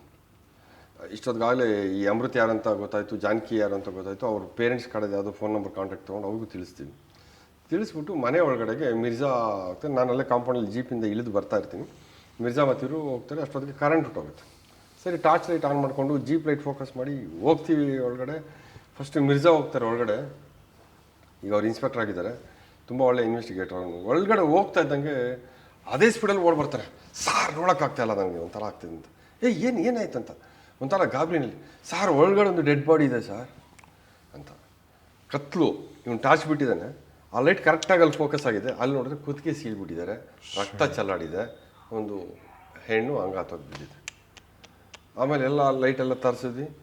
ಒಳಗಡೆ ಹೋಗಿ ನೋಡಿದ್ರೆ ನಾವು ಯಾವ ಜಾನಕಿ ಅಂತ ಹುಡುಕ್ತಾ ಇದ್ವಿ, ಅಲ್ಲಿ ಜಾನಕಿ ಡೆಡ್ ಬಾಡಿ ಬಿದ್ದಿದೆ. ಶಿಟ್. ಸೊ ಗಂಡನ ಬಾಡಿ ಅಗರ ಕೆರೆ ಹತ್ರ, ಮನೆಯಲ್ಲಿ ಹೆಂಡತಿ, ಇಬ್ಬರು ಬರ್ಬರವಾಗಿ ಹತ್ಯೆ ಆಗಿದ್ದಾರೆ. ಮತ್ತು ಏನು ರೀಸನ್ ಅಂತ ಗೊತ್ತಾಗ್ತಾ ಇಲ್ಲ. ಮತ್ತು ಯಾರು ಕೊಲೆ ಮಾಡಿದ್ರು? ಇದು ಟೆನ್ಷನ್ ಶುರು ಆಯ್ತು. ಅಷ್ಟೊತ್ತಿಗೆ ಎಲ್ಲ ಮೀಡಿಯಾದಲ್ಲಿ ಬೆಳಿಗ್ಗೆ ಎಲ್ಲ ಬಂದಿದ್ರೆ, ಎಲ್ಲ ಅಲ್ಲಿ ಫಂಕ್ಷನ್ಗೆ ಬಂದಿದ್ದಾರಲ್ಲಿ ಮರ್ಡರ್ ಆಯ್ತು ಅಂತ ಇಲ್ಲಿ ಬಂದ್ರಲ್ಲ, ಮತ್ತು ಎಲ್ಲ ಮೀಡಿಯಾದಲ್ಲಿ ಹೈಲೈಟ್ ಆಗುತ್ತೆ. ಇನ್ನೊಂದು ಅಂತಂದು ಡಬಲ್ ಮರ್ಡರ್ ಆಗೋಯ್ತು ಬ್ಯಾಂಗ್ಳೂರಲ್ಲಿ. ಸೊ ಡಬಲ್ ಮರ್ಡರ್ ತುಂಬ ಪ್ರೆಷರ್ ಇರುತ್ತೆ. ಆದಷ್ಟು ಬೇಗ ನಾವು ಆರೋಪಿಗಳನ್ನ ಪತ್ತೆ ಮಾಡಬೇಕು, ಯಾರು ಅಂತ ಇದು ಮಾಡಬೇಕು. ಅಷ್ಟೊತ್ತಿಗೆ CCB ಅವ್ರಿಗೆ ಕೊಟ್ಬೋಣ ಕೇಸು ಅಂತ. ನಮ್ಮ DCP ಇದು ನಮ್ಮ ಕೇಸು, ನಾವು ಪತ್ತೆ ಮಾಡಬೇಕು, ಇದು ನಮಗೆ ಚಾಲೆಂಜ್, ಮರ್ಯಾದೆ ಪ್ರಶ್ನೆ ಅಂತ. BNS ರೆಡ್ಡಿ ಅಂತ Saheb, it was very good. ನಾವು ಅದನ್ನು ತುಂಬ ಚಾಲೆಂಜ್ ಆಗಿ ತೊಗೊಂಡು ನಮ್ಮ ಟೀಮು, ನಾವು ಏನಾದರೂ ಮಾಡಿ ಇದನ್ನು ಪತ್ತೆ ಮಾಡಬೇಕು ಅಂತ. What are all the possibilities ಅಂತ ಎಲ್ಲ ಶುರು ಮಾಡಿದ್ವಿ. ನೆಕ್ಸ್ಟ್ ಡೇ ಪೋಸ್ಟ್ ಮಾರ್ಟಮ್ ಆಯಿತು. ಇವರ ಜೊತೆಯಲ್ಲಿ ಯಾರೆಲ್ಲ ಸಂಪರ್ಕದಲ್ಲಿದ್ದರು ಅವ್ರನ್ನೆಲ್ಲ ಕರೆಸಿ ಒಬ್ಬೊಬ್ಬರನ್ನೇ ವಿಚಾರಣೆ ಮಾಡ್ತಾ ಹೋಗ್ತಾ ಇದ್ದೀವಿ. ಎಲ್ಲೋದ್ರೂ ಒಂದು ಡೆಡ್ ಎಂಡು. ಇದಿರ್ಬೋದು ಅಂತ ಅಂದ್ಕೊಂಡು ಹೋಗ್ತೀವಿ ಆಯ್ತು ಅಂತ ಅಷ್ಟೊತ್ತಿಗೆ ಡೆಡ್ ಎಂಡು. ಇಲ್ಲಿ ಮೊಬೈಲು ಆಕ್ಟಿವ್ ಆಗಿ ಹೋಗ್ತಾ ಇತ್ತಲ್ಲ, ನಂಬರು ಬಂತು ಆ ಥರ ಸಿಕ್ಕಿದ ತಕ್ಷಣ ಹೋಗಿದೆ. ನಮ್ಮವ್ರು ಏನೋ ಒಂದು ಟೆಕ್ನಿಕ್ ಮಾಡಿ ಕ್ಯಾಚ್ ಹಾಕ್ಕೊಂಡು ಬಂದು ಅವನಿಗೆ ಅಂತ ನೋಡಿದಾಗ ಅಲ್ಲಿ ಸಿಕ್ತು ಅದೇ ನಂಬರು. ಪ್ರಶ್ನೆ ಮಾಡಿದ್ವಿ, ಯಾರು ನೀನು ಹಂಗೆ ಅಂತ, ಯಾವ್ದು ಈ ನಂಬರ್ ಅಂತ. ಅವಾಗ ಹೇಳ್ತಾನೆ ಅವನು, ಸರ್ ಬೆಳಿಗ್ಗೆ ನಾನು 6:30 ಹೋಗ್ತಾ ಇದ್ದೆ ಅಗ್ರ ಬಸ್ ಸ್ಟಾಪಿಗೆ ಬರೋಕ್ಕೆ ಅಂತ. ಅಲ್ಲಿ ದಾರಿನಲ್ಲಿ ಒಂದು ಸಿಮ್ ಕಾರ್ಡ್ ಬಿದ್ದಿತ್ತು ಸರ್. ಆ ಸಿಮ್ ತೆಗೆದ್ಬಿಟ್ಟು ನನ್ನ ಮೊಬೈಲ್ಗೆ ಹಾಕಿದ್ರೆ ಅದರಲ್ಲಿ ಔಟ್ ಗೋಯಿಂಗ್ ಕಾಲ್ ಇತ್ತು. ಅವಾಗ ಹಂಗೆ ಸಿಮ್ಮಲ್ಲಿ ಕರೆನ್ಸಿ ಲೋಡ್ ಆಗಿದ್ರೆ ಆಯಿತು, ಔಟ್ ಗೋಯಿಂಗ್ ಕಾಲ್ ಇತ್ತು. ಸರಿ ಇತ್ತಲ್ಲ ಅಂದ್ಬಿಟ್ಟು, ಸರಿ ಹೆಂಗೋ ಸಿಕ್ತಲ್ಲ ಒಂದಷ್ಟು ಕಾಲ್ ಮಾಡ್ಬೋದು ಅಂದ್ಬಿಟ್ಟು ನಾನು ತೊಗೊಂಡು ಹೊಡೋದೆ ಸರ್. ತಿರಿಕೆ ಇವನು ಯಾರೋ ಇನ್ವಾಲ್ವ್ ಆಗಿದ್ದಾನೆ, ಕೇಸೇ ಪತ್ತಾಯಿತು ಅಂತ ಅಂದ್ಕೊಂಡ್ರೆ, ಅಂದರೆ ನಮಗೇನು ಗೊತ್ತಾಯಿತು, ಅವನ ಹತ್ರ ಒಂದು ಮೊಬೈಲ್ ಇತ್ತು. ಆ ಮೊಬೈಲ್ನ ಎತ್ಕೊಂಡು ಸಿಮ್ನ ಬಿಸಾಕ್ಬಿಟ್ಟು ಹೋಗಿದ್ದಾರೆ ಕೊಲೆ ಮಾಡಿದವರು. ಆ ಸಿಮ್ ಅಗರದಲ್ಲಿ ಈ ಕಡೆ ಬಿಸಾಕಿದರೆ ಮತ್ತೆ ಈ ಕಡೆಗೆ ಹೋಗಿದ್ದಾರೆ, ಅಗರ ಕೆರೆಯಿಂದ ಮತ್ತೆ ವಾಪಸ್ ಬಂದಿದ್ದಾರೆ. ಒಂದಷ್ಟು ಆಯಿತು. ಆವಾಗ ಈಗಿನಷ್ಟು CC ಕ್ಯಾಮ್ರಾಗಳಿರಲಿಲ್ಲ, ಟೆಕ್ನಾಲಜಿ ಅಷ್ಟೊಂದು ಇರಲಿಲ್ಲ. ನಮಗೆ ಒಂದಷ್ಟು ಚಾಲೆಂಜ್ ಇತ್ತು. ಪೋಸ್ಟ್ ಮಾರ್ಟಮ್ ಎಲ್ಲ ಆಯಿತು. ಎಲ್ಲ ಆದಾಗ ಯಾರೋ ಕಡೆನೆಲ್ಲ ಎನ್ಕ್ವೈರಿ ಮಾಡ್ತಾಯಿದ್ದಾಗ ಅವ್ರ ಬ್ರದರ್ ಒಬ್ಬ ಬರ್ತಾನೆ, ಯಾರು ಜಾನಕಿದು ಸ್ವಂತ ಅಣ್ಣ, ಅಲ್ಲಿ ನೇಪಾಳಿಂದ ಬಂದು ಪೋಸ್ಟ್ ಮಾರ್ಟಮ್ ಎಲ್ಲ ಆಯಿತು. ಅವನ್ನ ಕುತ್ಕೊಂಡು ಕ್ವಶನ್ ಕೇಳಾಗ ಏನಾದ್ರು ನಿನಗೆ ಅನ್ಯೂಜುವಲ್ ಅನ್ನಿಸ್ತಾ ಏನಂತಂದರೆ, ಇಲ್ಲ ಸರ್ ಪ್ರದೀಪ್ ಅಂತ ಅಂದ್ಕೊಳ್ತೀನಿ, ಎಲ್ಲರೂ ಇದ್ದರು, ಯಾಕೋ ಪ್ರದೀಪ್ ಕಾಣಿಸ್ಲಿಲ್ಲ ಸರ್. ಕ್ರಿಮೇಷನ್ ಮಾಡೋ ಟೈಮಲ್ಲಿ ಅಥವಾ ಪೋಸ್ಟ್ ಮಾರ್ಟಮ್ ಟೈಮಲ್ಲಿ ಎಲ್ಲರೂ ಬಂದಿದ್ದರು, ಅವನೊಬ್ಬ ಬಂದಿಲ್ಲ. ಯಾರವನು? ಜಾನಕಿಗೆ ರಾಕಿ ಬ್ರದರ್, ಅವನು ತುಂಬ ಕ್ಲೋಸು. ಅವಾಗೋಗಿ ಬರ್ತಾಯಿದ್ದ. ಅವನು ಫೋನು ನಮಗೆ ಸರಿಯಾಗಿ ಕನೆಕ್ಟ್ ಆಗ್ತಾಯಿಲ್ಲ. ಎಲ್ಲರೂ ಇದ್ದರು, ಅವನು ಒಬ್ಬ ಮಾತ್ರ ಬಂದಿಲ್ಲ. ಯಾವುದಪ್ಪ ಇದು ಮಿಸ್ಸಿಂಗ್ ಲಿಂಕು? ರಾಕಿ ಬ್ರದರ್ ಬರಬೇಕಾಗಿದ್ದಾನೆ, ಯಾಕೆ ಬಂದಿಲ್ಲ? ಮಿರ್ಜಾ ಯಾವುದಕ್ಕೂ ನೋಡಿ ಸ್ವಲ್ಪ ಪತ್ತೆ ಮಾಡಿ. ಅವನ ಅಡ್ರೆಸ್ಸಲ್ಲಿ ವಿವೇಕ್ ನಗರ ಹುಡ್ಕೊಂಡೋದು. ಸರ್ ಮನೆ ಶಿಫ್ಟ್ ಮಾಡಿದಾರಂತೆ, ಈಗ ಅಲ್ಲಿಲ್ಲ, ಬೇರೆ ಕಡೆ ಹೋಗಿದ್ದಾರೆ. ಎಲ್ಲಿ ಹೋಗಿದ್ದಾರೆ ಗೊತ್ತಿಲ್ಲ. ಇಲ್ಲ ಪೂರ್ತಿ ಸ್ವಲ್ಪ ಚೆಕ್ ಮಾಡಿ ತಿಳ್ಕೊಳ್ಳಿ ಅಂತ ನಾವು ಈ ಕಡೆ ಬೇರೆ ಪ್ಯಾರಲಾಗಿ ಬೇರೆ ಇದ್ರೂ ಇನ್ವೆಸ್ಟಿಗೇಷನ್ ಮಾಡ್ತಾಯಿದ್ದೀವಿ. ಒಬ್ಬೊಬ್ಬನು ಚೆಕ್ ಮಾಡ್ತಾಯಿದ್ವಿ. ಅವ್ರಿಗೆ ಯಾರು ಕಾಂಟ್ಯಾಕ್ಟ್ ಇದ್ದಾರೆ, ಅವನ ಆಫೀಸಲ್ಲಿ ಯಾರು ಕೆಲಸ ಮಾಡ್ತಾರೆ ಅದನ್ನು ಚೆಕ್ ಮಾಡ್ತಾಯಿದ್ವಿ. ಜಾನಕಿಗೆ ಏನಾದ್ರು ಬೇರೆ ಯಾರು ಫ್ರೆಂಡ್ಸ್ ಇರೋ ಪತ್ತೆ ಮಾಡ್ತಾಯಿದ್ವಿ. ಇದ್ರ ಜೊತೆಯಲ್ಲಿ ಅವನು ವಿವೇಕ್ ನಗರಲ್ಲಿ ಅಡ್ರೆಸ್ಸು ಮಿಸ್ ಆಗಿತ್ತಲ್ಲ, ಅವನು ಬೇರೆ ಕಡೆ ಅಡ್ರೆಸ್ ಇದೆ ಅಂತ ಗೊತ್ತಾಯಿತು. ಗೊತ್ತಾದ ತಕ್ಷಣ ಮಿರ್ಜಾ ಫೋನ್ ಮಾಡಿದ್ರು, ಸರ್ ನಮಗೆ ಅಡ್ರೆಸ್ ಗೊತ್ತಾಗಿದೆ, ಅವನ್ನ ಕರ್ಕೊಂಬರೋದ? ಕರ್ಕೊಂಬರೋದ ಅಂತ ಕೇಳ್ತಿಲ್ಲಪ್ಪ, ಫಸ್ಟ್ ಕರ್ಕೊಂಬ. ಅವನ ಜೊತೆಲಿ ಯಾರೋ ಇನ್ನೊಬ್ಬ ಹುಡುಗ ಇದ್ದಾನೆ, ಇಬ್ಬರೂ ಕರ್ಕೊಂಬ, ಪರವಾಗಿಲ್ಲ. ಇಬ್ಬರೂ ಕರ್ಕೊಂಬಂದು ಸ್ಟೇಷನ್ಗೆ ಕೂಡಿಸಿದ್ರು. ರಾತ್ರಿ 9:30 ಗಂಟೆ. ಬೆಂಗಳೂರಲ್ಲೇ ಇದ್ದರು. ಬೆಂಗಳೂರಲ್ಲಿದ್ದರು. 9:30 ಗಂಟೆ ಕೂಡಿಸಿದ್ರು. ನಾನು ಏನೂ ಮಾತಾಡ್ತಿಲ್ಲ, ಫಸ್ಟು ಸುಮ್ಮನೆ ನೋಡಿದೆ ಎಲ್ಲ ಬಿಟ್ಟು, ಒಂದು ಕೆಲಸ ಮಾಡಿ ಅವ್ರನ್ನ ಪೂರ್ತಿ ನೀವು ಬಾಡಿಯಲ್ಲಿ ಎಕ್ಸಾಮಿನ್ ಮಾಡಿ ಅಂತಂದು. ಮಿರ್ಜಾನ ಕರ್ಕೊಂಡೋಗಿ ಶರ್ಟ್ ಗೀಟ್ ಎಲ್ಲ ತೆಗ್ಸಿ ಎಲ್ಲ ನೋಡಿ ಕೈ ಮೇಲೆ ಮತ್ತು ಇನ್ನೊಂದೆರಡು ಕಡೆ ಇಬ್ಬರಿಗೂ ಸಣ್ಣ ಸಣ್ಣ ಗಾಯಗಳಾಗಿತ್ತು. ಸರಿ ಇದೇನು ಗಾಯ ಆಗಿದೆಯಲ್ಲ ಅಂದ್ಬಿಟ್ಟು ಫೋಟೋ ತೆಗೆದು ಕಳಿಸು ನನಗೆ ಅಂತಂದ. ಆಮೇಲೆ ಫೋಟೋ ತೆಗೆಸಿ ನೋಡಿದೆ. ಏಜ್ ಆಫ್ ದ ವುಂಡ್ ಅಂತ ಹೇಳ್ತೀವಿ. ಪ್ರತಿ ಗಾಯಕ್ಕೆ ವಯಸ್ಸಾಗ್ತಾ ಬೇರೆ ಬೇರೆ ಕಲರ್ ತೊಗೊಳುತ್ತೆ. ಫ್ರೆಶ್ ಆದಾಗ ಹೆಂಗಿರುತ್ತೆ, 2ನೇ ದಿವಸಕ್ಕೆ ಹೆಂಗಾಗುತ್ತೆ, 3ನೇ ದಿವಸಕ್ಕೆ ಹೆಂಗಾಗುತ್ತೆ. ಈ ಗಾಯ ನೋಡಿದ್ರೆ 3 ರಿಂದ 4 ದಿವಸ ಹಿಂದೆ ಆದಂಗಿದೆ. ಇತ್ತೀಚೆಗಾಗಿ ಕೊಲೆ ನಡೆದಿರೋದು 4 ದಿವಸ ಹಿಂದೆ ಇದ್ದಿರಬಹುದು. ಏನಾದರೂ ಲಿಂಕ್ ಇರ್ಬೋದಾ ಅಂತ ನಮ್ಮ ತಲೆಯಲ್ಲಿ. ಆಮೇಲೆ ನಾವು ಬಂದಿದ್ದೆ ಮಾತಾಡ್ತಾನಿಗೆ ಒಂದೇ ಪ್ರಶ್ನೆ ಕೇಳಿದೆ, ಈ ಗಾಯ ಹೆಂಗಾಯ್ತು? ತಕ್ಷಣ ಒಂದು ಸ್ವಲ್ಪ ಹಂಗೆ ಸಾವರ್ಸ್ಕೊಂಡು, ಇಲ್ಲ ಬೈಕಿಂದ ಬಿದ್ದೆ. ಬೈಕಿಂದ ಬಿದ್ದರೆ ಬ್ರಷ್ ಉಂಡ್ ಅಂತಾರೆ, ತರಿಸಿದ ಗಾಯ ಆಗ್ತದೆ, ಉಚ್ಕೊಂಡು ಹೋಗ್ತದೆ, ಕಟ್ ಉಂಡ್ ಆಗಲ್ಲ. ಇದು ಶಾರ್ಪ್ ಆಬ್ಜೆಕ್ಟಿಂದ ಮಾಡಿದ್ರೆ ಮಾತ್ರ ಆಗುವಂಥದ್ದು. ಎಲ್ಲಿ ಬಿದ್ದೆ ಹಿಂಗೆ ಅಂತ ಅವನ ಹೆಂಡ್ತಿಗೆ ಫೋನ್ ಮಾಡಿದ್ವಿ, ನಿಂಗೆ ಗಂಡಿಗೆ ಏನೋ ಗಾಯ ಆಗಿದೆಯಲ್ಲಮ್ಮ ಹೆಂಗಾಗಿದೆ ಅಂತ. ಅವಳು ಇಟ್ಕೊಂಡು, ಇಲ್ಲ ಯಾರೋ ತಳದಾಗೇನೋ ಇವರು ಬಿದ್ದು ಬೇರೆ ಕಡೆ ಆಯ್ತಂತೆ. ನಮಗೊಂದು ಕತೆ, ಅಲ್ಲೊಂದು ಕತೆ. ನಾವು ಅವಾಗ ಸ್ವಲ್ಪ ಪ್ರೀತಿ ತೋರಿಸ್ಲೇಬೇಕಾಯ್ತು. ತೋರಿಸಿದ್ರಿ ಪ್ರೀತಿ? ಅಷ್ಟೊತ್ತಿಗೆ ಅಲ್ಲೇ ಮಿರ್ಜಾ ಇಟ್ಕೊಂಡು, ಇಲ್ಲ ಸರ್ ಬೇಡ ಇವನ್ನೆಲ್ಲ ಹೇಳ್ಬಿಡ್ತಾನೆ ಸರ್, ನಿಮ್ಗೆ ಗೊತ್ತಾಗಲ್ಲ ಸರ್, ನೋಡಿ ಸರ್ ಅವ್ನು ನಿದ್ದೆನೇ ಹೋಗಿಲ್ಲ, ಹೆಂಗಾಗ್ಬಿಟ್ಟಿದ್ದಾನೆ ಅಂತ ಅಂದ. ತಕ್ಷಣ ಅವನು ಸ್ವಲ್ಪ ಮನಸ್ಸು ಚೇಂಜ್ ಆದಂಗೆ ಆಯ್ತು. ಅವನಿಗೇನಿಲ್ಲ, ಸಮಾಧಾನ ಮಾಡ್ಬಿಟ್ಟು ನೋಡು, ಆಗಿದ್ದಾಗೋಯ್ತು, ಏನಾಗಿದೆ ನಿಜ ಹೇಳು ಅಂತ. ಸುಮ್ಮನೆ ಔಟ್ ಆಫ್ ದ ಬ್ಲೂ ಅವನು ಅಂತ ಅಳಕ್ಕೆ ಶುರು ಮಾಡ್ಬಿಟ್ಟ. ಅಳಕ್ಕೆ ಶುರು ಮಾಡಿಬಿಟ್ಟವನು ಗಲ್ತಿ ಹೋಗೈ ಸಾಬ್ ಅಂತ ತಪ್ಪಾಗ. ನಾವು 2-3 ದಿವಸ ನಿದ್ದೆ ಮಾಡಿರಲಿಲ್ಲ. ನಂಗೆ ಅಲ್ತಾ ಇದ್ದಂಗೆ ಮಿರ್ಜಾ ಮುಖದಲ್ಲಿ ಒಂದು ಸಣ್ಣ ಸ್ಮೈಲ್ ಬಂದೋಯ್ತು. ಸಾರ್ ಏನೋ ಒಂದು ಲೀಡ್ ಸಿಗತ್ತೆ ಅಂತ. ಅವನಿಗೆ ಫಸ್ಟು ನೀರು ತರಿಸ್ಕೊಡಿ ಅಂತೇಳಿ, ಊಟ ಮಾಡಿದೆನೋ ಅಂತ ಕೇಳಿ, ಅವನು ಇಲ್ಲ ಸರಿಯಾಗಿ ಊಟ ಮಾಡಿಲ್ಲ ಅಂತಂದ. ಒಂದು ಟೀ ಕುಡಿ, ಏನಾಯಿತು ನಿಧಾನ ಕೇಳು. ಆಗ ಹೇಳಕ್ಕೆ ಶುರು ಮಾಡ್ದ. ನಮಗೆ ಶಾಕ್ ಆಗೋಯ್ತು. ಗಂಡ ಹೆಂಡತಿ ಇವರು ಬೇರೆ ರಾಜ್ಯದಿಂದ ಬಂದು ಇಲ್ಲಿ ಕೆಲಸಕ್ಕೆ ಅಂತ ಸೇರ್ಕೊಂಡಿದ್ದಾರೆ.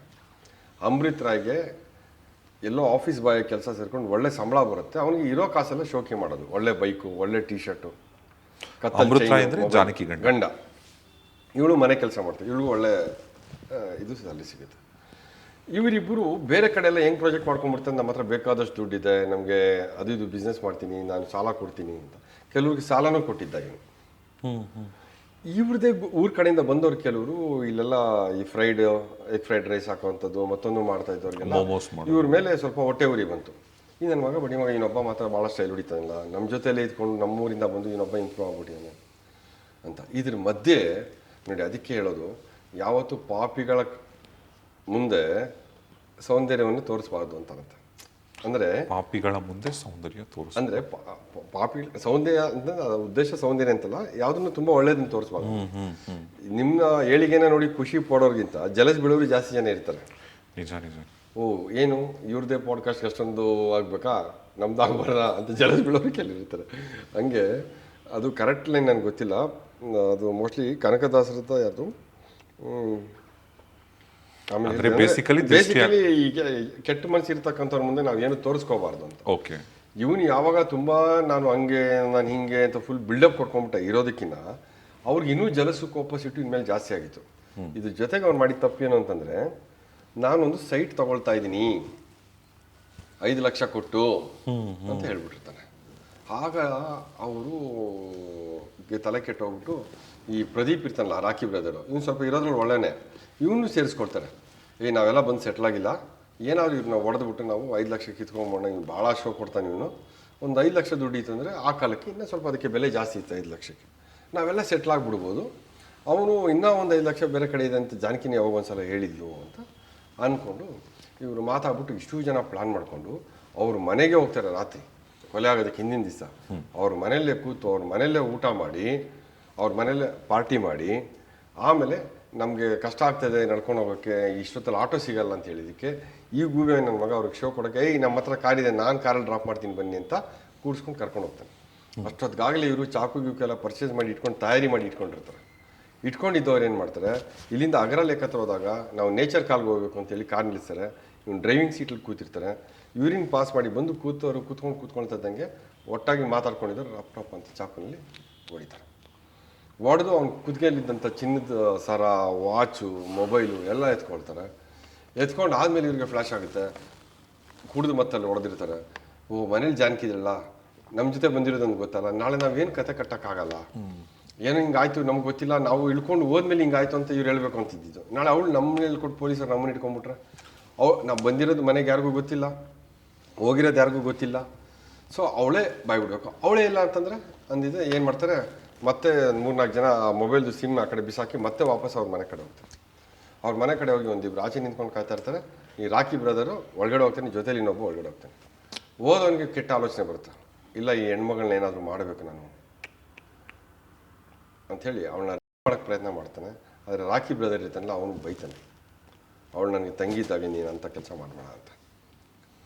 ಹಂಗೆ ಹೇಳ್ತಾ ಇದ್ದಂಗೆ ಬಂದು ಕೆಲಸ ಮುಗಿಸ್ಕೊಂಡು ಹೋಗು ಅಂತ ತಕ್ಷಣ ಚಾಕುನಲ್ಲಿ ಹೊಡಿತಾರೆ. ಆದರೆ ಫಸ್ಟ್ ಅವ್ಳಿಗೆ ಏನಾಗ್ತದೆ ಅಂತ ಗೊತ್ತಿಲ್ಲ. ಇಲ್ಲ, ನಿನ್ನ ಗಂಡನ ಪೊಲೀಸರು ಇಟ್ಕೊಂಡ್ಬಿಟ್ಟಿದ್ದಾರೆ, DL ಕೊಡಬೇಕಂತೆ ಅಂತ ಕೇಳ್ತಾರೆ. ಅವಳು DL ಕೊಡೋಕ್ಕೆ ಅಂತ ಮೇಲೆ ಮಂಚಿನ ಮೇಲೆ ಸೂಟ್ ಕೇಸಲ್ಲಿ ಹುಡ್ಕೋವಾಗ ಅವಳನ್ನು ಇದೇ ರೀತಿ ಮಾಡಿ ಕೂತ್ಕೆ ಸೀಳ್ಬಿಡ್ತಾರೆ. ಆಮೇಲೆ ಏನು ಮಾಡಿದ್ದಾರೆ, ಮನೆ ಎಲ್ಲ ಹುಡ್ಕಾಡಿದ್ದಾರೆ, ದುಡ್ಡಿದೆ ಅಂತ. ಇವ್ರು ಬೇಕಾಗಿದ್ದು ದುಡ್ಡೇ ಅಲ್ವಾ, ಮಂಚದ ಆ ಕಡೆ ಈ ಕಡೆ ಎಲ್ಲ. ನಾವು ಮನೆ ಒಳಗಡೆ ಹೋದಾಗ ಬಟ್ಟೆ ಗಿಟ್ಟೆ ಎಲ್ಲ ಚೆಲ್ಲಾಡ್ಬಿಟ್ಟಿದ್ರು. ಇಷ್ಟು ಬಡವ್ರ ಮನೇಲಿ ಇಷ್ಟೆಲ್ಲ ಯಾಕೆ ಚೆಲ್ಲಾಡಿದ್ದಾರೆ ಅಂತ ನಮ್ಗೆ ಅವಾಗ ತಲೆ ಕೆಟ್ಟಿತ್ತು. ಉದ್ದೇಶದಿಂದ ಇವನು 5 ಲಕ್ಷ ಪ್ಲಸ್ 5 10 ಲಕ್ಷ ದುಡ್ಡಿದೆ, ಸೈಟ್ ತೊಗೊಳ್ತಾ ಇದ್ದೀನಿ ಅಂತ ಹೇಳಿರ್ತಾನಲ್ಲ, ಆ ದುಡ್ಡು ತೊಗೊಂಡು ಇವ್ರು ಸೆಟ್ಲ್ ಆಗ್ಬೋಣ, 10 ಲಕ್ಷ ನಾವೇನಾದ್ರು ಬಿಸ್ನೆಸ್ ಮಾಡ್ಬೋದು ಅಂತ ಇವರು ಐಡಿಯಾ. ಆದರೆ ಇವ್ರಿಗೆ ಸಿಕ್ಕಿದ್ದು ಮಾತ್ರ ಹಾರ್ಡ್ಲಿ ಎಲ್ಲ ಒಂದು 20,000 ರೂಪಾಯಿ. ಅಂದರೆ ಅಷ್ಟು ಬೆಲೆ ಬಾಳೋಂಥದ್ದು ಅವ್ರ ಮನೇಲಿ ಇದ್ದಿದ್ದು ದುಡ್ಡೇ ಇಲ್ಲ. ಅದಕ್ಕೆ ಸುಮ್ಮನೆ ಲೈಫಲ್ಲಿ ಬಿಲ್ಡಪ್ ಕೊಟ್ಕೊಂಡ್ರೆ ಲೈಫೇ ಹೊಟ್ಟೋಗುತ್ತೆ. ಕೆಲವರು ಯಾರ್ದೋ ಕಾರ್ ತೊಗೊಂಡು ಫೋಟೋ ತೆಗೆಸ್ಕೊಂಡು ಏನೇನೋ ಮಾಡ್ಕೊಳ್ತಾರಲ್ಲ, ನಾಳೆ ಅದು ಎಲ್ಲೆಲ್ಗೂ ಲೀಡ್ ಆಗುತ್ತೆ. ಸೊ ಅದರಿಂದ ನಾವು ವಸ್ತುಸ್ಥಿತಿ ಏನಿದೆ ಅದೇ ಇರಬೇಕು ಜೀವನದಲ್ಲಿ. ಸೊ ಇದಾದಮೇಲೆ ಅವನ್ನೆಲ್ಲ ನಾವು ಪತ್ತೆ ಮಾಡಿದಾಗ ಒಬ್ಬ ತಪ್ಪಿಸ್ಕೊಂಡ್ಬಿಡ್ತಾನೆ. ಇವ್ರ ಜೊತೆಲಿ ಇನ್ನೂ 3 ಜನ ಇನ್ವಾಲ್ವ್ ಆಗಿರ್ತಾರೆ. ಫಸ್ಟ್ ಇಬ್ಬರು ನಮ್ಗೆ ಸಿಕ್ಕಾಕೊಳ್ತಾರೆ, ಮತ್ತು ಅವ್ರನ್ನ ಪತ್ತೆ ಮಾಡೋಕ್ಕೆ ಹೋಗ್ತೀವಿ, ಒಬ್ಬ ತಪ್ಪಿಸ್ಕೊಂಡ್ಬಿಡ್ತಾನೆ. ಇವ್ರನ್ನ ಪೊಲೀಸ್ ಕಸ್ಟಡಿಗೆ ತೊಗೊಳ್ತೀವಿ ನಾವು, ಅವನು ತಪ್ಪಿಸ್ಕೊಂಡು ಹೋಗ್ತಾರೆ, ನಾವು ಪತ್ತೆ ಮಾಡಬೇಕು ಅಂತ ಇದ್ದಂಗೆ ಇಲ್ಲಿ ಅದು ಏನು ವಿಚಿತ್ರ ಅಂತ ಗೊತ್ತಿಲ್ಲ ರಾಜೇಶ್. ನನ್ನ ಎಕ್ಸ್ಪೀರಿಯೆನ್ಸಲ್ಲಿ ಇದನ್ನು ನಾನು ಯಾವತ್ತೂ ಕೇಳಿಲ್ಲ. ಈ ಹುಡುಗ ನಮ್ಮಿಂದ ತಪ್ಪಿಸ್ಕೊಂಡು ಚೆನ್ನೈಗೆ ಹೋಗಿ, ಚೆನ್ನೈಯಿಂದ ಅಸ್ಸಾಂ ಟ್ರೈನ್ ಹತ್ಕೊಂಡು ಗೌಹಾಟಿಗೆ ಹೋಗ್ಬೇಕು ಅಂತ ಹೋಗ್ತಾ ಇರ್ತಾನೆ. ನಾವು ನಮ್ಮ ಟೀಮೆಲ್ಲ ರೆಡಿ ಮಾಡ್ಕೊಂಡು ಗೌಹಾಟಿ ಕಳಿಸ್ಬೇಕು ಅಂತ ಇರ್ತೀವಿ.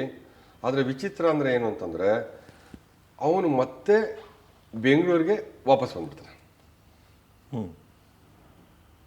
ಆಮೇಲೆ ಅವ್ನಿಗೊಬ್ಳು ಗರ್ಲ್ ಫ್ರೆಂಡ್ ಇರ್ತಾಳೆ, ಅಲ್ಲಿಗೆ ಬರ್ತಾನೆ ಅಂತ ಗೊತ್ತಾಗಿ ನಾವು ವೆಯ್ಟ್ ಮಾಡಿ ಅವನ್ನ ಕ್ಯಾಚ್ ಮಾಡ್ಕೊಂಡು ಬರ್ತೀವಿ.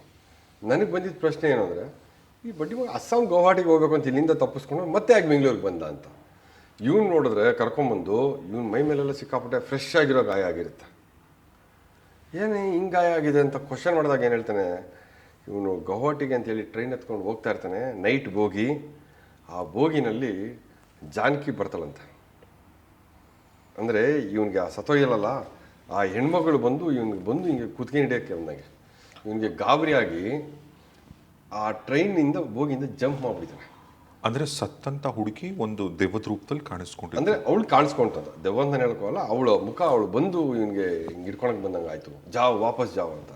ಸಾಮಾನ್ಯವಾಗಿ ನನಗೆ ಸ್ವಲ್ಪ ಈ ಮೂಢನಂಬಿಕೆಗಳು ಅನ್ನೋಂಥದ್ದು ಯಾವುದೂ ಇಲ್ಲ, ಅಥವಾ ವಾಸ್ತು ಮತ್ತೊಂದು I don't believe at all.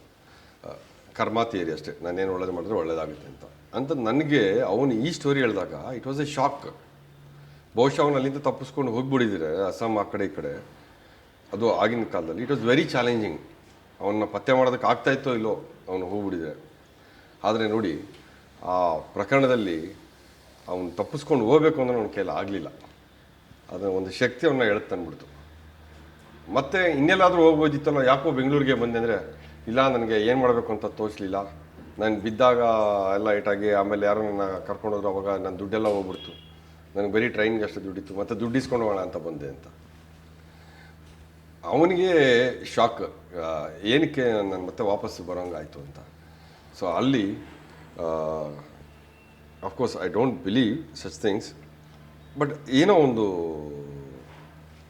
ಇದ್ದಿರ್ಬೋದು ಶಕ್ತಿ ಅವನು ವಾಪಸ್ ಮತ್ತೆ ಸೆಳೆದು ತಂದಿದ್ದು.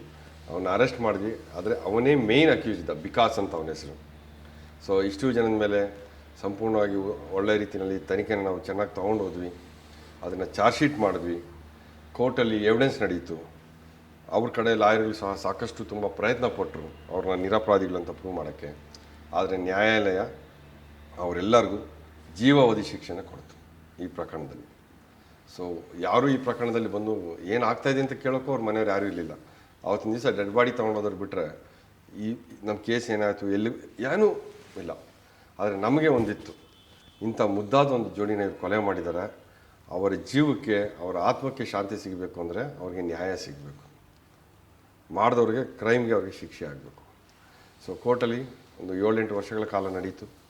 ನಡೆದ ನಂತರ ಅವರೆಲ್ಲರಿಗೂ ಜೀವಾವಧಿ ಶಿಕ್ಷೆ ಆಗಿ ಈಗ ಇನ್ನೂ ಪರಪ್ಪನ ಅಗ್ರಹಾರ ಜೈಲಲ್ಲಿದ್ದಾರೆ. ಅಲ್ಲ, ಹೇಗಿದು ಒಂದು ಕೊಲೆ ಮಾಡಿದಂಥ ವ್ಯಕ್ತಿ ರಾಜ್ಯನೇ ಬಿಟ್ಟು ಎಲ್ಲೋ ಅಸ್ಸಾಂಗೆ ಹೋಗೋ ಟೈಮಲ್ಲಿ ಯಾವ ವ್ಯಕ್ತಿನಾದರೆ ಆಕೆನಾದರೆ ಜಾನಕಿನ ಕೊಲೆ ಮಾಡಿದ್ದ ಅವಳು ಇವನಿಗೆ ಕಾಣಿಸ್ಕೊಂಡು ವಾಪಸ್ ಹೋಗು ಅಥವಾ ಕರ್ನಾಟಕಕ್ಕೆ ಇಲ್ಲಿಗೆ ಬರಂಗೆ. ಅದೇ that was surprising to me also. ಯಾಕೆಂದರೆ ಇಲ್ಲಿಂದ ಹೋದಂಥ ವ್ಯಕ್ತಿ ನಮ್ಗೆ ಸಿಗೋದೇ ಇಲ್ಲ ಅಂತ ಅಂದ್ಕೊಂಡ್ಬಿಟ್ಟಿದೆ. ಮತ್ತು ಮೈನ್ ಅಕ್ಯೂಸ್ ಅವನಿದೆ, ಪ್ರೈಮ್. ಇದನ್ನೆಲ್ಲ ಮಾಸ್ಟರ್ ಮೈಂಡ್ ಅವನೇ ಪ್ಲ್ಯಾನ್ ಮಾಡಿದ್ದು. ಸೊ ಎಲ್ಲ ಕಡೆ ಕೆಲವು ಅತೀಂದ್ರಿಯ ಶಕ್ತಿಗಳಿರುತ್ತವೇನೋ ಗೊತ್ತಿಲ್ಲ. ಬೇಸಿಕಲಿ ನಾನು ಯಾವುದನ್ನು ನಂಬಲ್ಲ, ಬಟ್ ಅವನು ಇದು ಹೇಳಿದಾಗ ನನಗೆ ಅರಗಿಸ್ಕೊಳ್ಳೋಕ್ಕೆ ಸ್ವಲ್ಪ ಟೈಮ್ ಬೇಕಾಯಿತು. There was no other reason. But finally ನಮ್ಮ ಕೆಲಸ ಆಯಿತು, ನಮಗೆ ಪೊಲೀಸರಿಗೆ ಪತ್ತೆ ಮಾಡಲಿಕ್ಕೆ ಈಸಿಯಾಗಿ ಆಯಿತು. ಸೊ ಹಾಗಾಗಿ ಜೀವನದಲ್ಲಿ ಸಾಕಷ್ಟು ಜನ ಪೊಲೀಸ್ ಅಧಿಕಾರಿಗಳ ಜೀವನದಲ್ಲಿ ತುಂಬ ಪ್ರಕರಣಗಳನ್ನ ಪತ್ತೆ ಮಾಡಿ ನ್ಯಾಯಾಲಯಕ್ಕೆಲ್ಲ ಹಾಕಿ ಅದರಲ್ಲಿ ಶಿಕ್ಷೆನೂ ಆದಂಥ ಸಂದರ್ಭದಲ್ಲಿ ನಾವು ಮಾಡಿದ ಕೆಲಸಕ್ಕೆ ನಮಗೆ ಒಂದು ತೃಪ್ತಿ ಸಿಗುತ್ತೆ. This is what the satisfaction what you get. Actually ಅವಾಗಲೇ ಎಷ್ಟು ಚಾಲೆಂಜಿಂಗ್ ಆಗಿತ್ತು ಅವಾಗಲ್ವಾ. ವಿಡಿಯೋ ಕಾಲ್ ಇರಲಿಲ್ಲ, ವಾಟ್ಸಪ್ಗಳಿರಲಿಲ್ಲ, CCTVಗಳಿರಲಿಲ್ಲ. ಈಗೆಲ್ಲ ಬಂದ್ಬಿಟ್ಟು ಇನ್ನೊಂದು ಥರ ಪ್ರಾಬ್ಲಮ್ ಶುರು ಆಗಿದೆ. ಈಗ ನಿಮಗೆ ಪ್ರೈವಸಿನೇ ಇಲ್ಲ, ಇನ್ನೂ ಆರ್ಟಿಫಿಷಿಯಲ್ ಇಂಟೆಲಿಜೆನ್ಸ್ ಬೇರೆ ಬಂತಾ? ನಿಮ್ಗೆ ಇನ್ನೂ ಮದುವೆ ಬೇರೆ ಆಗಿಲ್ವಾ? ಮೊದಲೇ ತುಂಬ ಜನ ಹುಡುಗಿರಿ ನಿಮ್ಮ ಮೇಲೆ ಕ್ರಶ. ನಾಳೆ ನೀವು ಯಾರ ಜೊತೆನೋ ಮಾತಾಡಿದ್ರೆ ಈ ಇಂಟರ್ವ್ಯೂದ ಇನ್ನೊಂದು ಕಡೆ ಆಗ್ಬಿಟ್ಟು ಇನ್ನೊಂದು ಕಡೆ ಫೋಟೋ ಎಲ್ಲ ಮಿಕ್ಸಿಂಗ್ ಮಾಡಿ ಏನೇನೋ ಆಗುತ್ತಾ? ಇವತ್ತಿನ ದಿವಸ ಎಷ್ಟು ಸೈಬರ್ ಕ್ರೈಮ್ ಫ್ರಾಡ್ ಆಗ್ತಾ ಇದೆ ನೋಡಿ. ಆ ಡೀಪ್ ಫೇಕ್ ವಿಡಿಯೋಗಳು. ಮತ್ತೆ ಪಾಪ ರಶ್ಮಿಕಾ ಮಂದನ ಯಾವುದೋ ಒಂದು ವಿಡಿಯೋ ಹಾಕ್ಬಿಟ್ಟು ರಶ್ಮಿಕಾ ಮಂದನ ಮುಖ ತೋರಿಸಿ. ಈಗ ಸೈಬರ್ ಕ್ರೈಮ್ಗಳು ತುಂಬಾನೇ ಜಾಸ್ತಿ. ನೀವು ಬೇರೆ ಎಲಿಜಿಬಲ್ ಬ್ಯಾಚುಲರಿನ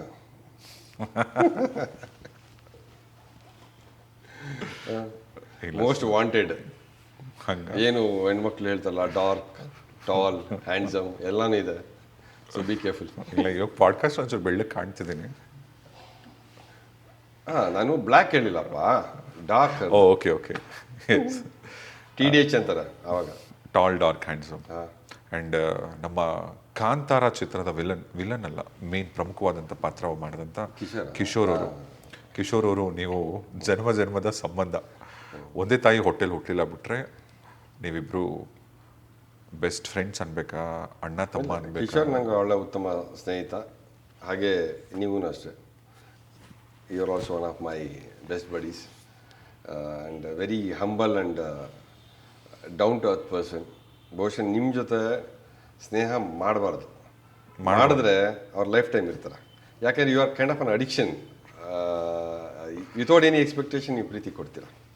ಥ್ಯಾಂಕ್ ಯು ಬ್ರೋ. ನಿಮ್ಮಿಂದ ಕಲ್ತಿದ್ದದೆಲ್ಲ ನಾನು ನನ್ನ ರಿಯಲ್ ಲೈಫಲ್ಲಿ ಒಬ್ಬ ಪೊಲೀಸ್ ಅಧಿಕಾರಿ ಜೀವನ ಹೇಗಿರುತ್ತೆ, ಪೊಲೀಸರು ಪಬ್ಲಿಕ್ ಜೊತೆಗೆ ಇಷ್ಟು ಚೆನ್ನಾಗಿರ್ತಾರ. ನಿಮ್ಮ ಇನ್ನೊಂದು ಪರ್ಸ್ನಾಲಿಟಿ ಇದೆ ಅಲ್ಲ, ಅಮೇಝಿಂಗ್ ಇಟ್ ಈಸ್.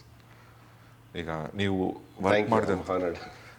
ವರ್ಕ್ ಮಾಡಿದಂಥ ನಿಮ್ಮ ಹಳೆ ಕಾನ್ಸ್ಟಿಟ್ಯೂನ್ಸಿ ಏನಂತಾರೆ ಅದನ್ನು, ಸ್ಟೇಷನ್, ಜ್ಯೂರಿಸ್ಡಿಕ್ಷನ್. ಅಲ್ಲೆಲ್ಲ ಹೋದಾಗ ನಿಮಗೆ ಒಂದು ಫ್ಯಾನ್ಸ್ ಇದ್ದಾರೆ, ನಿಮ್ಮ ಬರ್ತ್ಡೇ ಸೆಲೆಬ್ರೇಟ್ ಮಾಡ್ತಾರೆ. ನೈಸ್ ನಿಜವಾಗ್ಲೂ. ಆ್ಯಂಡ್ ಸಾಕಷ್ಟು ಸಂದೇಶಗಳು, ಎಸ್ಪೆಷಲಿ ನೀವು ನಿಮ್ಮ ಸೋಷಿಯಲ್ ಮೀಡಿಯಾಗಳಲ್ಲೂ ಕೂಡ ಈ ಸೈಬರ್ ಕ್ರೈಮ್ ಪ್ರಕರಣಗಳು ಬಹುತೇಕ ಅಂದರೆ ಇತ್ತೀಚೆಗಂತೂ ವಿಪರೀತ ಜಾಸ್ತಿ ಆಗಿದೆ. ಹೆಣ್ಮಕ್ಳಿಗೆ ಈ ಮೊಬೈಲ್ ನೋಡಿ, ಈ ಮೊಬೈಲ್ ಇದೆಯಲ್ಲ, ಈ ಮೊಬೈಲಿಂದ ಎಷ್ಟೋ ಸಂಸಾರಗಳು ಹಾಳಾಗ್ಬಿಡುತ್ತೆ. ಸೊ ಸೈಬರ್ ಕ್ರೈಮ್ಗಳು ವಿಪರೀತವಾಗಿ ನಡೀತಿದೆ. ಯಾವ್ಯಾವ ವಿಚಾರದಲ್ಲಿ ಎಚ್ಚರವಾಗಿರಬೇಕು? ಅಯ್ಯೋ, ಯಾವ ವಿಚಾರದಲ್ಲಿ ಅಂತ ಹೇಳೋಕ್ಕೆ ಬರೋಲ್ಲ. ಈಗ ಒಂದು 10 ನಾನು ಪ್ರಕರಣ ಹೇಳಿದ್ರೆ ಹೊಸದು ಇನ್ನೊಂದು ಕಂಡು ಹಿಡಿದ್ಬಿಟ್ಟಿರ್ತಾರೆ ಅವರು, ಅಷ್ಟು ಫಾಸ್ಟ್ ಇದ್ದಾರೆ. ಈ ಥರನೂ ಒಂದು ಮಾಡ್ಬೋದಾ, ಹಿಂಗೂ ಮಾಡ್ತಾರಾ ಅಂತ ಆಶ್ಚರ್ಯ ಆಗುತ್ತೆ. Doctor, close friend, age about 47 years, married, happily married, settled. Cyber crime police ಸ್ಟೇಷನಿಂದ ಬಂದು ಏನು ಒಂದು ಚೆನ್ನಾಗಿದೆಯಾ, ಹೇಗೆ ತಿಂಡಿ ಇದೆ, ಟೀ ತರಿಸ್ದೆ ಎಲ್ಲ ಆಯಿತು, ಸುಮ್ಮನೆ ಬಂದೆ ಅಂತಾನೆ. ಪೊಲೀಸರನ್ನ ಸುಮ್ಮನೆ ನೋಡೋಕ್ಕೆ ಯಾರು ಬರ್ತಾರೆ? ನಮಗೊಂದು ಫೋನ್ ಬಂದ್ರು ಅಲ್ಲಿ ಏನೋ ಒಂದು ಇರುತ್ತೆ ಅಂತ ಗೊತ್ತು. ಏನು ಹೇಳೋ ಅಂದೆ, ಇಲ್ಲಮ್ಮ ಸುಮ್ಮನೆ ಬಂದೆ, ನೀನು ನೋಡೋಕ್ಕೆ ಬರಬಾರ್ದಾ, ಹಂಗೆ ಹಿಂಗೆ ಅಂತ. ನನಗೆ ಟೀ ಎಲ್ಲ ಕುಡ್ದಾಯ್ತು, ಎದ್ದು ಹೋಗ್ತಾ ಇಲ್ಲ, ಸುಮ್ಮನೆ ಬಂದೆ ಅಂತಾನೆ, ಬಾಯ್ ಬಿಟ್ಟು ಹೇಳ್ತಾ ಇಲ್ಲ. ಕೊನೆಗೆ ಏನು ಏನಾದರೂ ಹೇಳಬೇಕು ಅಂತಿದ್ರೆ ಹೇಳಪ್ಪ, ಏನು ವಿಷಯ ಅಂತಂದ್ರೆ ಸ್ವಲ್ಪ ಹತ್ರ ಬರಲ್ಲ ಅಂದ. ಸ್ವಲ್ಪ ಹತ್ರನ ಏನಿದೆ ನಮ್ಮ ಚೇಂಬಲ್ಲಿ ಯಾರಿಲ್ಲ, ಏನು ಹೇಳಂತ. ಪ್ರಾಬ್ಲಮಲ್ಲಿ ತಗ್ಲಾಕೊಂಡ್ಬಿಟ್ಟಿದ್ದೀನಿ ಬಾಸ್. ಪ್ರಾಬ್ಲಮಲ್ಲಿ ತಗ್ಲಾಕೊಂಡಿದ್ಯಾ, ಏನಾಗಿದೆ ಅಂತೇಳಿ ಹೋಗ್ಲಿ, ಏನು ಪ್ರಾಬ್ಲಮ್ ಅಂತ ಗೊತ್ತಾಗುತ್ತಲ್ಲ ಅಂತ. ಮೊನ್ನೆ ಮನೆಯವರೆಲ್ಲ ಊರಿಗೆ ಹೋಗಿದ್ರು. ಹಿಂಗೆ ಫೇಸ್ಬುಕ್ ನೋಡ್ತಾ ಇದ್ದೆ. ಹಾಸ್ಪಿಟ್ಲಿಂದ ಬಂದು ಸ್ವಲ್ಪ ಟೈಮ್ ಇತ್ತು, ಇನ್ನೇನು ಮಲ್ಕೊಳಕ್ಕೆ ಮುಂಚೆ ಯಾವುದೋ ಒಂದು ಎಂಥದ್ದು ಹೇಳ್ದ, ದೀಪಿಕಾ ಶರ್ಮಾ ಅಂತ ಒಂದು ಫ್ರೆಂಡ್ ರಿಕ್ವೆಸ್ಟ್ ಬಂದಿತ್ತು. ಫ್ರೆಂಡ್ ರಿಕ್ವೆಸ್ಟ್ ಅಕ್ಸೆಪ್ಟ್ ಮಾಡಿಬಿಟ್ಟೆ. ಅದರಲ್ಲೇನು ತಪ್ಪು, ಏನೋ ಮಾಡಿದ್ದಿಲ್ಲ, ನಿಂಗೆ ಗೊತ್ತಿರೋರು ಅವರು ಅಂದೆ. ಗೊತ್ತಿರಲಿಲ್ಲ, ಬಟ್ ಹುಡುಗಿ ಫೋಟೋದಲ್ಲಿ ತುಂಬ ಚೆನ್ನಾಗಿ ಕಾಣ್ತಾ ಇಲ್ಲ, ಅದಕ್ಕೆ ಮಾಡಿಬಿಟ್ಟೆ. ಆಯಿತು, ಸರಿ ಆಯಿತು. ಈಗ ನಾನೇನಾದರೂ ಅವ್ನಿಗೆ ರೇಗಿದ್ರೆ ಬೆದ್ರೆ ಹೇಳೋದು ನಿಲ್ಲಿಸ್ಬಿಡ್ತೇನೆ. ಅಷ್ಟು ಕಷ್ಟಪಟ್ಟು ನಿಧಾನಕ್ಕೆ ಒದ್ದಾಡ್ಕೊಂಡು ಓಪನ್ ಅಪ್ ಆಗ್ತಾಯಿದ್ದೇನೆ. ಸರಿ ಹೇಳು ಹೋಗಲಿ ಏನಾಯಿತು ಅಂತ. ಫ್ರೆಂಡ್ ರಿಕ್ವೆಸ್ಟ್ ಆದಮೇಲೆ ಅಕ್ಸೆಪ್ಟ್ ಮಾಡಿದ್ಮೇಲೆ ನನಗೆ ಮೆಸೇಜಲ್ಲಿ ಮೆಸೇಜ್ ಬಂತು, ಹಾಯ್ ಅಂತ. ನಾನು ಹಾಯ್ ಅಂತ ಹಾಕದ್ನ. ಆಮೇಲೆ ಹಿಡ್ಕೊಂಡು ತು ಕ್ಯಾ ಕರ್ರ ಹಂಗೆ ಹಿಂಗೆ ಅಂತ ಹಿಂದಿನಲ್ಲಿ ಕೇಳಿದ್ರು. ನಾನು ಹಿಂಗೆ ಹಿಂಗೆ ಅಂತೆಲ್ಲ ಹೇಳಿದೆ. ತು ಬಹುತ್ ಅಚ್ಚಾ ಲಗ್ ರಾ ಹೈ, ತು ಬಹುತ್ ಹ್ಯಾಂಡ್ಸಮ್ ಹೈ ಅಂತೆಲ್ಲ ಮೆಸೇಜ್ ಮಾಡಿದ್ಲು. ನಾನು ಥ್ಯಾಂಕ್ ಯು ಅಂತ ಹಾಕ್ಬಿಟ್ಟು ನೀನು ಬ್ಯೂಟಿಫುಲ್ ಅಂತ ಹಾಕ್ತೆ. ಅವಳು ಇಟ್ಕೊಂಡು ತುಮಾರ ವಾಟ್ಸಪ್ ನಂಬರ್ ಕೇಳಿದ್ಲು. ನನಗೆ ತಕ್ಷಣ ಇಲ್ಲ ಅನ್ನೋಕ್ಕಾಗಿಲ್ಲ, ವಾಟ್ಸಪ್ ನಂಬರ್ ಕೊಟ್ಬಿಟ್ಟೆ. ವಾಟ್ಸಪ್ ಮೇ ಮೆಸೇಜ್ ಕರೋ ಅಂತಂದು. ಸರಿ, ತಕ್ಷಣ ಅವಳದು ವಾಟ್ಸಪ್ ನಂಬರ್ ನಂಗೆ ಕೊಟ್ಲು. ಸೊ ಬಹುಶಃ ಯಾರೋ ನನಗೆ ಇಷ್ಟು ಬೇಗ ಫ್ರೆಂಡ್ ಆದಲ್ಲ ಅಂತ ಐ ವಾಸ್ ಸೋ ಹ್ಯಾಪಿ. ವಾಟ್ಸಪ್ಪಲ್ಲಿ ಇದ್ದಕ್ಕಿದ್ದಂಗೆ ಕಾಲ್ ಬಂದು ಆಡಿಯೋನಲ್ಲಿ ಕಾಲ್ ಮಾತಾಡ್ತಾ ಇಲ್ಲ ನೀನು ನೋಡಿದ್ರೆ ನನಗೆ ಏನೇನೋ ಅನ್ನಿಸ್ತಾ ಇದೆ, I am feeling something you are so handsome, video ಕಾಲಿಗೆ ಬಾ ಅಂತಂದು. ನಾನು ವಿಡಿಯೋ ಕಾಲ್ಗೆ ಹೋದೆ. ವಿಡಿಯೋ ಕಾಲ್ಗೆ ಹೋದರೆ ಅವಳು ಇದ್ದಕ್ಕಿದ್ದಂಗೆ ಬಟ್ಟೆ ಎಲ್ಲ ಅಲ್ಲಿ ಒಂದಾದ್ಮೇಲೆ ಒಂದು ರಿಮೂವ್ ಮಾಡ್ತಾಯಿದ್ಲು. ನನಗೆ ಒಂಥರ ಐ ಸ್ಟಾರ್ಟೆಡ್ ಫೀಲಿಂಗ್ ಸಮಥಿಂಗ್, ಏನು ರಿಯಾಕ್ಟ್ ಮಾಡಬೇಕು ಅಂತ ಗೊತ್ತಾಗಿಲ್ಲ. ಮನೇಲಿ ಬೇರೆ ಯಾರೂ ಇಲ್ಲ, ಒಬ್ಬನೇ ಇದ್ದೆ. ಅವಳು ಇಟ್ಕೊಂಡು ನನಗೆ I want to see you shirtless, ನೀನು ಸ್ವಲ್ಪ ಶರ್ಟ್ ಎಲ್ಲ ರಿಮೂವ್ ಮಾಡೋ, ನಂಗೆ ಒಂಥರ ಆಗ್ತಾಯಿದೆ ಅಂತ ಹೇಳಿದ್ಲು. ನನಗೂ ಆ ತಲೆಯಲ್ಲಿ ಅದೇನು ಕೆಟ್ಟೋಗಿತ್ತು, ನನ್ನ ಟೈಮ್ ಬೇರೆ ಸರಿ ಇರಲಿಲ್ಲ. ಅವಳು ಹೇಳ್ದಂಗೆಲ್ಲ ನಾನು ಕೇಳೋಕ್ಕೆ ಶುರು ಮಾಡಿದೆ. ಅವಳು ಅಲ್ಲಿ ಡ್ರೆಸ್ ರಿಮೂವ್ ಮಾಡ್ತಾಯಿದ್ದೆ, ನಾನು ಇಲ್ಲಿ ರಿಮೂವ್ ಮಾಡ್ತಾಯಿದ್ದೆ. ಆಮೇಲೆ ನನಗೆ ನಿಂದ ಅದು ತೋರಿಸು ಇದು ತೋರಿಸು ಏನೇನೋ ಕೇಳಿದ್ರು. ಅದಾದಮೇಲೆ ಕಾಲ್ ಕಟ್ಟಾಗೋಯ್ತು. ಸರಿ, ಈಗೇನು ನಿನ್ನ ಪ್ರಾಬ್ಲಮ್ಮು ಅಂದ. ಇಲ್ಲ, ಪ್ರಾಬ್ಲಮ್ ಶುರು ಆಗಿದ್ದು ಆಮೇಲೆ. ಅದಾಗಿ 1 ಅವರ್ಗೆ ನನಗೆ ವಿಡಿಯೋ ಕಳಿಸಿದ್ರು. ಅದರಲ್ಲಿ ನಾನು ಬಟ್ಟೆ ಬಿಸಾರದೆಲ್ಲ ಸ್ಕ್ರೀನ್ ರೆಕಾರ್ಡಿಂಗ್ ಮಾಡ್ಕೊಂಡ್ಬಿಟ್ಟಿದ್ದಾರೆ. ನಿನ್ನ ಫ್ರೆಂಡ್, ನಾನು ಬೇರೆ ಫ್ರೆಂಡ್ ರಿಕ್ವೆಸ್ಟ್ ಅಕ್ಸೆಪ್ಟ್ ಮಾಡಿಬಿಟ್ಟಿದ್ದೆ, ನನ್ನ ಫ್ರೆಂಡ್ ಲಿಸ್ಟೆಲ್ಲ ಸಿಕ್ಬಿಟ್ಟಿದೆ. ಅದರಲ್ಲಿ ಬೇರೆ ಮೈ ಸಿಸ್ಟರು ಮೈ ಬ್ರದರ್ ಇಲ್ಲ ಅಂತ ಬೇರೆ ಹಾಕ್ಕೊಂಡಿದ್ದೆ. ಅವ್ರದ್ದು ಎಲ್ಲ ಪೂರ್ತಿ ಡೀಟೇಲ್ಸ್ ತೊಗೊಂಡ್ಬಿಟ್ಟಿದ್ದಾರೆ. ಈಗ ಈ ವಿಡಿಯೋನ ನನ್ನ ಫ್ರೆಂಡ್ ಒಬ್ರು ಕಳಿಸ್ಬಿಟ್ಟು ಅವನು ಬೇರೆ ಫೋನ್ ಮಾಡ್ದ, ಏನೋ ನಿನ್ನ ಮಾನ ಮರ್ಯಾದೆ ಇದೆಯೋ, ಇಷ್ಟು ವಯಸ್ಸಾಗಿದೆ, ಇಂಥ ಒಳ್ಳೆ ಪ್ರಾಕ್ಟೀಸ್ ಮಾಡ್ತಿದ್ಯಾ, ಹಿಂಗೆ ಹೆಸರಿದೆ ಅಂತ. ಆ ಕಡೆಯಿಂದ ನನಗೆ 10,000 ಕೊಡು ಅಂತಂದರು. ನಾನು 10,000 ಕೊಟ್ಟೆ.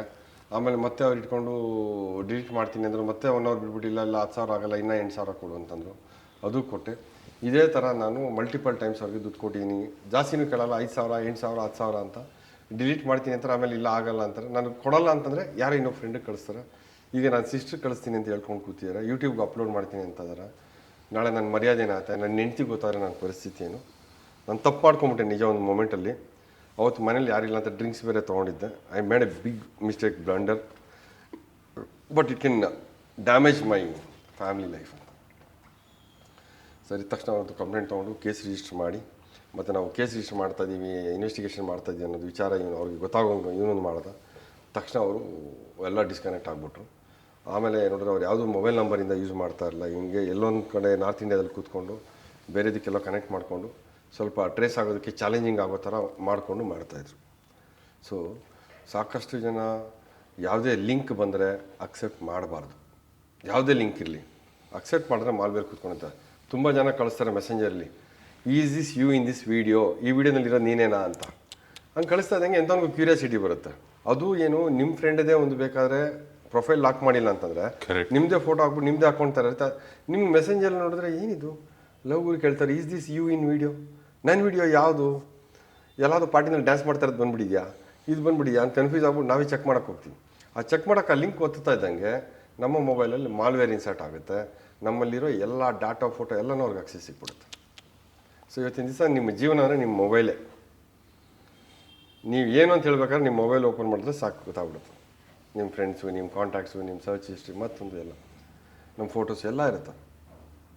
ಹಿಂದೆ ಯಾವುದೋ ಕಾಲದಲ್ಲಿ ನಾವು ಡೈರಿ ಬರಿತಾ ಇದ್ವಿ, ಪರ್ಸನಲ್ ಡೈರಿ ಅಂತ. ಈಗ ಮೊಬೈಲ್ ಈಸ್ ಎವ್ರಿಥಿಂಗ್. ಸೊ ಹಾಗಾಗಿ ಯಾವ ಲಿಂಕ್ ಬಂದರೂ ಯಾರೂ ಪ್ರೆಸ್ ಮಾಡಬಾರ್ದು.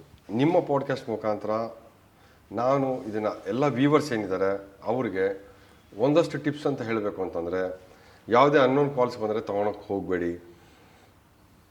ನಿಮಗೆ ಯಾರಾದರೂ ಮೆಸೇಜ್ ಬರುತ್ತೆ ರೆಕಾರ್ಡೆಡ್, ನಿಮ್ಮ ಫೋನ್ ನಂಬರು ಡಿಆಕ್ಟಿವೇಟ್ ಆಗುತ್ತೆ, ಅದು ಡಿಆಕ್ಟಿವೇಟ್ ಆಗಬಾರ್ದು ಅಂದರೆ ನಂಬರ್ 9ನ ಪ್ರೆಸ್ ಮಾಡಿ ಅಂತ ಮಾಡೋಕ್ಕೆ ಹೋಗಬೇಡಿ. ನಿಮ್ಮ ಬ್ಯಾಂಕಲ್ಲಿ ಕ್ರೆಡಿಟ್ ಕಾರ್ಡ್ ನಿಮಗೆ ಲಿಮಿಟ್ ಮುಗಿದೋಗಿದೆ, ನಿಮಗೆ ಇದನ್ನು ನಾವು ಇದು ಮಾಡ್ತೀವಿ ಅಂತ ಏನಾದರೂ ಬಂತಂದರೆ ಮಾಡೋಕ್ಕೆ ಹೋಗಬೇಡಿ. OTP ಕೊಡಿ. ಎಲ್ಲೂ OTP ಶೇರ್ ಮಾಡಬೇಡಿ. ಎಲ್ಲೂ ನಿಮ್ಮ ಪರ್ಸನಲ್ ಇನ್ಫಾರ್ಮೇಷನ್ನ ಶೇರ್ ಮಾಡೋಕ್ಕೆ ಹೋಗಬೇಡಿ. ಅಲ್ಲೆಲ್ಲೋ ಹೋಗ್ತಿರೋ ಸೈಟಲ್ಲಿ, ಮ್ಯಾಟ್ರಿಮೋನಿಯಲ್ ಸೈಟಲ್ಲಿ, ಅಲ್ಲಿ ಯಾರೋ ನೀವು ಹುಡುಗ ಚೆನ್ನಾಗಿದೆ ಅಂತ ನೋಡೋಕೆ ಹೋದಾಗ ಆ ಫೋಟೋನಲ್ಲಿರೋ ಆ ವ್ಯಕ್ತಿನೇ ಆಗಿರಲ್ಲ. ಎಷ್ಟೋ ಸಲ ನಾನು ಫೈನಲ್ ಇದೀನಿ ಡಾಕ್ಟರ್ ಅಂತ ಹ್ಯಾಂಡ್ಸಮ್ ಆಗಿರೋ ಫೋಟೋ ಹಾಕ್ಬಿಟ್ಟು ನಾಳೆ ಕಸ್ಟಮ್ಸಲ್ಲಿ ಇಟ್ಕೊಂಡ್ಬಿಟ್ಟಿದ್ದಾರೆ, ನಿನಗೋಸ್ಕರ ಗಿಫ್ಟ್ ತಂದಿದ್ದೆ ಬಂಗಾರ, ನಮ್ಮ ಅಮ್ಮ ನಿನ್ನ ತುಂಬ ಇಷ್ಟಪಡ್ತಾ ಇದ್ದಾರೆ, ನಿನಗೆ ಅಂತ ಮೊಬೈಲ್ ತಂದಿದ್ದೆ, ಆದರೆ ಕಸ್ಟಮ್ಸಲ್ಲಿ ಇಟ್ಕೊಂಡ್ಬಿಟ್ಟಿದ್ದಾರೆ, ಅರ್ಜೆಂಟ್ 1 ಲಕ್ಷ ಕೊಡು 2 ಲಕ್ಷ ಕೊಡು, ನಿನಗೆ 15 ಲಕ್ಷ ರೂಪಾಯಿ ವ್ಯಾಲ್ಯೂ ತಂದಿದ್ದೀನಿ ನಾನು ಅಂತೇಳಿ ಎಷ್ಟೋ ಹೆಣ್ಮಕ್ಳ ಕಡೆಯಿಂದ 4-5 ಲಕ್ಷ ಹಾಕೊಂಡು ಮೋಸ ಮಾಡ್ತಾರೆ. ಹುಷಾರಾಗಿರಿ. ನಿಮ್ಮ ಮಗು ಕಿಡ್ನಾಪ್ ಆಗಿಬಿಟ್ಟಿದ್ದಾನೆ ಅಂತಾರೆ, ನೀವು ಫೋನ್ ಮಾಡಿದ್ರೆ ನಿಮ್ಮ ಮಗು ಬೇರೆ ಆ ಟೈಮ್ಗೆ ಫೋನ್ ಎತ್ತಲ್ಲ, ನಿಮಗೆ ಇಮಿಡಿಯೇಟ್ ನೀವು ದುಡ್ಡು ಕೊಟ್ಟಿಲ್ಲ ಅಂತಂದರೆ ಸಮಸ್ಯೆ ಆಗುತ್ತೆ ಅಂತಾರೆ, ಹೆದರ್ಕೊಂಡು ದುಡ್ಡು ಕೊಡೋಕ್ಕೆ ಹೋಗಬೇಡಿ. ಅಥವಾ ನಿಮ್ಮ ಮಗನ ಇಟ್ಕೊಂಡ್ಬಿಟ್ಟಿದ್ದೀವಿ ನಾವು, ಡ್ರಗ್ಸ್ ಕೇಸಲ್ಲಿ ಸಿಕ್ಕಾಕೊಂಡ್ಬಿಟ್ಟಿದ್ದಾನೆ ಅಂತಂದಾಗ ಬೆಂಗಳೂರಲ್ಲಿ ಓದ್ತಾ ಇರ್ತಾರೆ ಆ ಕಾಲೇಜ್ ಮಕ್ಕಳು, ಅವ್ರ ಅಪ್ಪ ಅಮ್ಮಂದ್ರೆ ಎಲ್ಲೋ ಇರ್ತಾರೆ, ಎಲ್ಲೆಲ್ಲೋ ಡಾಟಾ ಲೀಕ್ ಆಗ್ತಾಯಿದೆ. ಸೊ ಪ್ರತಿಯೊಂದನ್ನು ವೆರಿಫೈ ಮಾಡಬೇಕು, ಯಾವುದನ್ನು ತಕ್ಷಣ ನಂಬಕ್ಕೆ ಹೋಗಬಾರ್ದು. ನಿಮಗೆ 90% ಸೈಬರ್ ಕ್ರೈಮ್ ಆಗಬಾರ್ದು ಅಂದರೆ ಫೋನ್ ಮಾಡಿ ಯಾಮಾರಿಸ್ತಾರಲ್ಲ ಅವ್ರ ಹತ್ರ ನೀವು ಕನ್ನಡದಲ್ಲಿ ಮಾತಾಡಿ, ಅವರೇ ಫೋನ್ ಇಟ್ಬಿಡ್ತಾರೆ. ನಿಮಗೆ ಬರುತ್ತೆ ಅಂತ ತೋರಿಸ್ಕೊಳಕ್ಕೆ ಹಿಂದಿ ಇಂಗ್ಲೀಷಲ್ಲಿ ಮಾತಾಡಿದ್ರೆ ಗ್ಯಾರಂಟಿ. ಅದಕ್ಕೆ ನಮ್ಮ ಕನ್ನಡ ಒಳ್ಳೇದು ಅಂತೇಳಿ, ಕನ್ನಡನೇ ನಮ್ಮನ್ನು ಕಾಪಾಡೋದು, ಕನ್ನಡನೇ ಕಾಪಾಡುತ್ತೆ ಸೈಬರ್ ಕ್ರೈಮ್ ಅಪರಾಧಿಗಳಿಂದ. ಒಂದು ಮತ್ತು ಬ್ಯಾಂಕ್ ಕಾಲ್ಸ್ ಅಂತ ಬರುತ್ತೆ, ಫ್ರಾಡ್ ಕಾಲ್ಸು. ಟೆಲಿಗ್ರಾಮಲ್ಲಿ ಫ್ರೆಂಡ್ಸ್ ಆಗ್ತಾರೆ, ಅಲ್ಲಿ ಇಟ್ಕೊಂಡು ದುಡ್ಡು ಇನ್ವೆಸ್ಟ್ಮೆಂಟ್ ಮಾಡ್ತೀವಿ ಅಂತಾರೆ, ಅದ್ರಲ್ಲಿ ಯಾರು ನಿಮ್ಮ ಫ್ರೆಂಡ್ ಇನ್ನೊಬ್ಬ ಆಗ್ತಾನೆ. ಈಗ ಉದಾಹರಣೆಗೆ ನನ್ನ ಜೊತೆಲಿ ಮಹೇಶ್ ಇರ್ತಾರೆ, ಮಹೇಶ್ ಆ ಗ್ರೂಪ್ ಇಟ್ಕೊಂಡು ನನಗೂ 2 ಲಕ್ಷ ಬಂತು ಅಂದರೆ ನನಗನ್ಸುತ್ತಾರೆ ಇವ್ಗೆ 2 ಲಕ್ಷ ಬಂತಲ್ಲ ನನಗೂ ಬರ್ಬೋದು. ತೋರಿಸ್ತಾರೆ, ನಿಮ್ಮ ಕೈಯಲ್ಲಿ ದುಡ್ಡು ಹಾಕ್ತಾರೆ, ಲಾಭ ಬಂದಿದೆ ಅಂತ ನಿಮ್ಮ ಅಕೌಂಟ್ ಅವರೇ ಓಪನ್ ಮಾಡ್ತಾರೆ, ನಿಮ್ಮ ಪರವಾಗಿ ನಾವೇ ಹ್ಯಾಂಡಲ್ ಮಾಡ್ತೀವಿ ಅಂತಾರೆ, ಅದ್ರಲ್ಲಿ ದುಡ್ಡು ಬರುತ್ತೆ, ಅದನ್ನ ಹಂಗೂ ತೋರಿಸ್ತಾರೆ, ಮತ್ತೆ ಅದನ್ನ ಮತ್ತೆ ಇನ್ವೆಸ್ಟ್ ಮಾಡ್ತಾ ಇದೀವಿ ಅಂತಾರೆ. ಆಮೇಲೆ ನಿಮ್ಗೆ ಆಸೆ ಜಾಸ್ತಿ ಆಗ್ತಾ ಹೋಗುತ್ತೆ. ಒಂದು ತಿಂಗಳಲ್ಲಿ ನಿಮ್ಗೆ 5 ಲಕ್ಷ ದುಡ್ಡು ಬರ್ತಾ ಇದ್ದಂಗಾರೆ ಇಷ್ಟು ಈಸಿಯಾಗಿ ಬರ್ತಾ ಇದೆಯಲ್ಲ, ಇನ್ನೊಂದು 10 ಲಕ್ಷ ಹಾಕಿದ್ರೆ 20 ಲಕ್ಷ ಬರುತ್ತೆ. ಆ 20 ಲಕ್ಷ ಬಂದರೆ ಹೊಸ ಕಾರ್ ತೊಗೋಬೋದು, ಇದು ಮಾಡ್ಬೋದು ಅಂತ ಯೋಚನೆ ಬರುತ್ತೆ, ಅಥವಾ ಮನೇಲಿ ಮಗಳಿಗೆ ಮದುವೆ ಮಾಡ್ಬೋದು. ಮತ್ತು ಇರೋ ಸಾಲ ಎಲ್ಲ ತಂದು ಹಾಕ್ತೀರಾ, ಆವಾಗ ಒಂದ್ಸಲ ಡಮ್ ಅಂತ ಮಾಯ ಆಗ್ತಾರೆ. ಇನ್ನು ಕೆಲವರು ಈಗಾಗಲ್ಲ ಮುಂದಕ್ಕೆ ವ್ಯಾಪಾರಿಸ್ತಾನೆ ಅಂತ ಇರ್ತಾರೆ, ಲಟ್ ಅಂತ ಹೋಗ್ಬಿಡುತ್ತೆ. ಸೊ ಅದರಿಂದ ತುಂಬ ಕೇರ್ಫುಲ್ ಆಗಿರಿ. ಈಸಿಯಾಗಿ ಯಾರಿಗೂ ದುಡ್ಡು ಬರಲ್ಲ, ಕಷ್ಟಪಟ್ಟರೆ ಜೀವನದಲ್ಲಿ ದುಡ್ಡು ಸಿಗೋದು. ಈಸಿಯಾಗಿ ಯಾವುದು ದುಡ್ಡು ಬರ್ತಾ ಇದೆ ಅಂದರೆ ಅದರಿಂದ ಸಮಸ್ಯೆನೂ ಬರ್ತಾ ಇದೆ, ಅಥವಾ ಆ ದುಡ್ಡು ನಿಲ್ಲಲ್ಲ ಅಂತ, ಉಳಿಯೋದು ಇಲ್ಲ. It's A fraud. ನಿಮಗೆ ಯಾಮರ್ಸಕ್ಕೆ ಮಾಡ್ತಾ ಇದ್ದಾರೆ ಅಂತ. ನಿಮಗೆ ಕೆಲಸ ಕೊಡ್ತೀವಿ ಅಂತಾರೆ, ಇಷ್ಟು ದಿವಸ ಕೆಲಸ ಮಾಡಿದ್ದಕ್ಕೆ ಸಂಬಳ ಕೊಡ್ತೀವಿ ಅಂತಾರೆ, ಅದಕ್ಕೆ ಇಷ್ಟು ಕಟ್ಟಬೇಕು ಅಂತಾರೆ, ಮತ್ತು ಫ್ರಾಡ್. ಎಷ್ಟು ಫ್ರಾಡ್. ಇನ್ಸ್ಟಾಗ್ರಾಮಲ್ಲಿ ಯಾರೋ ಒಬ್ಬ ಫ್ರೆಂಡ್ ಆಗ್ತಾನೆ, ಆ ಹುಡುಗಿ ಚೆಕ್ ಮಾಡ್ತಾಳೆ, ಅವಳಿಗಿರೋ 4 ಜನ ಫ್ರೆಂಡ್ಸ್ಗೆ ಅವ್ನು ಮ್ಯೂಚುವಲ್ ಫ್ರೆಂಡ್ ಇರ್ತಾನೆ. ಸೊ 4 ಜನಕ್ಕೆ ನೀವು ಪರಿಚಯ ಇರೋಣಂದರೆ ಇವ್ರು ಫ್ರೆಂಡ್ಶಿಪ್ ಮಾಡ್ಕೊಳ್ತಾರೆ, ಮೆಸೇಜಸ್ ಮಾಡ್ತಾರೆ, ಇನ್ನೊಂದು ಮಾಡ್ತಾರೆ, ವೀಡಿಯೋ ಕಾಲ್ಗೆ ಬಾ ಅಂತಾರೆ, ಎಲ್ಲೋ ಮೀಟ್ ಮಾಡ್ತಾರೆ, ಅಫೇರ್ ಆಗುತ್ತೆ. ಆಮೇಲೆ ವೀಡಿಯೋ ಕಾಲಲ್ಲಿ ಅವಳದು ಗೊತ್ತಿಲ್ಲದಿರೋದು ಅಥವಾ ಮೀಟ್ ಮಾಡಿದವಳು ನೇಕೆಡ್ ಫೋಟೋಸ್ ಬ್ಲ್ಯಾಕ್ ಮೇಲ್ ಮಾಡೋಕ್ಕೆ ಶುರು ಮಾಡ್ತಾರೆ. ಓಹೋ ಅದು ಶ್ರೀಮಂತರ ಮನೆಯವ್ರು ಅಂತ ಗೊತ್ತಾರೆ, ಟಾರ್ಗೆಟ್ ಮಾಡ್ತಾರೆ, ಅವಾಗ ಹೋಗಿ ದುಡ್ಡು ಕೊಡು ಅಂತಾರೆ. ಇದ್ರ ಮುಖಾಂತರ ಗಂಡು ಮಕ್ಕಳಾಗಲಿ ಹೆಣ್ಮಕ್ಳಾಗಲಿ ದಯವಿಟ್ಟು ಸೇಫ್ ಇಲ್ಲ. ಗಂಡು ಮಕ್ಳು ಪರವಾಗಿಲ್ಲ, ಹೆಣ್ಮಕ್ಳು ಇವಾಗ ಗಂಡು ಮಕ್ಕಳು ಸೇಫ್ ಇಲ್ಲ, ಹೇಳೋದಲ್ಲ ಡಾಕ್ಟರ್ ಕತೆ. ಹುಷಾರಾಗಿರಿ. ಅದ್ರ ಜೊತೆಗೆ ಗೊತ್ತಿಲ್ದಿರೋ ಆ್ಯಪ್ಗಳೆಲ್ಲ ಇನ್ಸ್ಟಾಲ್ ಮಾಡ್ಕೊಳಕ್ಕೆ ಹೋಗ್ಬೇಡಿ. ಗೊತ್ತಿಲ್ದಿರೋ ಆ್ಯಪ್ ಇನ್ಸ್ಟಾಲ್ ಮಾಡೋಕ್ಕೆ ಹೋಗಬೇಡಿ, ಗೊತ್ತಿಲ್ದಿರೋ ಸೈಟ್ಗೆ ಹೋಗೋಕ್ಕೆ ಹೋಗಬೇಡಿ. ವೆಬ್ಸೈಟ್ಗೆ ಅಂತ ಹೋದಾಗ ನೀವು ಅಥೆಂಟಿಕೇಟೆಡ್ ಸೈಟಿಗೆ ಮಾತ್ರ ಹೋಗಿ. ಯಾವುದಾದ್ರೂ ಕಾಲ್ಸು ಮೆಸೇಜಸ್ ಬಂತು ಅಂದರೆ ಗಾಬರಿ ಆಗಬೇಡಿ. ನಿಮ್ಮದು ಫೋನು ನೀವು ಪೋರ್ನ್ ವಿಡಿಯೋಗ್ರಫಿ ನೋಡಿದ್ದೀರಾ, ಚೈಲ್ಡ್ ಪೋರ್ನೋಗ್ರಫಿ ನೋಡಿದ್ದೀರಾ ಅಂಥೇಳಿ ಸಮನ್ಸ್ ಕಳಿಸ್ತಾರೆ ಇಮೇಲಲ್ಲಿ. ಸೇಮ್ ನೋಡಿದ್ರೆ ಪೊಲೀಸ್ ಡಿಪಾರ್ಟ್ಮೆಂಟ್ ಇದೆ, ನೀವು ಬಂದಿಲ್ಲ ಅಂದರೆ ನಿಮ್ಮನ್ನು ಇನ್ನು 1 ಅವರಲ್ಲಿ ಅರೆಸ್ಟ್ ಮಾಡ್ತೀನಿ, ಪೊಲೀಸನ್ನು ಕಳಿಸಿ ನೀವು ಬರಬೇಕು ಅಂತ ಎದುರಿಸ್ತಾರೆ. ಫೇಕ್. ನೀವು ಯಾವುದೋ ಪಾರ್ಸೆಲ್ ಕಳಿಸಿದ್ರೆ ಅದರಲ್ಲಿ ಡ್ರಗ್ಸ್ ಇದೆ, ನೀವೆಲ್ಲ ನಿಮ್ಮ ದುಡ್ಡು ಕಟ್ಟಲೆ ನಿಮ್ಮ ಮಾಡ್ತೀವಿ, ನಿಮ್ಗೆ ವೆರಿಫೈ ಮಾಡ್ತೀವಿ ನಾವು ಅಂದ್ಬಿಟ್ಟು ನಿಮ್ಮ ವೀಡಿಯೋ ಕಾಲ್ ಬರ್ತಾರೆ. ಇದು ನಿಮ್ಮದು ಏನು ಸೆಟಪ್ ಮಾಡ್ಕೊಂಡಿರೋ ಅದೇ ಥರ ಪೊಲೀಸ್ ಆಫೀಸರ್ಸ್ ಅವರು ಇವರು ಎಲ್ಲ ಯೂನಿಫಾರ್ಮಲ್ಲಿ ಕೂತಿರ್ತಾರೆ, ಅವ್ರಿಗೆ ಮಾತಾಡ್ಸಿ ಬಿಡ್ತಾರೆ ನಿಮಗೆ. ಸಾಹೇಬ್ರ ಮೆತ್ತು ಮಾತಾಡ ಅಂತೆಲ್ಲ ಹೇಳಿ ನಿಮ್ಗೆ ಕ್ರಿಯೇಟ್ ಮಾಡಿಬಿಟ್ಟು ಆ ಟೈಮಲ್ಲಿ ಹೆಂಗೆ ಲಾಕ್ ಮಾಡ್ತಾರೆ ಅಂದರೆ ನೀವು ನೆಕ್ಸ್ಟ್ ಯಾರ ಹತ್ರ ಮಾತಾಡಬಾರ್ದು 2-3 ಅವರ್ಸ್ ಹಂಗೆ ಮಾಡ್ತಾರೆ. ಇದನ್ನು ಕಾನ್ಫಿಡೆನ್ಷಿಯಲ್ ಆಗಿ ಇಡಬೇಕು ಅಂತಾರೆ, ಯಾರಿಗಾನ ಗೊತ್ತಾಯ್ತು ಅಂತ ಪ್ರಾಬ್ಲಮ್ ಅಂತಾರೆ.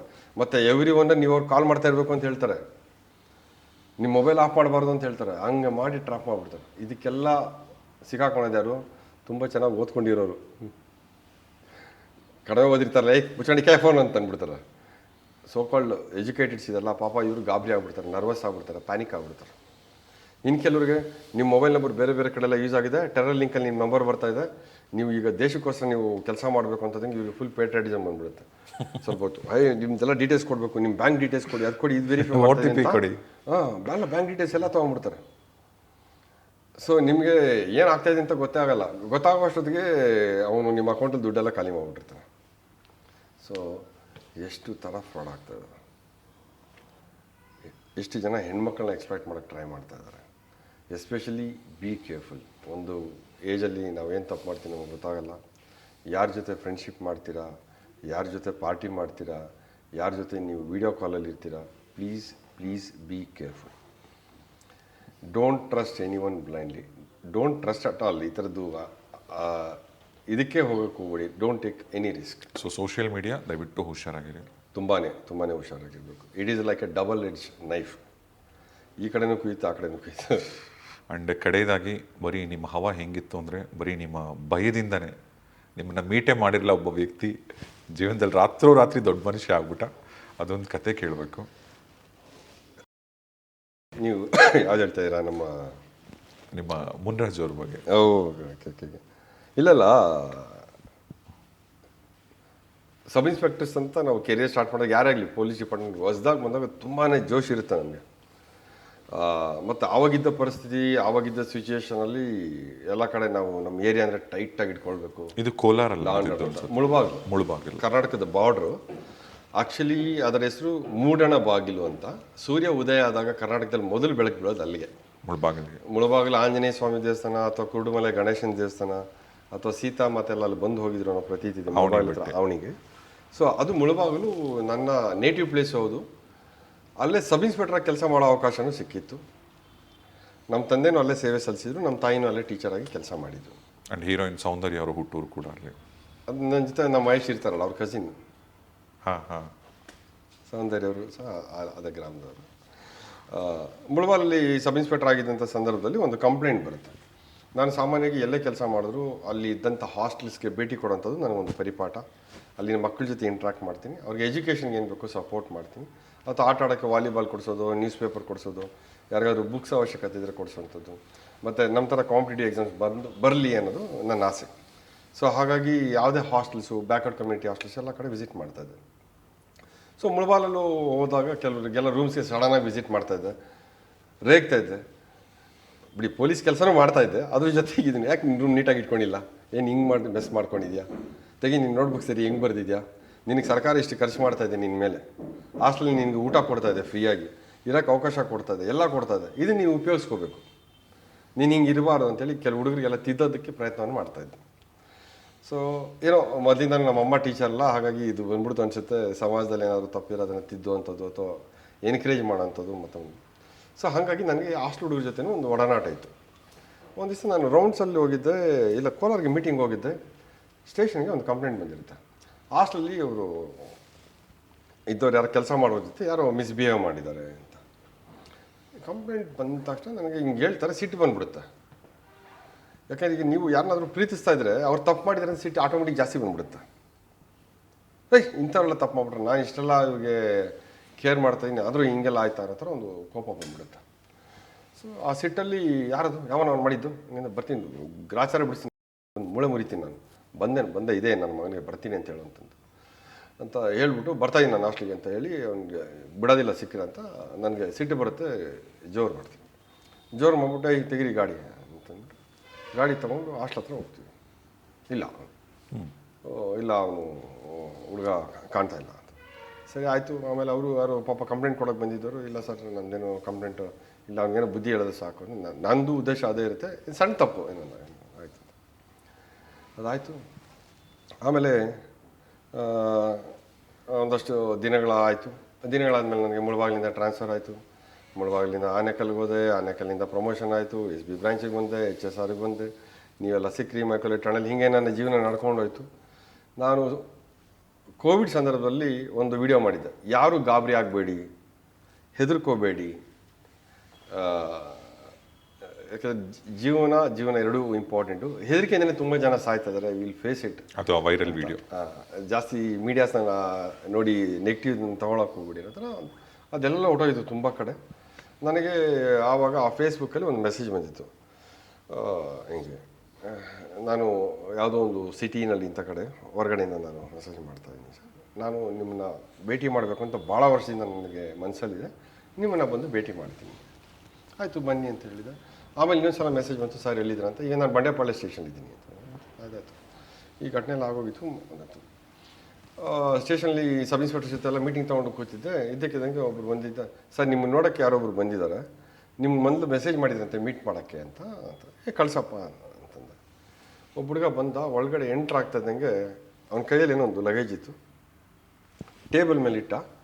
ಯಾರೇನು ವಿಷಯ ಅಂತ ನೋಡ್ತಾ ಇದ್ದಂಗೆ ದಡಾರ್ ಅಂತ ಕಾಲಿಗೆ ಬಿದ್ದು, ಸರ್ ದಯವಿಟ್ಟು ತಪ್ಪಾಗೋಯ್ತು ಸರ್, ನನಗೆ ಕ್ಷಮಿಸಿ, ನಿಮ್ಮ ಆಶೀರ್ವಾದ.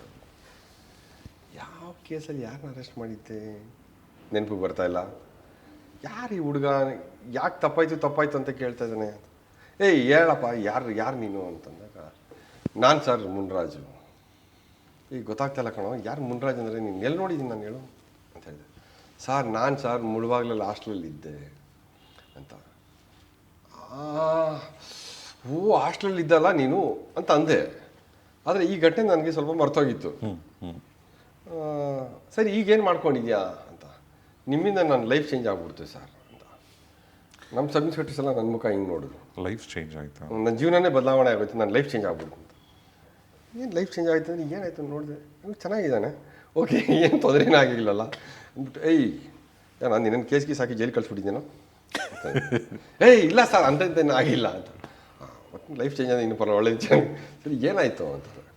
ಸರ್ ನಿಮ್ಗೆ ಮರ್ತೋಗಿರುತ್ತೆ, ನಾನು ಹಾಸ್ಟೆಲ್ ಅವ್ನು ಸರ್ ನನ್ನ ಮೇಲೆ ಒಂದು ಕಂಪ್ಲೇಂಟ್ ಬಂದಿತ್ತಲ್ಲ, ನೀನೇನೇನು ಅವನು ಆವಾಗ ಏನೋ ಇಷ್ಟ ಹತ್ರ ಹಿಂಗಾಗ್ಬಿಟ್ಟಿದೆ, ಮೀಸೆ ಎಲ್ಲ ಬಂದ್ಬಿಟ್ಟಿದೆ, ಚೆನ್ನಾಗಿದೆಯಲ್ಲ, ಒಲಿ ಬಿಡು ಮುರ ಚೆನ್ನಾಗಿದೆಯಲ್ಲ ಅಂತಂದೆ. ಸರ್ ನೀವು ಬಂದು ಅಲ್ಲಿ ಸ್ಟೇಷನ್ ಹತ್ರ ಕೂಗ್ಲಿಕ್ಕಿದ್ರಿ, ಬಂದು ಅವ್ನಿಗೆ ಹೊಡಿತೀನಿ ಒಯ್ದಾಕ್ಬಿಡ್ತೀನಿ ಅಂತ. ನನಗೆ ಬಂದಿದ್ದೆ, ಅವರು ಹುಡುಗರು ಬಂದು ಹೇಳಿದ್ರು, ಇವರು ಬತ್ತವನು ಸಮಿಸ್ಬಿಟ್ರು ನಿಂಗೆ ಇಕ್ತಾನೆ ಅಂತ. ನನಗೆ ದಿಗಿಲು ಬಿದ್ದುಬಿಟ್ಟು ಹೋಗಿದೆ ಅಲ್ಲಿ ಊರಲ್ಲಿ ಹೋಗಿ ಕಾಡಿಗೆ ಬಿದ್ದುಬಿಟ್ಟೆ. ರಾತ್ರಿ ಎಲ್ಲ ಕಾಡಲ್ಲೇ ಇದ್ದೆ, ಟೆನ್ಷನ್ ಆಗ್ಬಿಡ್ತು ನನಗೆ. ಮತ್ತು ಅವತಾರ ಅಂತಾರೆ ಕಡೆ, ಬೆಳಿಗ್ಗೆನೇ ಎದ್ದೋಗಿದೆ, ಮನೆ ಹತ್ರ ಬಟ್ಟೆಗಳೆಲ್ಲ ಎತ್ಕೊಂಡ್ಬಂದೆ. ನೀವು ಬೇರೆ ಹಾಸ್ಟ್ಲಿಗೆ ಬೇರೆ ಹುಡ್ಕೊಂಬಂದ್ಬಿಟ್ಟಿದ್ರಿ. ಮತ್ತೆ ಹುಡುಗರು ಬಂದು ಹೇಳಿದ್ರು, ನೀನು ಹುಡುಕ್ತಾನಪ್ಪ, ಹಾಸ್ಟ್ಲಿಗೆಲ್ಲ ಬಂದವನೇ ಸಬ್ ಇನ್ಸ್ಪೆಕ್ಟ್ರು, ನಿನಗೆ ಹಾಕೊಂಡು ಚೆನ್ನಾಗಿ ಒಯ್ತಾರಿರು, ಒಯ್ದಾಕ್ತಾರೆ ನಿನ್ನ ಗ್ಯಾರಂಟಿ ಅಂತಂದು ಅಂತ. ಆಮೇಲೆ ಏನಾಯಿತು ಅಂದೆ, ಸರ್ ನಿಮ್ಮ ದಿಗಿಲ್ಗೆ ನಿಮ್ಮ ಬೈಕ್ ಅಲ್ಲಿ ದಿಗಿಲು ಅಂತ ಯೂಸ್ ಮಾಡಿ, ನಿಮ್ಮ ಬೈಕೆ ನನಗೆ ಅಲ್ಲಿ ಊರಲ್ಲಿ ಇರಬೇಕು ಅಂತ ಅನಿಸಿಲ್ಲ. ನೆಕ್ಸ್ಟ್ ಡೇ ರಾತ್ರಿ ಆಗೋರ್ಗು ಮತ್ತೆ ಕಾಡಲ್ಲಿ ಇದ್ಬಿಟ್ಟು ರಾತ್ರಿ ಪಟ್ಟಂತ ಬಸ್ ಹತ್ಬಿಟ್ಟು ನ್ಯಾಷನಲ್ ಬೆಂಗಳೂರಿಗೆ ಬಿದ್ದುಬಿಟ್ಟೆ. ಆಮೇಲೆ ಏನಾಯಿತು, ಬೆಂಗಳೂರು ಬಂದ ಏನು ಮಾಡಬೇಕಂತ ಗೊತ್ತಾಗಿಲ್ಲ, ಹೊಟ್ಟೆ ಪಾಡಿಗೆ ಕೆಲಸಕ್ಕೆ ಸೇರ್ಕೋಬೇಕು ಅಂತ ಹೇಳ್ಬಿಟ್ಟು ರಾಯಲ್ ಆರ್ಕಿಡ್ ಅಂತ ಒಂದು ಹೋಟ್ಲಲ್ಲಿ ಅಲ್ಲಿ ಕ್ಲೀನಿಂಗ್ ಇದಕ್ಕೆ ಸೇರಿಕೊಂಡೆ. ಆಮೇಲೆ ಏನಾಯಿತು, ಈಗ ಅಲ್ಲೇ ಕೆಲಸ. ಇಲ್ಲ ಸರ್, ಅದಾದಮೇಲೆ ಅಲ್ಲಿ ನಾನು ಅಲ್ಲಿ ಕ್ಲೀನಿಂಗ್ ಕೆಲಸ ಮಾಡ್ತಾಯಿದ್ನ, ಅಲ್ಲಿ ನೋಡಿದೆ, ಅಲ್ಲಿ ಬೇಕ್ರಿ ಇತ್ತು. ಆ ಬೇಕ್ರಿಗೆ ಕೇಕು ಅದು ಇದೆಲ್ಲ ಮಾಡೋರು, ಅಲ್ಲೊಬ್ರು ಪರಿಚಯ ಆಯಿತು. ಆಮೇಲೆ ಅವ್ರನ್ನ ಇಟ್ಕೊಂಡು ನಾನು ಕೇಕು ಅದು ಇದು ಮಾಡೋದು ಕಲ್ತ್ಕೊಂಡೆ ಅಂತ. ಈಗ ಕೇಕೆಲ್ಲ ಮಾಡ್ತಾಯಿದ್ದೀನಿ ನೀನಂತ. ಹ್ಞೂ ಸರ್, ಆದರೆ ನಾನು ಬರೀ ಕೇಕ್ ಅಲ್ಲ, ಅಲ್ಲಿಂದ ಮುಂದಕ್ಕೆ ನನಗೆ ಆ ಕೇಕ್ ಮಾಡ್ತಾ ನಾನು ತುಂಬ ಚೆನ್ನಾಗಿ ಮಾಡೋಕ್ಕೆ ಶುರು ಮಾಡಿದೆ. ನನ್ನ ಮೇನ್ ಚೆಫ್ ಮಾಡಿದ್ರು. ನಾನು ಅಲ್ಲಿಂದ ಚೆನ್ನೈಗೆ ಹೊಟ್ಟೋದೆ. ಚೆನ್ನೈಯಲ್ಲಿ ಒಂದು ಸ್ಟಾರ್ ಹೋಟೆಲಲ್ಲಿ ಕೆಲಸ ಮಾಡಿದೆ. ಆಮೇಲೆ ಯಾವುದೋ ಲಿಂಕ್ ಸಿಕ್ತು, ಅಲ್ಲಿಂದ ನಾನು ಇದು ಪಾಸ್ಪೋರ್ಟ್ ವೀಸಾ ಮಾಡಿಸ್ಕೊಂಡು ಅಮೇರಿಕಾಗೆ ಹೊಟ್ಟೋದೆ. ಅಮೇರಿಕಾದಲ್ಲಿ ನಾನು ಮೇನ್ ಶೆಫ್ ಆಗಿ ಕೇಕಲ್ಲಿ ಅಲ್ಲಿ ಕೆಲಸ ಮಾಡ್ತಾಯಿದ್ದೀನಿ. ಸ್ಟಾರಿ ಚೇಂಜ್ ಆಗುತ್ತೆ. ಆಮೇಲೆ ನನ್ನ ಮನಸ್ಸಲ್ಲಿ ಒಂದಿತ್ತು, ಸರ್ ನಿಮಗೆ ಸಾರಿ ಹೇಳಬೇಕು ಸಾಹೇಬ್ರಿಗೆ, ನಮ್ಮನ್ನೆಲ್ಲ ಅಷ್ಟು ಚೆನ್ನಾಗಿ ನೋಡ್ಕೊಂಡಿದ್ರು, ತಪ್ಪು ಮಾಡಬಾರ್ದಿತ್ತು ಮಾಡ್ಬಿಟ್ಟೆ ಅಂತ ಅದೊಂದು ಕೊರಗಿತ್ತು. ಆದರೆ ನಿಮ್ಮ ವೀಡಿಯೋ ನೋಡಿದೆ ಫೇಸ್ಬುಕ್ಕಲ್ಲಿ, ಆ ವಿಡಿಯೋ ನೋಡ್ತಾ ಇದ್ದಂಗೆ ನನಗೆ ಒಂಥರ ಎಮೋಷ್ನಲ್ ಆಗಿ ಅಯ್ಯೋ ನಮ್ಮ ಸಾಹೇಬ್ರು ಅಂತ ಅನಿಸ್ಬಿಟ್ಟು ನಿಮ್ಮನ್ನು ಮೀಟ್ ಮಾಡಲೇಬೇಕು ಅಂತ ಅನ್ನಿಸ್ತು. ಸೊ ಈಗ ಅಮೇರಿಕಾಯಿಂದ ಆ ಕೋವಿಡ್ ಎಲ್ಲ ಆದಮೇಲೆ ಮತ್ತೆ ವಾಪಸ್ ಇಂಡಿಯಾಗೆ ಬಂದಿದ್ದೀನಿ. MG ರೋಡಲ್ಲಿರೋ ಒಂದು ಸ್ಟಾರ್ ಹೋಟ್ಲಲ್ಲಿ ನಾನು ಮೇಯ್ನ್ ಈ ಬೇಕ್ರಿ ಇದೆ, ಇದರಲ್ಲಿ ನನ್ನದೇ ಇನ್ಚಾರ್ಜು. ಒಳ್ಳೆ ಸಂಬಳ ಇದೆ, ಮದುವೆ ಆಗಿದ್ದೀನಿ, ಒಂದು ಮನೆ ಕಟ್ಟು ಬಾಡಿಗೆ ಕೊಟ್ಟಿದ್ದೀನಿ, ಮಕ್ಕಳನ್ನ ಚೆನ್ನಾಗಿ ಓದಿಸ್ತಾ ಇದ್ದೀನಿ, ಇರೋಕ್ಕೊಂದು ಸ್ವಂತ ಮನೆ ಇದೆ. ಅವತ್ತಿನ ದಿವಸ ನೀನು ನಾನು ಹುಡ್ಕೊಂಡು ಬಂದಿಲ್ಲ ಅಂದರೆ ಊರಲ್ಲೇ ಪೊರ್ಕಿ ಬಿದ್ದುಕೊಂಡು ಏನೂ ಕೆಲಸ ಇಲ್ದಿರ ಅಲಾಲ್ ಟೋಪಿಯಾಗಿ ಬದುಕ್ಬಿಡ್ತಾಯಿದ್ದೆ. ನಿಮ್ಮ ಬೈಕ್ ಅವತ್ತು ಓಡೋದನ್ನು ನನ್ನ ಲೈಫ್ ಹಿಂಗೆ ಚೇಂಜ್ ಆಗ್ಬಿಡ್ತು. ಇವತ್ತಿನ ದಿವಸ ಗೊತ್ತಿದ್ದೋ ಗೊತ್ತಿಲ್ದಿನೋ ನಿಮಗೆ ಗೊತ್ತಿಲ್ದಿರ ಆಗಿರೋಂಥ ಒಂದು ಕೆಲಸದಲ್ಲಿ ನನ್ನ ಜೀವನ ಇವತ್ತು ಚೆನ್ನಾಗಾಯಿತು. ಸೊಸೈಟಿನಲ್ಲಿ ತುಂಬ ಚೆನ್ನಾಗಿ ಬದುಕ್ತಾ ಇದ್ದೀನಿ ಆ್ಯಂಡ್ ಅಂಥೇಳಿ ದಯವಿಟ್ಟು ನನಗೆ ಕ್ಷಮಿಸಿ ಅಂತ ಇನ್ನೊಂದ್ಸಲ ಕಾಲು ಬಿದ್ದ. ನಾನು ಕ್ಷಮಿಸೋದಲ್ಲ ಕಣೋ, ನಿನ್ನ ಲೈಫ್ ಇಷ್ಟು ಚೆನ್ನಾಗಿ ನೀನು ಮಾಡ್ಕೊಂಡಿದ್ಯಾ, ಇಷ್ಟು ಅಚೀವ್ ಮಾಡಿದ್ಯಾ. ಬೆಂಗಳೂರಿಗೆ ಬಂದವರೆಲ್ಲ ಈ ಮಟ್ಟಕ್ಕೆ ಹೋಗಲಿಲ್ಲ. It is because of your own efforts and determination to achieve something ಅಂತೇಳಿ ನಿನ್ನ ಕಾಲಗೆಲ್ಲ ಬೀಳಬೇಕಾಗಿರೋದು ನನಗೆ ಹಗ್ ಕೊಡಬೇಕು ಅಂತೇಳಿ ಅವ್ನು ಹಗ್ ಮಾಡಿಕೊಂಡೆ. ಟೇಬಲ್ ಮೇಲೆ ಏನಿದ್ದು ತಂದಿರೋದು ಅಂದರೆ ನಾನೇ ನನ್ನ ಕೈಯಾರೆ ಕೇಕ್ ಮಾಡ್ಕೊಂಡು ಬಂದೆ, ನಿಮಗೆ ನಿಮ್ಮ ಸ್ಟಾಫ್ಗೆಲ್ಲ ಇದು ನೀವು ತಗೋಬೇಕು ಅಂತ ಹೇಳಿದ್ರು. That was such a touching moment. ಪೊಲೀಸಲ್ಲಿ ಎಷ್ಟೋ ಘಟನೆಗಳು ನಮಗೆ ಗೊತ್ತಿಲ್ದಿರಾಗಿರುತ್ತೆ. ಯಾರೋ ಒಬ್ಬ ಎಲ್ಲೋ ಒಂದು ಕಡೆ ಕಳ್ತನ ಮಾಡಬೇಕು ಅಂತ ಬಂದಿರ್ತಾನೆ. ಆ ಟೈಮ್ಗೆ ಯಾರೋ ಪೊಲೀಸವ್ರು ಬರ್ತಾರೆ. ಪೊಲೀಸ್ಗೂ ಗೊತ್ತಿರಲ್ಲ ಅವ್ನು ಕಳ್ಳ ಅಲ್ಲಿದ್ದಾನೆ ಅಂತ. ಇವರು ನೋಡಿ ಅವ್ನು ಓಡೋಗಿರ್ತಾನೆ. ಆದರೆ ಇದೆಲ್ಲೂ ರೆಕಾರ್ಡಿಗೆ ಬರಲ್ಲ. ಅಲ್ಲೊಂದು ಕಳ್ತನ ತಪ್ಪಿರುತ್ತೆ. ಯಾರೋ ಒಬ್ಬ ಹುಡುಗಿ ಹತ್ರ ಮೊಬೈಲ್ ಕಿತ್ಕೊಳಕ್ಕೆ ಬಂದಿರ್ತಾನೆ. ಯಾಕೆಂದ್ರೆ ನಾವು ಸಿಕ್ಕಾಕೊಂಡಾಗ ಹೇಳ್ತಾರೆ ಕೆಲವು ಸಲ, ಸರ್ ಅಲ್ಲಿ ಬಂದೆ ಅಷ್ಟೊತ್ತಿಗೆ ಇವ್ರು ಬಂದ್ಬಿಟ್ರೆ ನಾವು ವಾಪಸ್ ಹೊಟ್ಟೋದು ಇವ್ರು ಬಂದ್ಬಿಟ್ರೆ ಅಂತ. ಇನ್ನು ಕೆಲವರು ಯಾರನ್ನೋ ಮಾಡಬೇಕು ಅಂತ ಪ್ಲ್ಯಾನ್ ಮಾಡ್ಕೊಂಡು ಬಂದಿರ್ತಾರೆ. ಅಲ್ಲಿ ಪೊಲೀಸರು ನೋಡಿ ಬೇಡ ಅಂತ ವಾಪಸ್ ಹೊಟ್ಟೋಗ್ತಾರೆ. ಸೊ ಇದೆಲ್ಲೂ ರೆಕಾರ್ಡಿಗೆ ಬರಲ್ಲ. ಪೊಲೀಸ್ ಪ್ರೆಸೆನ್ಸ್ ಇದೆಯಲ್ಲ, that it self can protect. ಇವತ್ತಿನ ದಿವಸ ಟ್ರೂ, ಮನೆಗೆ ನವತಾಲ್ದೋ ಇನ್ನೊಂದು ಬೀಗ ಹಾಕ್ಕೊಂಡು ನಾವು ಹೋಗ್ತೀವಲ್ಲ, ಮನೇಲಿ ಇಟ್ಟಿರ್ತಕ್ಕಂಥ ಒಡವೆ ದುಡ್ಡು ಎಲ್ಲ ಸೇಫಾಗಿರುತ್ತೆ ಅಂತ. ರಾಜೇಶ್ ನೆನಪಿರಲಿ, ಆ ಬೀಗನ ಮನೆ ಕಾಯಲ್ಲ, ಬೀಗ ನೋಡಿಯೋದು ಎಷ್ಟೊತ್ತು. ಆದರೆ ಪೊಲೀಸ್ ಅನ್ನೋ ಒಂದು ವ್ಯವಸ್ಥೆ ಇದೆಯಲ್ಲ, ಇದು ಕಾಯುತ್ತೆ. ಸೊ ಈ ವ್ಯವಸ್ಥೆ ಇಲ್ಲ ಅಂದರೆ ಆ ಬೀಗಕ್ಕೇನು ಬೆಲೆ ಇಲ್ಲ. ಸೊ ಹಾಗಾಗಿ ಸಮಾಜದಲ್ಲಿ ಪೊಲೀಸ್ ಅಂತಕ್ಕಂಥ ಒಂದು ಉದ್ಯೋಗ ಪವಿತ್ರವಾದ ಉದ್ಯೋಗ. ಅದನ್ನು ಉದ್ಯೋಗ ಅಂತ ಭಾವಿಸ್ದಿರ ಅದೇ ಒಂದು ಜೀವನ ಶೈಲಿ ಅಂತ ಭಾವಿಸಿ ಅದನ್ನು ನಾವು ಕಟ್ಟುನಿಟ್ಟಾಗಿ ಏನಿದೆ ಆ ಕೆಲಸವನ್ನು ನಾವು ಮಾಡಿದ್ರೆ ಖಂಡಿತ ಈ ಸಮಾಜ ನಮ್ಮನ್ನು ಗೌರವಿಸುತ್ತೆ. ಈ ಸಮಾಜ ನಮ್ಮನ್ನು ದೊಡ್ಡ ಥರದಲ್ಲಿ ನೋಡುತ್ತೆ. ಈ ಸಮಾಜದಿಂದ ಗೌರವ ಪಡ್ಕೊಳೋದು ನಮ್ಮ ಕೈಯಲ್ಲೇ ಇದೆ, ಗೌರವನ ಕಳ್ಕೊಳೋದು ನಮ್ಮ ಕೈಯಲ್ಲೇ ಇದೆ. ಸೊ ಹಾಗಾಗಿ ಸಾಕಷ್ಟು ಜನ ತೆರೆಮರೆಯಲ್ಲಿ ಪೊಲೀಸ್ ಅಧಿಕಾರಿಗಳು ತುಂಬ ಉತ್ತಮ ಕೆಲಸಗಳು ಮಾಡ್ತಾ ಇದ್ದಾರೆ, ತುಂಬ ಚೆನ್ನಾಗೂ ಕೆಲಸ ಮಾಡ್ತಾರೆ. ಆದರೆ ಮಾಡೋಂಥ ಒಳ್ಳೆಯ ಕೆಲಸಗಳು ದಾಖಲೆಗೆ ಬರಲ್ಲ. ಸೊ ನೆಗೆಟಿವ್ಸ್ ಮಾತ್ರ ಬರುತ್ತೆ. ಸೊ ಇದ್ರ ಮುಖಾಂತರ ನಾನು ಕೇಳೋದು, ಯಾವುದಾದ್ರೂ ನಿಮ್ಗೆ ಯಾವುದಾದ್ರು ಒಬ್ಬ ಪೊಲೀಸ್ ಅಧಿಕಾರಿಯಿಂದ ಒಳ್ಳೇದಾಯಿತು ಅಂತಂದರೆ ದಯಮಾಡಿ ಅದನ್ನು ಒಂದು ಕಡೆ ಸೋಷಿಯಲ್ ಮೀಡಿಯಾದಲ್ಲಿ ಬರೀರಿ. ನಾವೆಲ್ಲರೂ ಒಳ್ಳೇದು ಬರೀತಾ ಇದ್ರು ಪೊಲೀಸ್ ಬಗ್ಗೆ, ಆ ಪೊಲೀಸ್ವರೆಗೂ ಅನ್ಸೋಕ್ಕೆ ಶುರು ಆಗುತ್ತೆ ನಮ್ಮ ಬಗ್ಗೆ ಇಷ್ಟೆಲ್ಲ ಒಳ್ಳೇದು ಹೇಳ್ತಾ ಇದ್ರೆ ನಾನು ಒಳ್ಳೆಯನಾಗಬೇಕು. ಅಪ್ಪಿತಪ್ಪಿ ಅವ್ನು ಸ್ವಲ್ಪ ತಪ್ಪು ಮಾಡೋಕ್ಕೋರು ಅವ್ನಿಗೆ ಒಂದು ತಿದ್ದುತ್ತೆ, ನನ್ನ ಬಗ್ಗೆ ಜನ ಇಷ್ಟು ವಿಶ್ವಾಸ ಇಟ್ಕೊಂಡಿದ್ರೆ I should be a good person ಅಂತ. ನೀವು ಕೆಟ್ಟವನು ಅಂತ ಮನೇಲಿ ಒಬ್ಬ ಮಗನಿಗೆ ಹೇಳ್ತಾ ಇದ್ರೆ ದಿನ, ನೀನು ಸರಿ ಇಲ್ಲ, ನೀನು ಲೋಫರು, ನೀನು ನಾಲಾಯಕು ಅಂದರೆ ಅವ್ನು ನಾಲಾಯಕ್ಕೆ ಆಗ್ಬಿಡ್ತಾನೆ. ನಿಮ್ಗಾಗೋ ಒಳ್ಳೆ ಘಟನೆಗಳನ್ನ ಒಳ್ಳೇದನ್ನ ಹೇಳ್ತಾ ಹೋದು. ಒಳ್ಳೆಯವ್ರು ತುಂಬ ಜನ ಇದ್ದಾರೆ. And undoubtedly police department, police ವ್ಯವಸ್ಥೆ ಸಮಾಜಕ್ಕಾಗಲಿ ಅವ್ರು ಮಾಡ್ತಿರ್ತಕ್ಕಂಥ ಸೇವೆ ಅನ್ಕಂಡೀಷ್ನಲ್ ಲವ್, ಅದು ಸರ್ವೀಸ್ ಜೊತೆಗೆ. ಯಾಕಂದರೆ ಅವರಿಲ್ಲ ಅಂದರೆ ವ್ಯವಸ್ಥೆಯಲ್ಲಿ ಎಷ್ಟು ಹೆಚ್ಚು ಕಮ್ಮಿ ಆಗುತ್ತೆ. ಆಗಲೇ ಹೇಳ್ದಂಗೆ ಹುಟ್ಟಿದಬ್ಬದಿಂದ ಹಿಡಿದು ಒಂದು ಹೊಸ ವರ್ಷದ ತನಕ ಎಲ್ಲರೂ ಒಂದು ಗೌರ್ಮೆಂಟ್ ಹಾಲಿಡೇ ದಿನ ಪ್ರತಿಯೊಬ್ಬರು ಹೊರಗಡೆ ಹಾಲಿಡೇ ಅಂತ ಹೋದರೆ ಪಾಪ ಪೊಲೀಸರು ಕೆಲಸ ಮಾಡ್ತಾರೆ. ಹಾಂ, ನೀವು ಹೇಳಿದ ಜ್ಞಾಪಕ ಬಂತು. ದಯವಿಟ್ಟು ಇನ್ಸ್ಟಾಗ್ರಾಮಲ್ಲಿ ಸ್ಟೇಟಸಲ್ಲಿ I am enjoying with my family in Goa, all our family members are here ಅಂತ ಫೋಟೋ ಹಾಕಬೇಡಿ. ಕಳ್ಳರಿಗೆ ಇನ್ವಿಟೇಷನ್ ಕೊಟ್ಟಂಗೆ. ಯಾಕೆಂದ್ರೆ ಹಿಂಗೆ ಯಾರೋ ಒಬ್ಬ ಹಾಕಿದ್ದ, ಮನೆ ಕಳ್ತನ ಆಯಿತು, ಕೊನೆಗೆ ಯಾರೋ ಅವ್ರ ಸಂಬಂಧಿಕರೇ ಇವ್ನು ಸ್ಟೇಟಸ್ ಹೋಗ್ಬಿಟ್ಟು ಮನೇಲಿ ಯಾರಿಲ್ಲ ಅಂತ ಅವ್ರಿಗೆ ದುಡ್ಡು ಬೇಕಾಗಿತ್ತು, ಇವ್ರ ಮನೇಲಿ ಹೊಡೆದು ಎತ್ಕೊಂಡದ. ಕೊನೆಗೆ ಪತ್ತೆ ಮಾಡೋಕ್ಕೆ ಭಾಳ ಕಷ್ಟರಾಗಿ ಸ್ಟೇಟಸ್ಗಳು ಹಾಕೋ ವಾಪಸ್ ಬಂದಮೇಲೆ ಐ ಎಂಜಾಯ್ಡ್ ಇನ್ ಗೋವಾ ಅಂತ ಹಾಕೊಳ್ಳಿ, ಐ ಆಮ್ ಇನ್ ಗೋವಾ ಅಂತ ಹಾಕ್ಬೇಡಿ. And it is always brother, ನಿಜವಾಗ್ಲೂ ನೀವು ಮಾಡ್ತಿರ್ತಕ್ಕಂಥ ಕೆಲಸ ನಾನು ಏನು ಹೇಳಿ, ಸಿಂಪಲಾಗಿ ಹೇಳಬೇಕು ಅಂದರೆ, ಈಗ ನನಗಿಂತ ಹೆಚ್ಚಾಗಿ ನೀವು ಸೇವೆ ಸಲ್ಲಿಸಿದಂಥ ಕ್ಷೇತ್ರದಲ್ಲಿ ಇರ್ತಕ್ಕಂಥ ಜನಗಳೇ ಹೆಚ್ಚು ಮಾತಾಡ್ತಾರೆ. ಆ್ಯಂಡ್ ನಿಮ್ಮ ಸೇವೆ ಹೀಗೆ ಮುಂದುವರಿಲಿ, ನಿಮ್ಮ ಕನಸೆಲ್ಲ ನನಸಾಗಲಿ. And wonderful talking to you. Thank you so much. ಇದೆಲ್ಲ ಒಂದು ಶಕ್ತಿ ನನಗೆ ಆ ಪೊಲೀಸ್ ಇಲಾಖೆ ಕೊಟ್ಟಿದೆ. ಯಾವತ್ತೂ ನಾನು ಆ ಇಲಾಖೆಗೆ ಚಿರಋಣಿಯಾಗಿರ್ತೀನಿ. ಮತ್ತು ನನ್ನ ಮೇಲಾಧಿಕಾರಿಗಳಿಗೆ ನನಗೆ ಕೊಟ್ಟಂತಹ ಮಾರ್ಗದರ್ಶನ ಮತ್ತು ಸಹಕಾರ, ಮತ್ತು ಸಾಮಾನ್ಯವಾಗಿ ಸೋಷಿಯಲ್ ಮೀಡಿಯಾದಲ್ಲಿ ನಾನು ಹೆಚ್ಚಿಗೆ ತೊಡಸ್ಕೊಳ್ಳೋಕೆ ಕಾರಣ ಹೊಂದಿರುತ್ತೆ. ಯಾಕೆಂದರೆ ಪೊಲೀಸ್ ಅವ್ರದ್ದು crime prevention and crime detection ಇವೆರಡೂ ನಮ್ಮ ಜವಾಬ್ದಾರಿ. ಸೊ ಡಿಟೆಕ್ಷನ್ ಎಷ್ಟು ಇಂಪಾರ್ಟೆಂಟು, ಒಂದು ಅಪರಾಧ ಆದಮೇಲೆ ಅಪರಾಧ ಆಗ್ದಂಗೆ ನೋಡ್ಕೊಳ್ತಕ್ಕಂಥದ್ದು, ಪ್ರಿವೆನ್ಷನ್ ಮಾಡ್ತಕ್ಕಂಥದ್ದು ಅಷ್ಟೇ ಇಂಪಾರ್ಟೆಂಟು. ಆ ಪ್ರಿವೆನ್ಷನಲ್ಲಿ ಒಂದು ಭಾಗವಾಗಿ ಅವೇರ್ನೆಸ್ನ ಕ್ರಿಯೇಟ್ ಮಾಡೋವಂಥದ್ದು, ಸತತವಾಗಿ ಸಾರ್ವಜನಿಕರಿಗೆ ಹೀಗಾಗ್ಬೋದು ಆಗುವಂಥ ಒಂದು ಎಚ್ಚರಿಕೆಯನ್ನು ಕೊಡ್ತಾ ಇದ್ದರೆ ಅವ್ರಿಗೆ ಆಗುವಂಥ ಒಂದು ಅಪರಾಧ ತಪ್ಪುತ್ತೆ. So prevention is always better than cure ಅಂತ. ಹಾಗಾಗಿ ನಾನು ಹೆಚ್ಚಿಗೆ ಸೋಷಿಯಲ್ ಮೀಡಿಯಾದಲ್ಲಿ ತೊಡಗಿಸ್ಕೊಂಡಿರ್ತೀನಿ. ಉದ್ದೇಶ ಇಷ್ಟೇ. ಸೊ ಹಾಗಾಗಿ ಸಾಕಷ್ಟು ಜನ ಸಹಕಾರ ಕೊಟ್ಟಿದ್ದೀರಾ. ಮುಂದೇನೂ ಇದೇ ಥರ ಸಹಕಾರ ತಮ್ಮಗಳಿಂದ ಸಿಗಲಿ. ಮತ್ತು ತಮ್ಮದು ತುಂಬ ಚೆನ್ನಾಗಿ ವ್ಯಕ್ತಿಗಳ ಮನದಾಳದ ಮಾತುಗಳನ್ನ ಹೆಕ್ಕಿ ಹೊರಗಡೆ ತರ್ತಾ ಇದ್ದೀರಾ. ಸೊ ಈ ನಿಮ್ಮ ಕಾಯಕ ಮುಂದುವರಿಲಿ. ಮತ್ತು ರೇಡಿಯೋ ಜಾಕಿಯಾಗಿ ನೀವು ಮಾಡಿರ್ತಕ್ಕಂತಹ ಸಾಧನೆ ಅಷ್ಟಿಷ್ಟಲ್ಲ, ಎಷ್ಟೋ ನೊಂದ ಮನಸ್ಸುಗಳಿಗೆ ಸಾಂತ್ವನ ಹೇಳುವಂಥದ್ದು, ಶಕ್ತಿ ತುಂಬುವಂಥದ್ದು, ಧೈರ್ಯ ಕೊಡುವಂಥದ್ದು, ಅದು ಆ ಸಂದರ್ಭದಲ್ಲಿ ತುಂಬ ಅವಶ್ಯಕತೆ ಇರುತ್ತೆ. ಅದು ತುಂಬ ಜನಕ್ಕೆ ಸಿಗ್ತಾ ಇಲ್ಲ. ಹಾಗಾಗಿನೇ ಮೆಂಟಲ್ ಹೆಲ್ತ್ ಇಶ್ಯೂಸ್ ಜಾಸ್ತಿ ಇದೆ. ಬಿಕಾಸ್ ಆಫ್ ದಟ್ ಇಶ್ಯೂಸ್ ಬೇರೆ ಬೇರೆ ಕ್ರೈಮ್ಸ್ ಆಗೋದು, ಸೂಸೈಡ್ ಆಗ್ಬೋದು, ಅಡಿಕ್ಷನ್ ಆಗ್ಬೋದು, ಮತ್ತೊಂದು ನಾರ್ಕೋಟಿಕ್ಸ್ ಆಗ್ಬೋದು ಆಗ್ತಾಯಿದೆ. ಸೊ ಇದನ್ನು ನಾವು ಮಾನಸಿಕ ಸ್ವಾಸ್ಥ್ಯವನ್ನು ಕಾಪಾಡೋಂಥ ಒಬ್ಬ ಡಾಕ್ಟ್ರಾಗಿ ನೀವು ಕೆಲಸ ಮಾಡ್ತಾ ಇದ್ದೀರಾ. ನಿಮ್ಮ ಈ ವರ್ಕ್ ಹೀಗೆ ಕಂಟಿನ್ಯೂಸ್ ಆಗಿ ಎಟರ್ನಲ್ ಆಗಿ ಮುಂದುವರಿಲಿ, ಸಮಾಜಕ್ಕೆ ನಿಮ್ಮ ಸೇವೆ ಸಿಗಲಿ. ಆ್ಯಂಡ್ ಸ್ವನಾಮಧೇಯಂ ಪ್ರಿಯಂ ಅಂತಾರೆ, ನಿಮ್ಮ ಹೆಸರು ರಾಜೇಶ್ ಅಂತ ಇರೋದ್ರಿಂದ ಇನ್ನು ಸ್ವಲ್ಪ ಲವ್ ಜಾಸ್ತಿನೇ ಇರುತ್ತೆ.